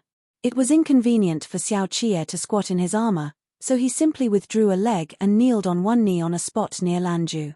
Snow outside the tent fell like light willow catkins. Intermittent sounds of Fei Sheng lecturing Yin Chang about his drinking drifted through the air. Meanwhile, the Libe armored cavalry in their heavy armor stepped in the snow and moved in concert with one another. It was noisy all around. Inside the tent, tea that had been set above the charcoal brazier with firewood burning in it started to boil. The expression in Xiao Qie's eyes was penetrating. Of late, the dazzling brilliance of his talent was becoming harder and harder to conceal. "Wait for me here. As a matter of fact, I would like to go." Shen Zichuan's overcoat slipped off his shoulders. Imitating Xiao Qie's past action, he pinched Xiao Qie's chin and cocked his head slightly. "But I don't have that capability. All I can do is to remain here as the wife who shares hardships with his husband." Xiao Qie, who had been letting Shen Zichuan pinch as he wished, burst out laughing on hearing him. Shen Zichuan listened as Ji Yujin stopped outside the tent. He took the helmet over and put it on for Xiao Qie. In that brief exchange of glances, he and Xiao Qie exchanged a kiss across the steel. After tonight, Xiao Qie's icy iron fingers caressed Shen Zichuan's cheeks, his voice low and deep as he said, "My Lanju will be the overlord of Zhongbua." Xiao Qie tested his new blade on Akai, but it was far from enough. He was so ravenous he could devour the north and south battlefields. Every battle was a trial. He wanted to hone his blade even faster here. The Biancha's massive troops in the southeast numbered 25,000, of which 5,000 were the Scorpions. The remaining cavalrymen lacked horses, so many of them could only stand in temporarily as infantrymen. They lost their commanding general, and they were unable to obtain updates from the opposite bank of the Chashi River. Obstructing Xiao Qie was a measure they were forced to take in order to ensure the safety of Duanzhou. What Xiao Qie wanted was for them to be forced into doing so. Once these 25,000 men moved, the western side of Duanzhou would be completely vacated, and Wu Ziyu could immediately begin his attack on the city. The advantage in having Shen Zichuan seal off Zhongbua would then become apparent. Duanzhou would not get any form of assistance, and since their grains had already been supplied to Akai's 20,000 soldiers, the 8,000 troops remaining behind to keep guard on Duanzhou would all have to meet the enemy's attack on empty stomachs. When the battle in Zhongbua started, it was in the dead of night over at the Bianjuan commandery. News of Akai's defeat had yet to make it to the Qingshu tribe, whose night patrol squad was presently roaming around the Bianjuan commandery. The commanding general of the Qingshu tribe was called Sumeng, who used to be Hason's deputy general and could also partake in the discussion of official affairs when he was under Amua command. But because his tribe was not powerful enough, he lost the opportunity to follow Hason up north. He had also crossed swords with Lu Guangbai here before. The Bianjuan commandery was devoid of snow tonight. From afar, Suotian Pass looked like a sleeping beauty lying in slumber upon the city. There were bits of floating snow in the air, while no trace of the moon could be seen when one raised their head. Sumeng felt the Bianjuan commandery to be too silent tonight. It made him feel ill at ease, so he increased the number of people on night patrol, keeping all eyes on the eastern front of the Bianjuan commandery in case of a surprise attack from the garrison troops. During the latter half of the night patrol squad set up a bonfire in the wilderness, where they filled their stomachs with melted snow as they roasted the dried meat jerky they carried with them. The Scorpions in the north have been winning battles. A cavalryman of the Qingshu tribe said in the Biancha tongue as he broke off the dried meat jerky. They're about to merge into the 12 tribes and become a tribe near the north. By then, will we still be able to get our hands on provisions? Sumeng drank the melted snow, shaking his head as he said, "The hero will never allow the Scorpions to become a tribe of their own. They are the slaves of the Liaoying tribe." The mothers of the Scorpions were all natives of Dazhou, and with the emergence of traitors like Hairigu, it would be difficult to convince the masses even if they were victorious in battles. Moreover, the person who all the tribes in the desert answered to was Hason. "If they can give us Jed Ale," the cavalryman smiled at Sumeng, Then we won't have to worry about starving in the future anymore. Sumeng gulped down the melted snow and did not answer immediately. He had sounded Amua out before, but did not receive a response. The Qingshu tribe was not a powerful tribe, and the Liaoying tribe of today was no longer the minor tribe it had been in the past. In addition, the Huiyang tribe had thrown in their lot with Libei, leaving their Qingshu tribe behind here to choke on sand with the Bianjuan garrison troops. But who would have expected the Bianjuan commandery garrison troops themselves to take off in the end? After being stationed here day in and day out, Sumeng could not see a future. He pinned all his hopes on his son, but as it happened, his son came to a premature end at the beginning of spring this year. There is purpose in waiting. These were the only words of comfort Sumeng could offer. At least we won't face reprisals from Libei if we stay here.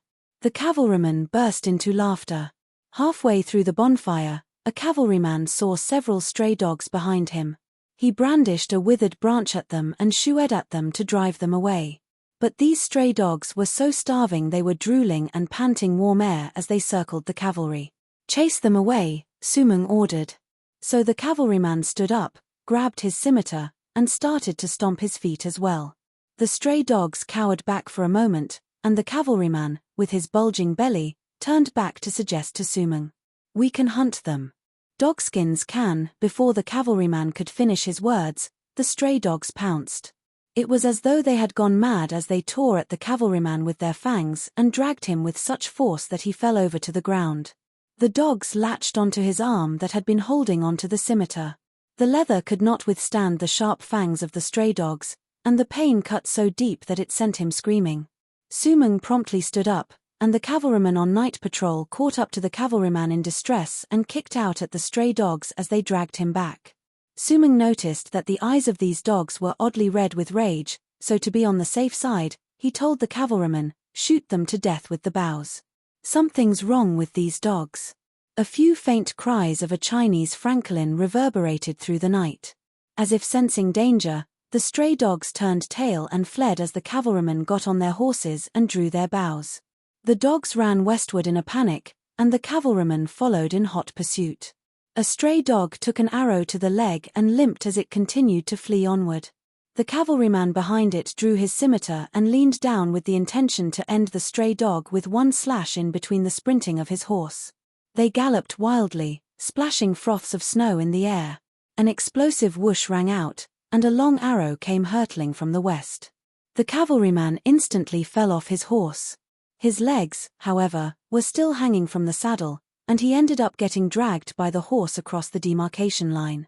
"Oh, shit."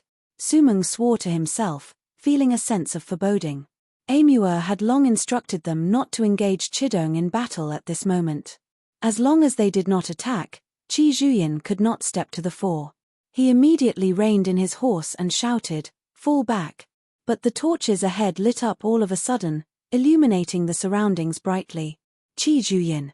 From where he was on horseback, Sumeng decried in the Dazhou tongue, "Women are devious." Qi Zhuyin stood in front of the combat-ready garrison troops in full battle array.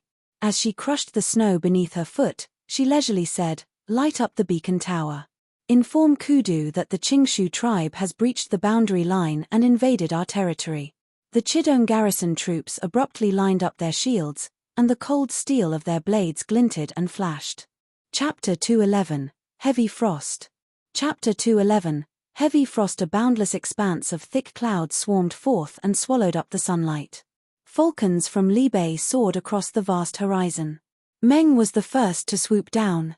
Under the cries of the falcons, it spread its wings, dispersing the thin fog as it looked down upon the stretch of pure white snow. The Seika falcons came from the south like a volley of sharp arrows shooting straight towards the falcons. Letting out a long, loud cry, Meng spun and brushed past the military banner beneath. The sound of war drums instantly reverberated through the sinkhole. Cavalrymen surged towards them with the momentum of a tidal wave incoming from the south. The armored cavalry remained still. Once the scimitars of the Biancha cavalrymen could be clearly seen, Yin Chang drew his old blade with a loud clang and roared at the sky, "Unveil the trenches." The Imperial Army, who had been lying prostrate in the snowfield, promptly released their grip on the ropes at both ends, exposing the newly dug trenches. Meanwhile, the Bianca cavalry, renowned for their speed, was charging long distance towards them when they crossed the trenches. Unable to stop in time, the horses fell into the trenches, and cracking sounds instantly rang out as their front knees broke on impact. The vanguards of the Bianca cavalry tumbled into the trenches, throwing the array at the head into disorder. The Imperial army instantly drew their blades and pounced like wolves to engage this batch of vanguards in the trenches. Without losing speed, the Bianca cavalry at the back spurred their horses into leaping over the trenches to continue with their charge forward. Even as Yin Chang hacked down the Bianca cavalry, he still had to dodge the hooves leaping over his head, or he might just get his head kicked into a bloody pulp in a moment of inattention. He bent over and shouted over to the other end, "Laohu, what's wrong with you? You dug this way too narrow." Tantai, whose palms were slick with sweat. He heard Yin Chang's shouts as he fixed his eyes on the Bianca cavalry galloping over, but he did not dare to divert his attention to answer. Gripping his own twin blades, he silently recited Tantai Long's name to himself. A Bianca cavalryman's scimitar was already swinging towards him when the ponies were right about to reach him. Tantai, who rolled forward, and Xiao Qie, who was behind him, stuck out Longli blade in a flash, making use of the cavalryman's momentum to stab through him. Blood splattered. Leading the garrison troops, Tantai, who crouched and slashed his blade across to cut off the ponies' legs. The ponies screamed and threw back their heads as they toppled over to the ground, like wild geese that had lost their wings. The cavalryman fell off the ponies and rolled. Tantai, who wiped the blood from his face, lifted both blades, and roared, "Revenge, avenge!" After getting thwarted again and again, the Bianca cavalry decreased the momentum of their charge, no longer willing to advance rashly. But the distance between them had already shrunk. They wanted to retreat, but Xiao Qie was now advancing. Xiao Qie tapped gently on the abdomen of his horse with the back of his blade, and Lang Dao Shui Jin charged forth. The sound of the Libe armored cavalry's hooves was as resounding as muffled thunder as they pushed forth urgently with the snowstorm moving in tandem. They rammed into the Bianca cavalry, breaking the latter's battle array into tatters. The war chariot formation left the Bianca cavalry with no time to catch their breaths.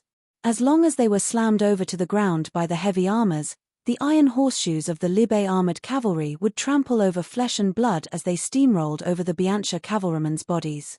A Seika falcon swept past overhead, with the wind trailing in its path as it attempted to flee east. Meng swooped through the snow and grabbed hold of the Seika falcon with its talons. As it passed by Libe's wolf banner, it ripped off one of the Seika falcon's wings before flinging the Seika falcon away. The Bianca cavalry retreated like the receding tide, and one of its young generals galloped on horseback and yelled a series of swift commands. He withdrew the regular cavalry, then chided the scorpions in the Bianca tongue for them to advance. The scimitars were instantly drawn back as the cavalrymen retreated with their eyes on the Libe armored cavalry. Xiao Qie slowly returned to the battle formation, and the protruding columns on all sides followed suit and merged back swiftly. The scorpions took the place of the vanguards. The iron hammers they swung no longer faced up to one armored cavalry, but a group of armored cavalries. Xiao Qie led the charge. As he sped forth, he suddenly kept away Longli blade. Following his action, the armored cavalry behind him unleashed those new blades of terrifying length. Xiao Qie bent over slightly as they stabbed hard into the ranks of the scorpions like a flash of cold glint in the night. Xiao Qie flipped the longer hilt with both hands and took away a scorpion's head as his horse passed by. To reduce its weight, the sharp steel of the long blade was thinned down, and it took just the blink of an eye for throats to be slit. A spray of blood instantly spattered towards his heavy armor along its iron arm before spilling onto the ground. The iron hammers could not keep up with the speed of the long blades, and they were not long enough to swing and hit the armored cavalrymen themselves either. All they could do was watch helplessly as the Libe armored cavalry killed their way into their formation and cut down their own ranks into two halves. Lang Dao Shui Jin broke through the Bianca cavalry's encirclement and snorted as it turned around on its hooves. Xiao Qie held his long blade at a slanting angle and shook off the viscous blood on its blade. Scorpions on both sides gasped for air as they watched all of their center unit tumble off their horses. Everywhere Xiao Qie passed, streams of flowing blood formed. His long blade practically sliced off the heads of everyone who stood in his way. A scorpion pulled at his reins as he murmured in the Biantia tongue, "Chidaki." The Libe armored cavalry spurred on their horses once more, and the scorpions, no longer willing to continue fighting, turned their horses around at the sound of that muffled thunder. When the young general of the Biantia cavalry at the back saw the scorpions retreating, he hurriedly brandished his blade to berate them, but to no avail. Fear had already been sown in the hearts of the scorpions. Following the loss of their leader, they had been reduced to mere sacrifices on this battlefield. Lang Dao Shui Jin galloped out of the pack, while the Libe armored cavalry followed close behind on its trail. The Biantia cavalry on the south side of the sinkhole were too powerless to resist, as their scimitars were unable to pierce the heavy armors. Those who lost their ponies scrambled over themselves to run like mad in the snow, their urgent breaths of white air resembling a wave of floodwater breaching its dam. Surfaces of snow quaked as the Libe armored cavalry made its passage through. A Biantia cavalryman who was falling behind the rest fell to the ground, and his scimitar went flying from his hand. Before he could even reach out a hand to draw out his piked dagger, he was swallowed up whole under the hooves of the armored cavalry. Xiao Chie charged out from the fringe of the battle formation and chased after the Biantia cavalry like Xiao Fengshu had done so 30 years ago, showing no mercy under the iron hooves of his horse. The Libe armored cavalry ran on a rampage as they assaulted and massacred their way forward. Heavy armors gravely traversed the battlefield, turning into heavy blades in the midst of emerging from their sheaths in Tantai Hu's eyes. As the scorpion galloped on his horse, he shouted sharply, "Chidaki, vicious wolf." 7 years ago, Xiao Jiming led the troops down south, earning himself the name River of Ice-Armored Cavalry, and tonight, Xiao Chie chased after the Biantia cavalry for 20 li, the echoes reverberating through the lands he stepped on.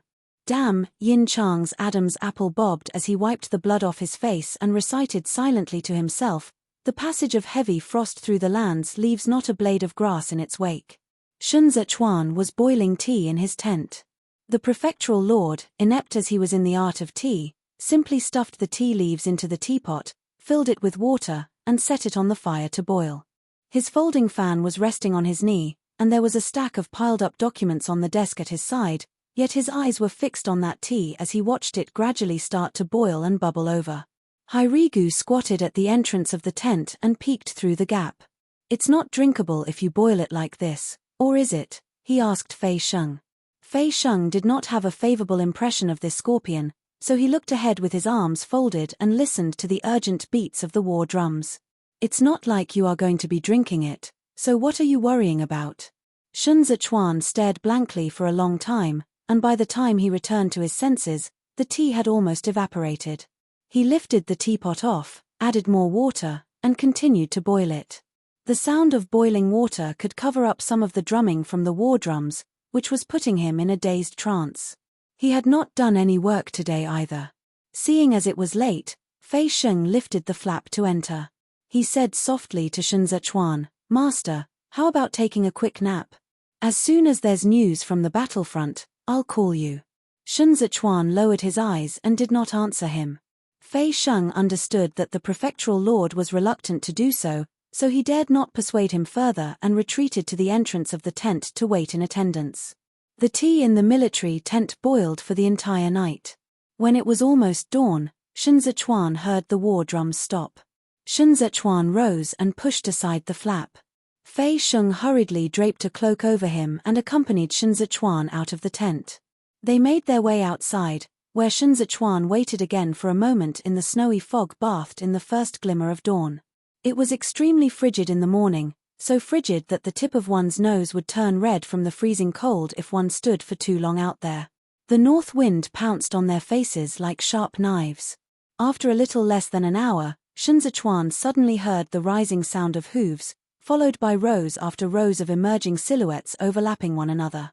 Meng was the first to return to camp. Fei Sheng heaved a sigh of relief as if he had been relieved of a heavy load. He immediately congratulated Shun Zichuan, "Master, it's a success." Meng circled in the air, wanting to land on Shun Zichuan's arm.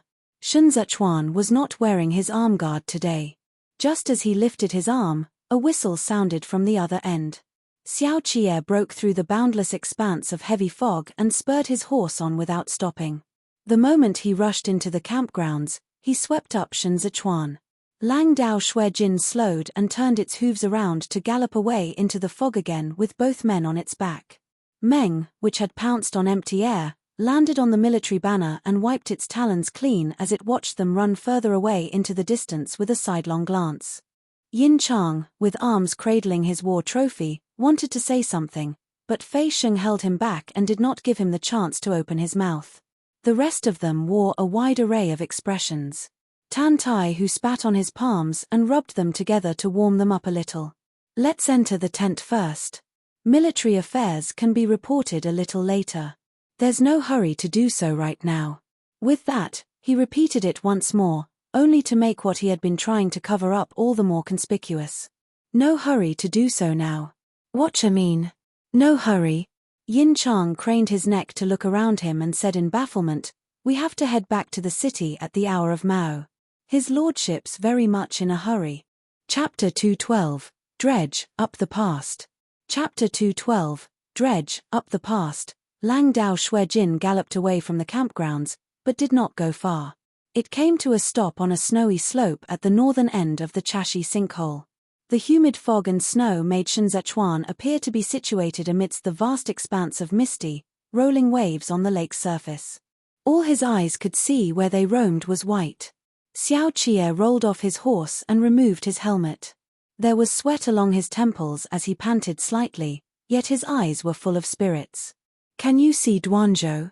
As Shen Zichuan held on to Lang Dao Shuijin's reins, he handed the blue handkerchief in his sleeve over to Xiao Qie. He could only catch a glimpse of the abandoned relay station's watchtower in the far distance amidst the visible clouds of his breath, but he understood Xiao Qie's jubilation.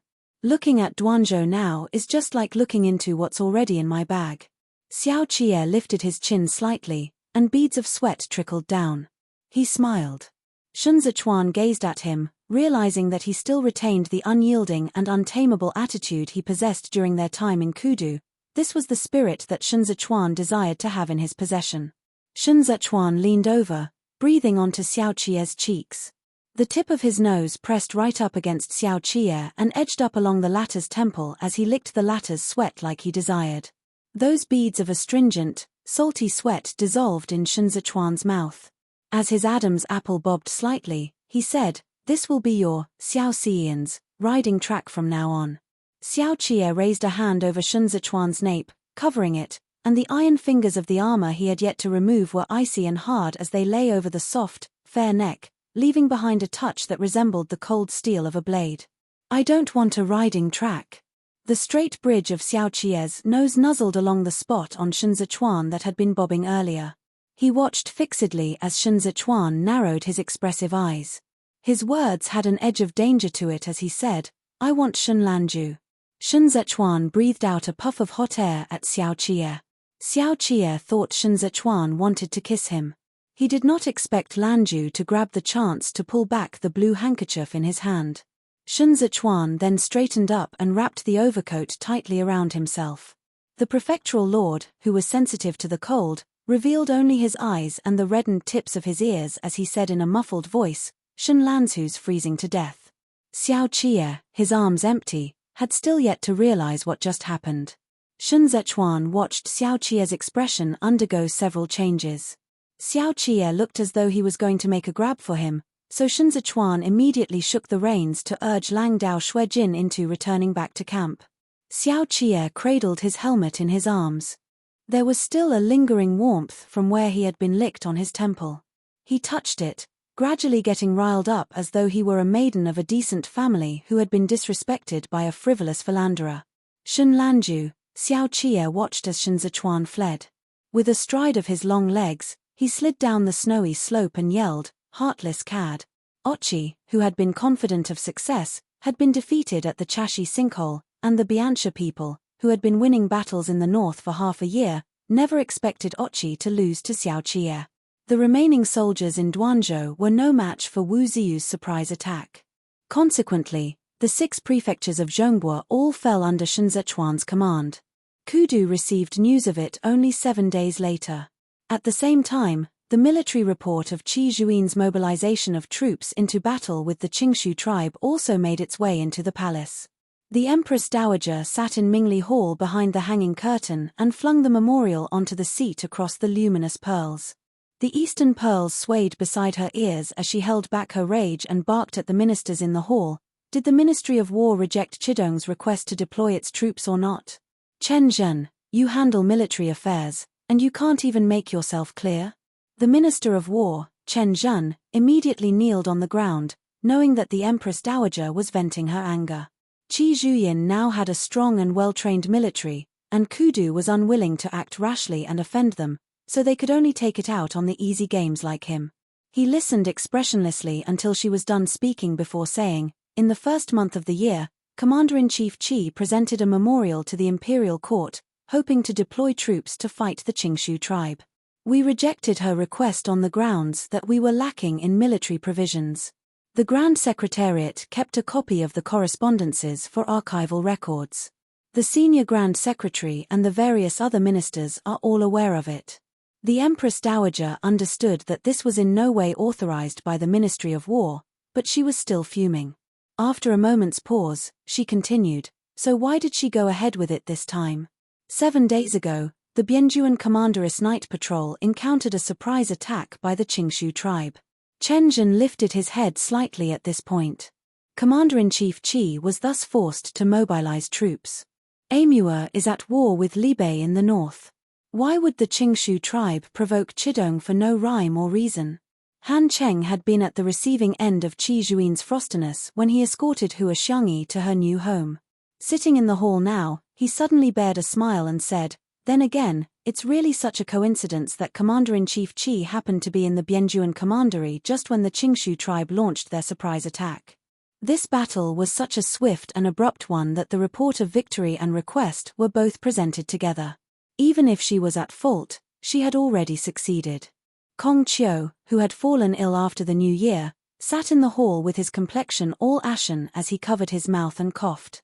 We cannot listen to only one side of the story. If the Qingshu tribe had genuinely crossed the line, then Commander-in-Chief Qi's mobilization of troops was an act of emergency. For the past years, the situation at the frontiers has been unstable. When Lu Guangbai was still stationed at the Bianjuan Commandery, the Qingshu tribe often invaded as well. The details of the matter still need to be presented by Commander-in-Chief Qi. What is of utmost urgency now is how long this war will continue. We are right about to enter the plowing season in spring, and the 13 cities of Jueshi are still waiting for the arrangements to be made. The supply of military provisions is of major concern. Pan Xiangjie timidly folded his arms up his sleeves. Xue Xiuzhua wanted to investigate their Pan clan of Dancheng, and this matter had been stuck at an impasse for a long time.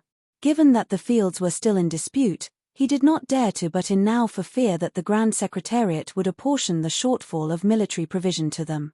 The Empress Dowager did not consent to send their troops to war because Chidong's deployment of troops at this moment was akin to supporting Libei, and also because Xue Xiuzhua had been too impatient in chasing the accounts. The 8 great clans were presently in a situation where one slight move could lead to major consequences for all of them. Fields were their roots, and the young masters of the 8 cities all depended on these fields to survive. If an investigation were to be launched, then the noble clans would suffer debilitating effects just by having to return the fields to the common folks and make up for the arrears in taxes. Not to mention that there was also the risk of dismissal and prosecution as well as imprisonment. Qi Zhuin's battle with the Qingshu tribe meant that the expenses for the Chidong's 5 commanderies' military salaries and provisions would have to go through the accounts of the Ministry of Revenue. Once the state treasury ran out of money, all the past events during the reign of Yongyi were going to get dredged up again. The Empress Dowager was acting in place of the Crown Prince, and there was still the heir apparent beside her eyeing the throne, so she dared not act rashly without careful consideration. Whether Amur was a rapacious aggressor or not, the noble clans did not know, but they knew it was inadvisable to keep delaying given the current situation.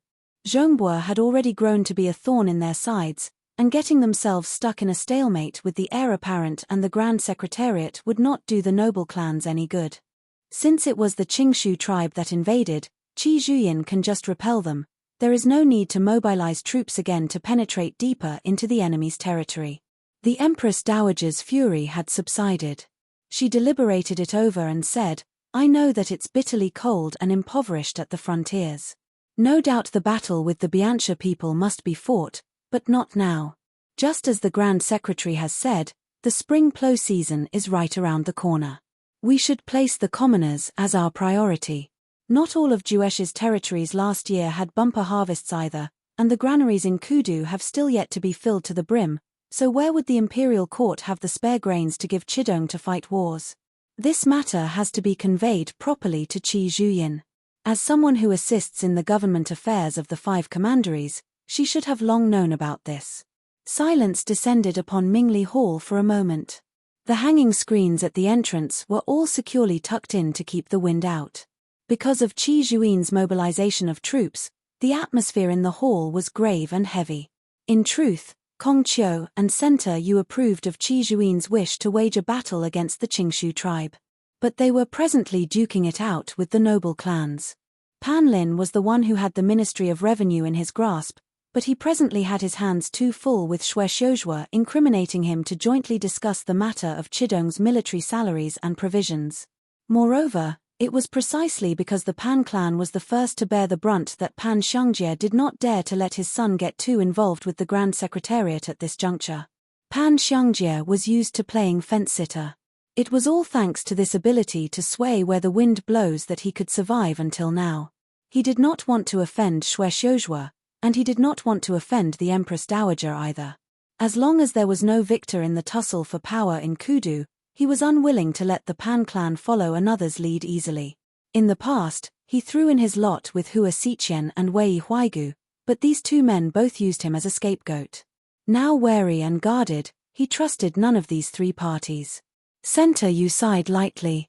He rarely spoke up in Mingli Hall now. Yu Xiaozai left the capital with the letter he wrote to Shen Zichuan, but Shen Zichuan never replied, and he understood what Shen Zichuan meant by that. Everyone had drinks in his house a year ago, and he still remembered the distinguished figures Shen Zichuan and Xiao Qie had cut then. He found it a pity the way things had turned out. Center Yu shifted his gaze to Li Jianting, who was sitting upright at the side staring at the tea before her, as if she had not heard the discussion in the hall. After the court session was dismissed, Center Yu and Kong Qiu walked along the long path that had been cleared of snow. The palace eaves on both sides hung low, turning the paths oppressively dim. The eunuch in front was holding a lantern. As Center Yu walked, his sleeves flapped in the wind. The wind blew his short, newly grown beard all over, and he lifted a hand to stroke it. Why didn't you say a word today with something this big happening? Kong Qiu asked. Center Yu lifted his eyes. Her Majesty's mind is already made up. The result will be the same, whether or not I speak up. It was already dark by the time both men walked out of the palace gate. Center Yu did not get into the horse carriage. Instead, he carried the lantern himself and stepped on the snow as he walked on the level path with Kong Qiu. Xuani, you seem to have a lot on your mind today. Kong Qiu scrutinized him. What are you thinking about?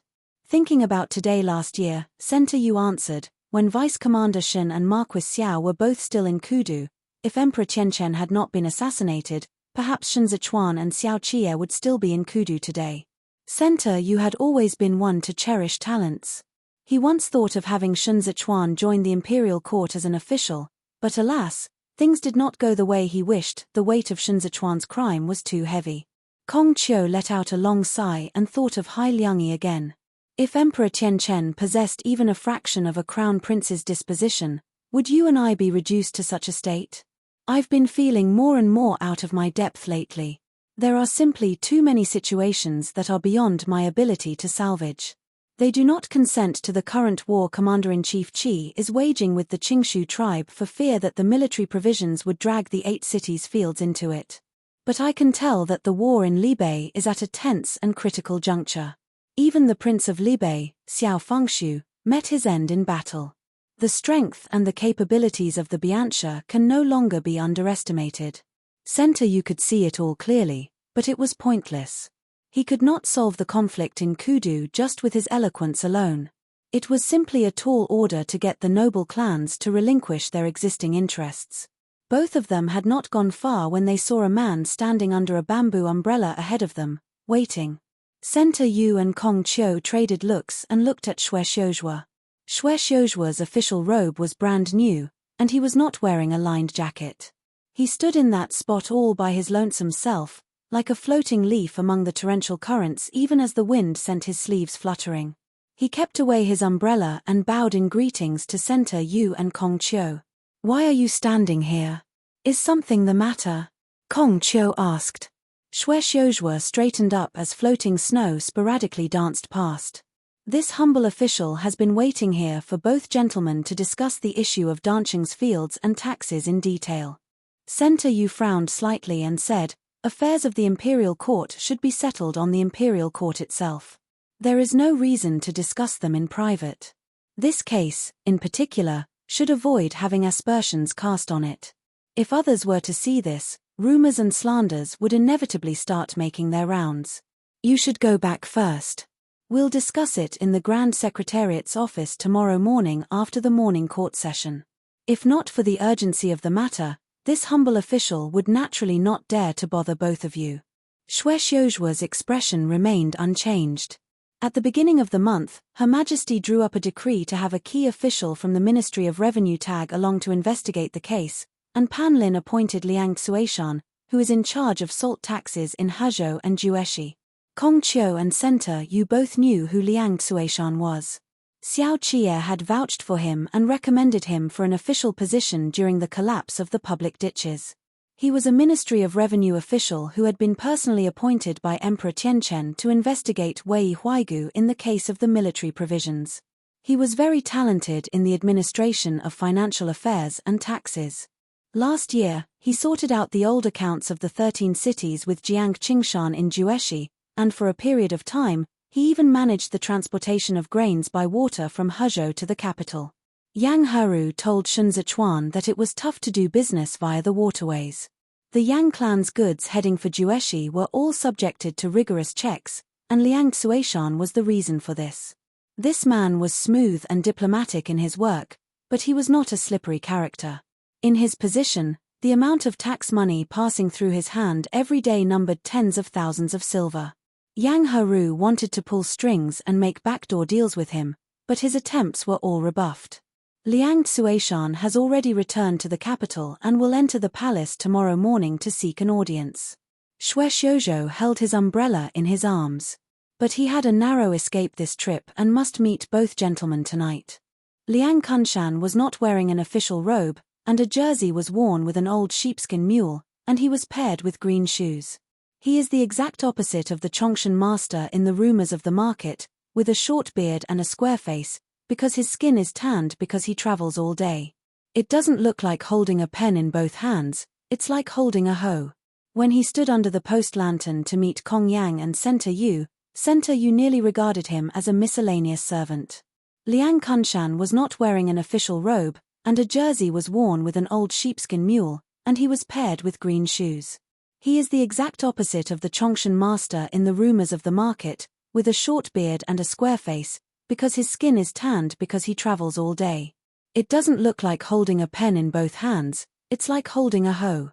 When he stood under the post lantern to meet Kong Yang and Center Yu nearly regarded him as a miscellaneous servant. "How does Chongshan look like this?" Center Yu exclaimed. Liang Yangshan led them upstairs and waited until they were seated.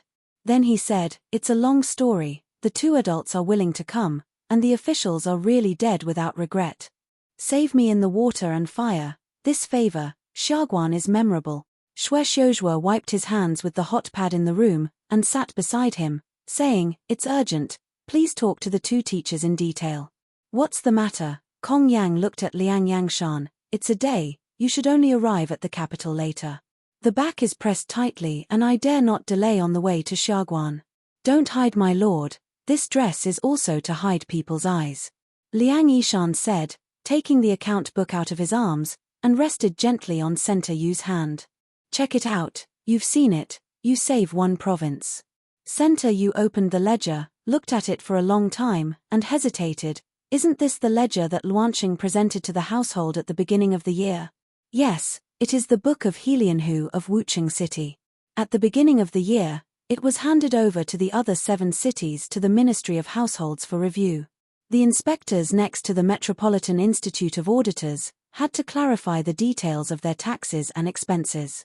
There was no problem at that time. Having said this, Liang Minshan took another ledger out of his arms. This was reorganized by Xiaoguan in recent days. When Center Yu looked at the beginning, he changed his face and asked Liang Yunshan, "How did you figure out this book?" Liang Yangshan looked dignified and sorted out his thoughts a little, saying, "The Queen Mother planned for the month before, and Pan Shalang wanted to go to the palace next to the Dali Temple to check the accounts of Chaitan City. The salt tax is in Yongcheng." Within a few days, Liang Maroshan received a post from Jushi Juliang Road in the station. He did not see him when he was on business. However, the Juliang Road took the opportunity to leave a thin gift for Liang Maroshan. It's gold. Jueshi is accessible to Tancheng and Hezhou waterways, and the superintendent of Grain Road is in charge of food and transportation. It is a fat pour, but because the junior officials are in the Jueshi chief secretary, there is the chief minister Jiang Qingqing, so I dare not fight against the grass.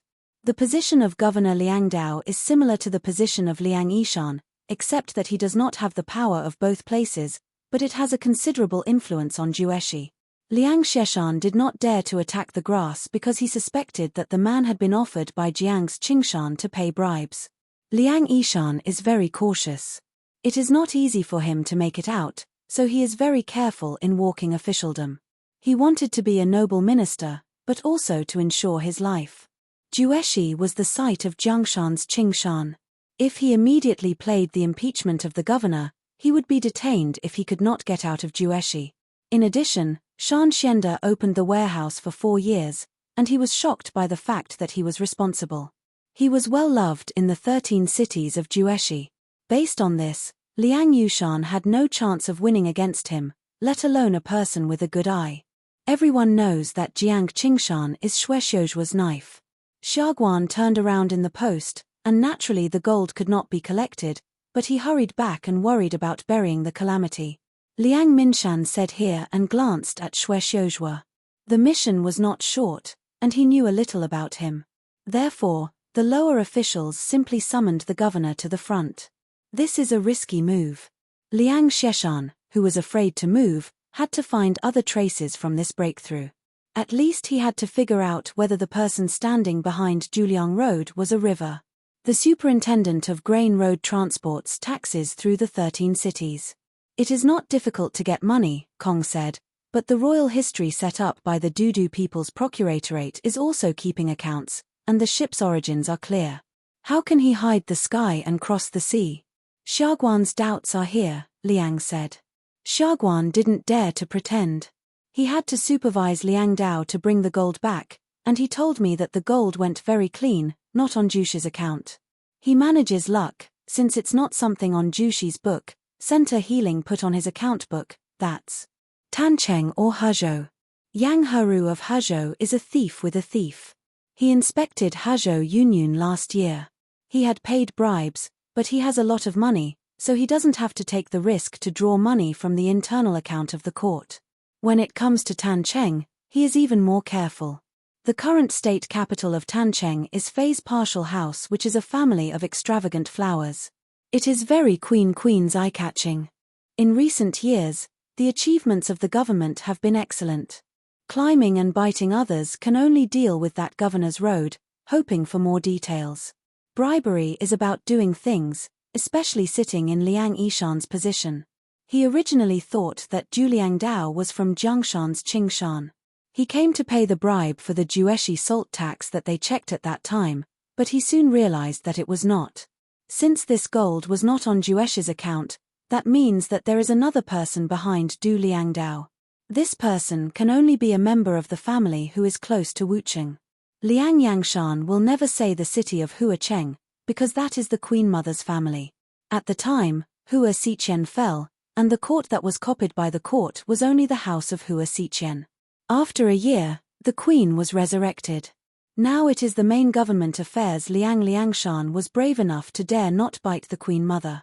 But Liang Qiaoshan can understand what this gold is for as long as he thinks about it. At that time, the Empress Dowager planned to inspect Liangcheng Mountain with the Dali Temple. Who was most worried about this? Dancheng Pan's most panic. Center Yu has understood here, and in such a large circle. In fact, in order to preserve Pan's family, He Lianhou used the hand of supervising Liang Dao to bribe Liang Yishan. He Lianhu's daughter Zhao Yujun was married to Pan's son, and his partial housewife pointed to the flower girl, only he was the most suitable, but this move did not go well. Pan Yang had a promotion of Liang Yangshan. This kind of kindness was originally conferred by Xiao Qie, but later it really was because Liang Yangshan had the ability to endure. Pan Yang Ken made him come forward. Liang Yishan was a little selfish, and for this affection, he had to think twice about Dan Cheng, which was something he couldn't refuse. But now, He Lianhu sent someone to pay a bribe. As long as Liang Yishan didn't report the matter, even if he paid back Pan Yang's kindness, as for Dan Cheng's account check later, he was no longer burdened. Not only that, along with this bribe, Liang Yangshan secretly re-examined the 8 city books, and repeatedly checked the account books of Feis in Helianhu City. The so-called money that cannot be found on the books is actually that when the ships or caravans pass the domestic checkpoints, the family will set up invisible checkpoints in their own city. In order to transit, businessmen can only pay private taxes to the family at double the price. Later, a person like Yang Heru appeared and wanted to return the silver he had taken out, so he took over the position of the clan, and began to sell copper and iron salts in the territory for the family and these local officials, bypassing the tariffs. Dunju's Xiaohu City was established. Center Yu reopened the books led by Liang Yishan and looked at the dizziness of those silver quotas. In recent years, they have been entangled with the family in Liju. In order to check the accounts, how many capable officials have been discounted? The 2 books of Hua Xiqian and Pan Rugi recovered by Hai Liangyi in Xianda years are just the tip of the iceberg. Although Yongyi ZTE is short-lived, the taxation system left to all regions is the largest part of the annual revenue of the treasury. Da Ju was able to succumb to this quickly in just a dozen years. The whole department was on bad debts, and the interior was hollowed out. All of this silver flowed into the pockets of the family. Center Yu wasn't sitting securely, and he was shaking as he held his ledger. In addition to taxation and farmland, Center Yu didn't even have to calculate carefully, he could already imagine how big the outflow was. Xian Denian left the army and did not have a military battalion.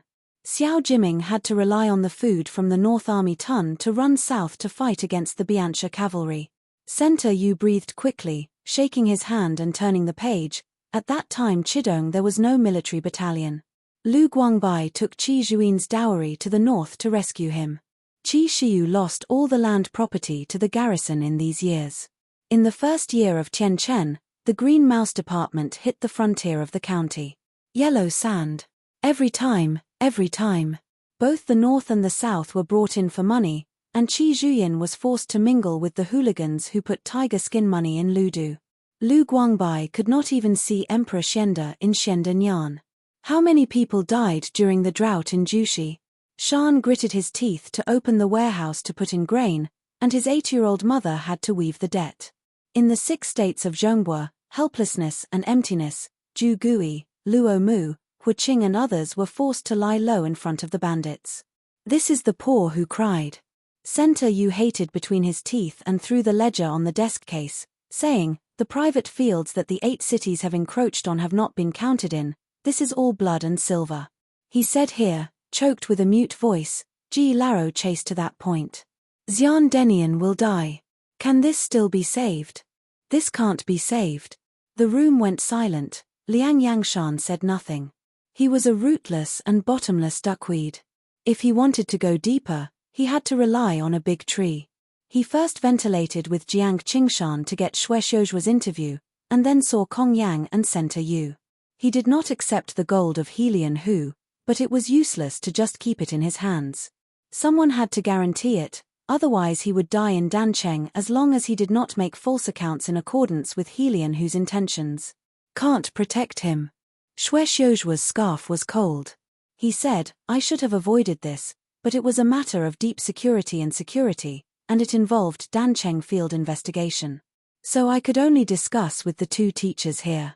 Center Yu and Kong Jing each poured cups of tea. Today, when we heard about Chidong's use of soldiers, the Ministry of Households must shirk again. Bad debts everywhere are mixed up. I'm afraid that it will delay spring plowing and Chidong's military food. Kong Shi was very frightened of Xue Xiuzhua. Xue Xiuzhua was too thrilling in the matter of Chu Jun, and relied on Tai Xue Storm to squeeze the officials in the cold. Now the hard-working faction is in full swing, and Kong Shi is not in the taste.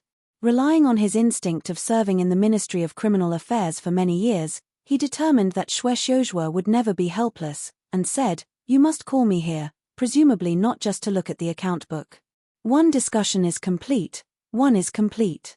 Xue Xiuzhua changed his name to Kong Zhe. Yuan Fu did not question the commander's use of soldiers and mice in the discussions at Mingli Hall. It was agreed, but because the state treasury was empty, the Ministry of Household Affairs did. It is difficult to bear military expenses, so I have not discussed it with my Queen Mother. Yes, Kong Yang was more stable than Hai Liangyi at the time. At this moment, the commander is using the soldier and mouse department to seem to dissolve the North's troubles, but it is to clear the Dazhou's troubles. A more wolf's ambition, no cover under the nest after finishing the egg, helping the North now is helping Daju.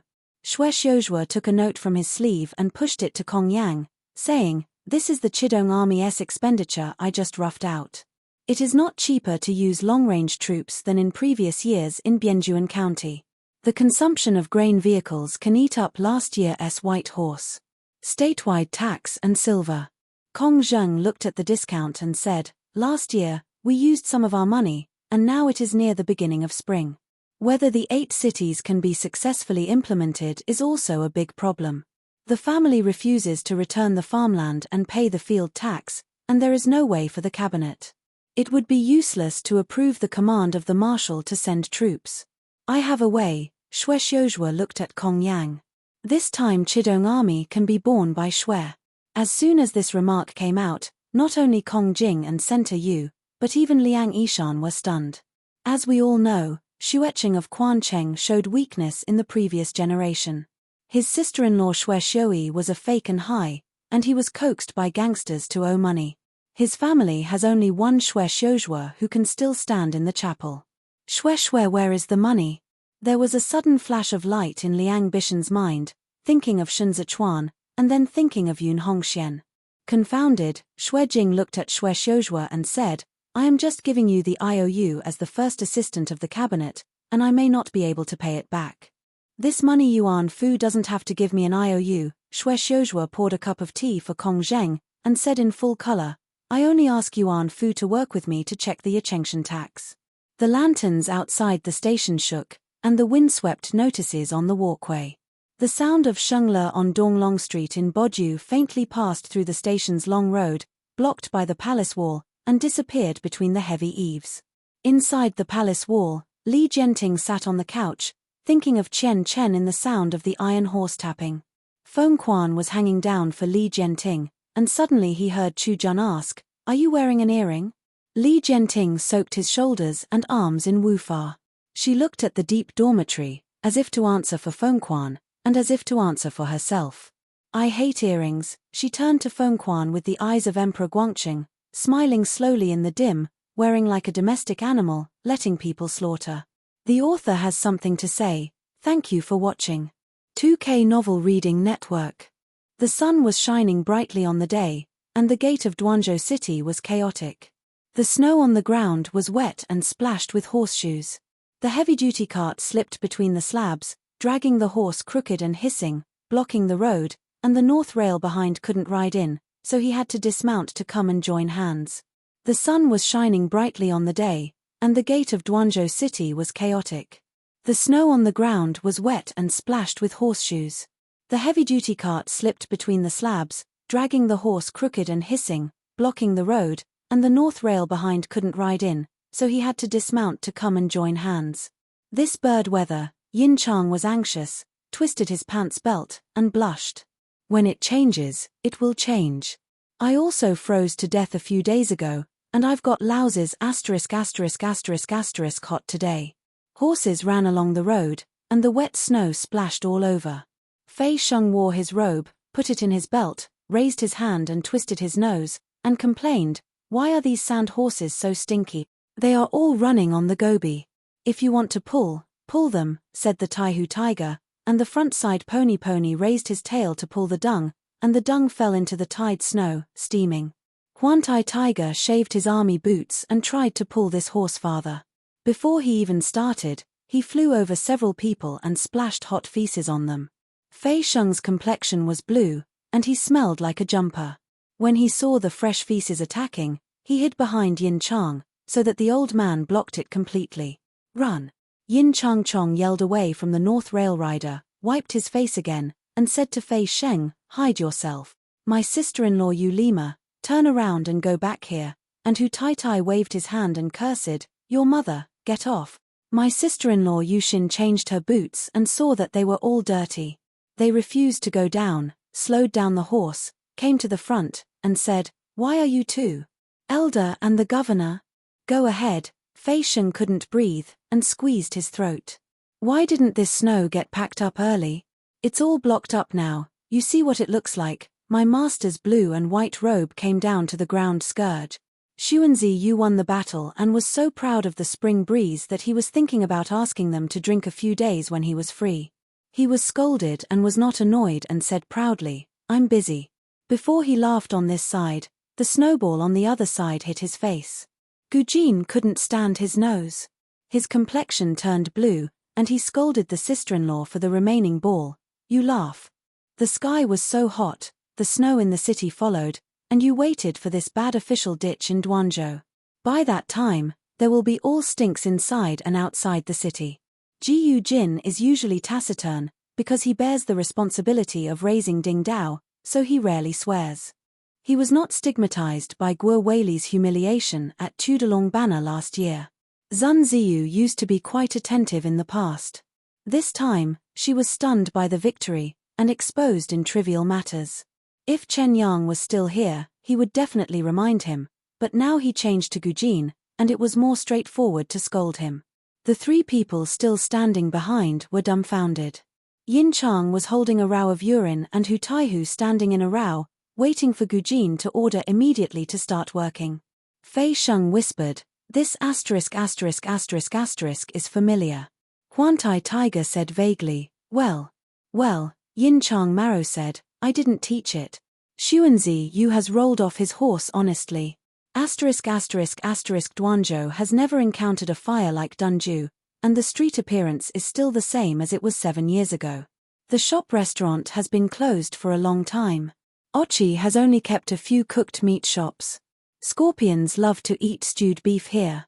Biancha's heavy soldiers lived here for a period of time, emptying all the civilian areas on the east and west sides, but retaining the ghost town area north.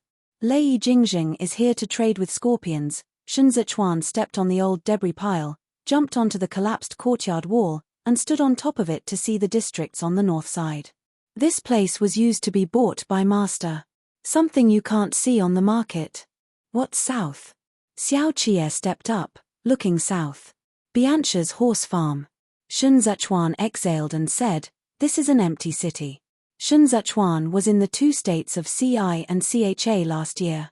He once worried that there were too many refugees from Dancheng, but now it seems that the declining population of Zhongbua is a good place to carry the refugees from 8 cities. It's time to revisit the Yellow Book. Xiao Qie watched as he soared in the sky, and was lazily tanned. He was wearing no armor today, only wearing an arm restraint. Last year was mainly controlled by the 3 states. The Chazhou and Dunju garrisons were scarce. Naturalization was co-organized by the officials. But now the 6 states are under the control of the civilians and the military. Separated. Civil registration is under the control of the Ministry of Households, and military registration cannot be unified. Xiao Qie served as the governor of the embargo in Batu, and the embargoed compound had a place to handle the embargo. This is one of the reasons for the incompatibility between the embargo and the 8 major battalions. The Chinese masters are not so easy to do. The staff of Zizhou is not enough. All 6 states need government affairs and military command divisions, as well as relative inspectors. These things are not difficult, and Yu Xiao will be able to inspect the 6 state affairs. This is equivalent to an inspection. I want him to be a Zhongbodai. He has been excellent in the evaluation in Bodu. He knows the tricks of the local yamen. Although Cheng Feng refuses to follow me, he is willing to help the rest of the 5 states' government affairs, which can be regarded as solving my urgent need. Sun Zichuan looked back and flew back, talking in his mouth. There is no shortage of public officials. As long as the public officials of various states are willing to open their doors, people will come naturally. Lack is an important member who can govern the affairs of the state. Not only that, Sun Zichuan still lacks generals. At present, Luo Mu is temporarily in charge of military affairs in Chazhou. It will only be a moment. Sun Zichuan will not let him stay for so long, because Luo Mu is now under the jurisdiction of 3 powers, and Jin Yiwei is temporarily replaced by Jin Yiwei. Intervening in the power of Chazhou government affairs, if Luo Mu moved other thoughts, as long as he did concealment, he might be able to hide Sun Zichuan's eyes. In order to avoid this situation from happening again, Sun Zichuan must determine the candidates for each state as soon as possible. Suddenly fell on Xiao Qie's arm. Xiao Qie said, "The money treasurer is also lacking." When Xiao Qie mentioned this, Sun Zichuan thought of Liang Yishan. He looked at Xiao Qie and said, "It's a pity Liang Qiaoshan. Liang Yeshan followed Pan Yu to do something, and it is not a waste." Xiao Qie gave mammoth flat feathers. "I heard the report a few days ago. Xue Xiuzhua wants to check the land of Dancheng. If this can really be done, 8 no city was spared, and that would be a great hit for the family." "It's not clear yet," Sun Zichuan said, jumping off the wall. "The details won't be known until everyone comes over." The 2 of them walked back along the road. When they reached the house where they had settled, they didn't see a few bones. Only Fei Sheng was here. "It's all going to Qingxue," Fei Sheng said in his mouth, and then said, "At this moment, Gujin and Xuanzi are on top." What this meant was that he was not lazy and happened to be resting. Knowing Fei Sheng's temperament, Sun Zichuan did not intend to pursue it. He only told Xiao Qie, "The Guangzhou in Duanzhou should be re-examined. I don't know what it is, so we should plan it earlier." Xiao Qie glanced at Fei Sheng, but said nothing. Fei Sheng did a good job in Hualingyun's affairs. He pressed his temper without hitting the other side, did not look at his eyes and did not find Hualingyun's trouble, so Xiao Qie finally remembered him. Fei Sheng didn't dare to let the 2 of them stick at the door, leading the way, and let the prince sit down first. This place is the house of the original commander of Duanzhou City, that is, the Zhu family from Lei Jingzhong, who was left here and abandoned, and was picked up by Xuanzi Yu to take the wind and settle down for both of them. When Xueqing at the gate of the city arrived, they were all soldiers leading the battle, and Sun Zichuan never let them come all night. The kitchen prepares the food early, and everyone rests as they please. Fei Sheng lived in a house with Yin Chang and Huan Tai Hu.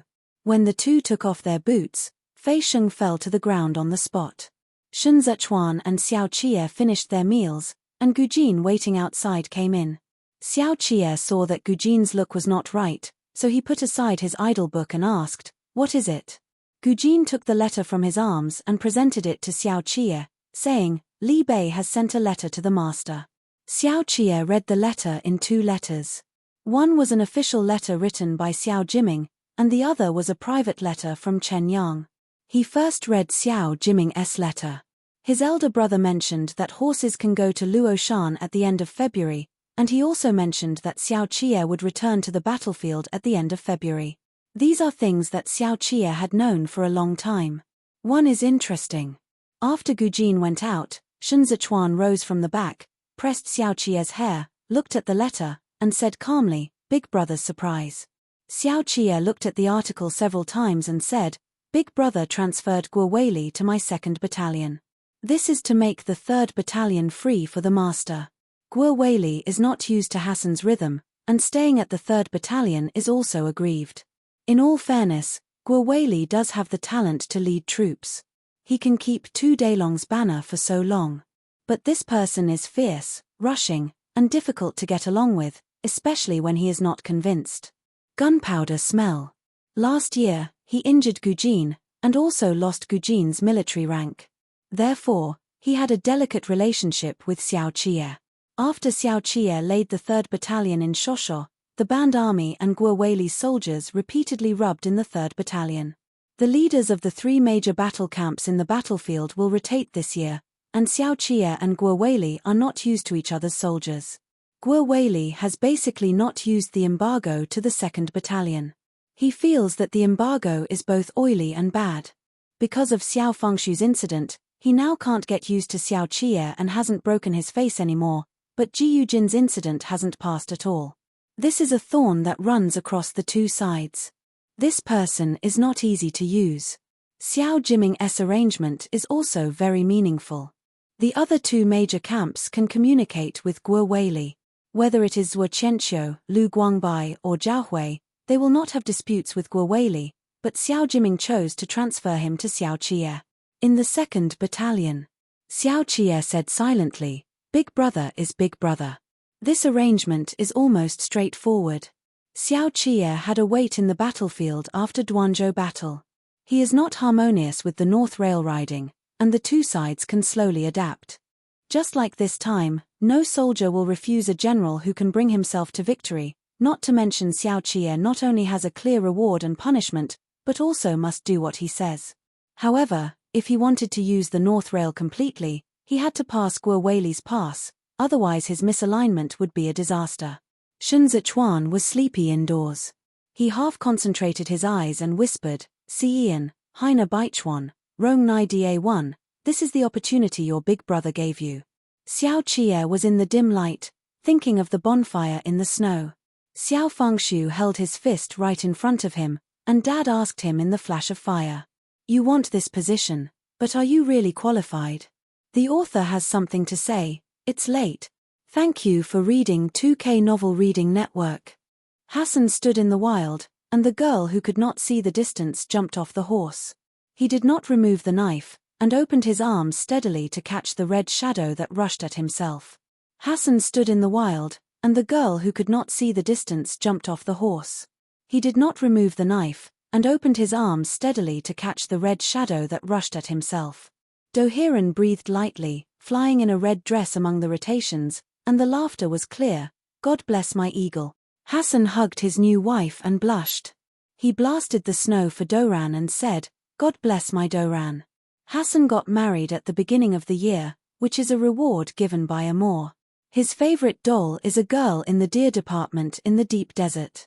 She wears a jujube-colored skirt with hundreds of faces. She is as beautiful as the morning dew on the shore of Chitty Lake. She is the 12th strongest pony. Reverse. Doran looked at Hassan, and said, "Baying violated his promise to me, and you lost weight." Hassan laughed, "He can't always stay with me." "Then he shouldn't have promised me." Duran landed, holding Hassan's hand. "I brought fresh goat's milk." "It's too far." Hassan was led away by Doran, and he looked at Doran. "The next time I change to Chagan to do these things." Hassan rested just 2 days after his marriage and returned to the battlefield. It was difficult for Doran to meet him once, and he could only meet Hassan here by chance of delivering supplies. She cheerfully showed the food brought to Hassan. Hassan gorged and ate all the dough she had made. "I want to come here to see you." Dorlan was sitting on a sack and watching Hassan eat. "I miss you very much, just like Chen Lu misses the sun. Will you go back when it snows?" Hassan drank cold milk and met Duran's gaze. Do Erland's pupil color is very light cyan. Every time Hassan looked in, it was like looking into the clear waves of Kai Ti Lake. He would think of everything beautiful, which made him unable to say no to Doran. He touched Doralan's cheek lovingly, and said, "If the battle can be finished. You avenged Guggenyears. Father, thank you. You are not only the Soviet Union and Japan of the Serpent Department, but also the Soviet Union and Japan of the Hulu Department." Doran held his face. "Hongyang Mountain, I will always wait for you in Chitty Lake." The eagle that Dorlan said was more like a pet name. Only her and Hassan's mother could call him in the entire desert, and Hassan would be shy. Gaganyas is the brother of Doran, or the brother of Hassan killed by Xiao Fengshu. The wind in the wild was too cold. After drinking milk, Hassan returned to the camp with Doran. The tent was on fire, and Doran was here to make milk tea for Hassan. They all liked brown tea. If the Huiyang department is still there, Doran sipped milk tea. There is endless brown tea in winter. Hassan cut her barbecue, was wiping his dagger, and said earnestly, "They will come back. Tulan will leave with the ***** team tomorrow, so Hassan was not with the soldiers tonight. They don't get married, they break early." Suddenly snow in the middle of the night, Hassan was asleep, and suddenly heard the call outside the account. He got up carefully, put on his robe, and went out. As soon as the tent curtain was lifted, Hassan was blown full by blizzard. He patted his robe with red hair and asked the soldiers in front of him, "What's wrong?" "Baying is back." Hassan turned his head and saw the remaining cavalry. The sound of the bark, which has been rushing for days, rolled down from the horse's back and landed on the snow with soft feet. He didn't help. He grabbed the left and right water sacks first, drank his head for a while, and drenched his front plaque, only to relieve his breath. What happened? Hassan picked up Baying's knife, looked at Baying again, his eyes were dimmed, and he said firmly, "Ochi was defeated." Bayan rubbed his frosty cheeks and exhaled deeply. He was embarrassed and had mud on his feet. He threw the water bladder back into the arms of the people around him, standing in front of Hassan, and said, "Xiao Chia led us to the Chashi Tianqing on the ice, where he killed Ochi." He said, reaching out and pulling ***** the left side of the saddle, and Ochi's head rolled off at the sound, and fell down to Hassan's feet. "Xiao Chia let me go." Baying's lips were dark blue, and he said with a trembling voice, "He brought me back this." Hassan's lip line tightened gradually, a precursor to anger. He looked at Ochi's head, and his eyes lit again. Dead around, only the wind is still lingering. Hassan's inhaled chill swam quickly around his limbs, and he turned his eyes to watch the snowflakes flutter away. Duanzhou was occupied by wolves. They were there to shake hands with a Zhongbua fox, and Hai Rigu was also there. He became a slave of Xiao Chia. Baying rolled his throat and remembered the day he was left again. Bei Tietch's fear of chasing, he said dryly, "Xiao Chia got a new sword, and the scorpion became a weed on the gobi under his iron ride." Hassan, the hammer can't stop him, that's no longer Xiao Fengshu's iron ride. It wasn't Xiao Fengshu's iron ride that long ago. Hassan suddenly turned his eyes and approached Baying. "The wolves need a new wolf king. Xiao Jiming will transfer him back to the north. I'll wait for him here. Have his new knife." There was a sudden noise behind her, and Doran stood at the door of the account, watching them anxiously. Hassan calmed his anger, and he looked back at Dolan without smiling. He should kill Xiao Chia. Hassan thought again.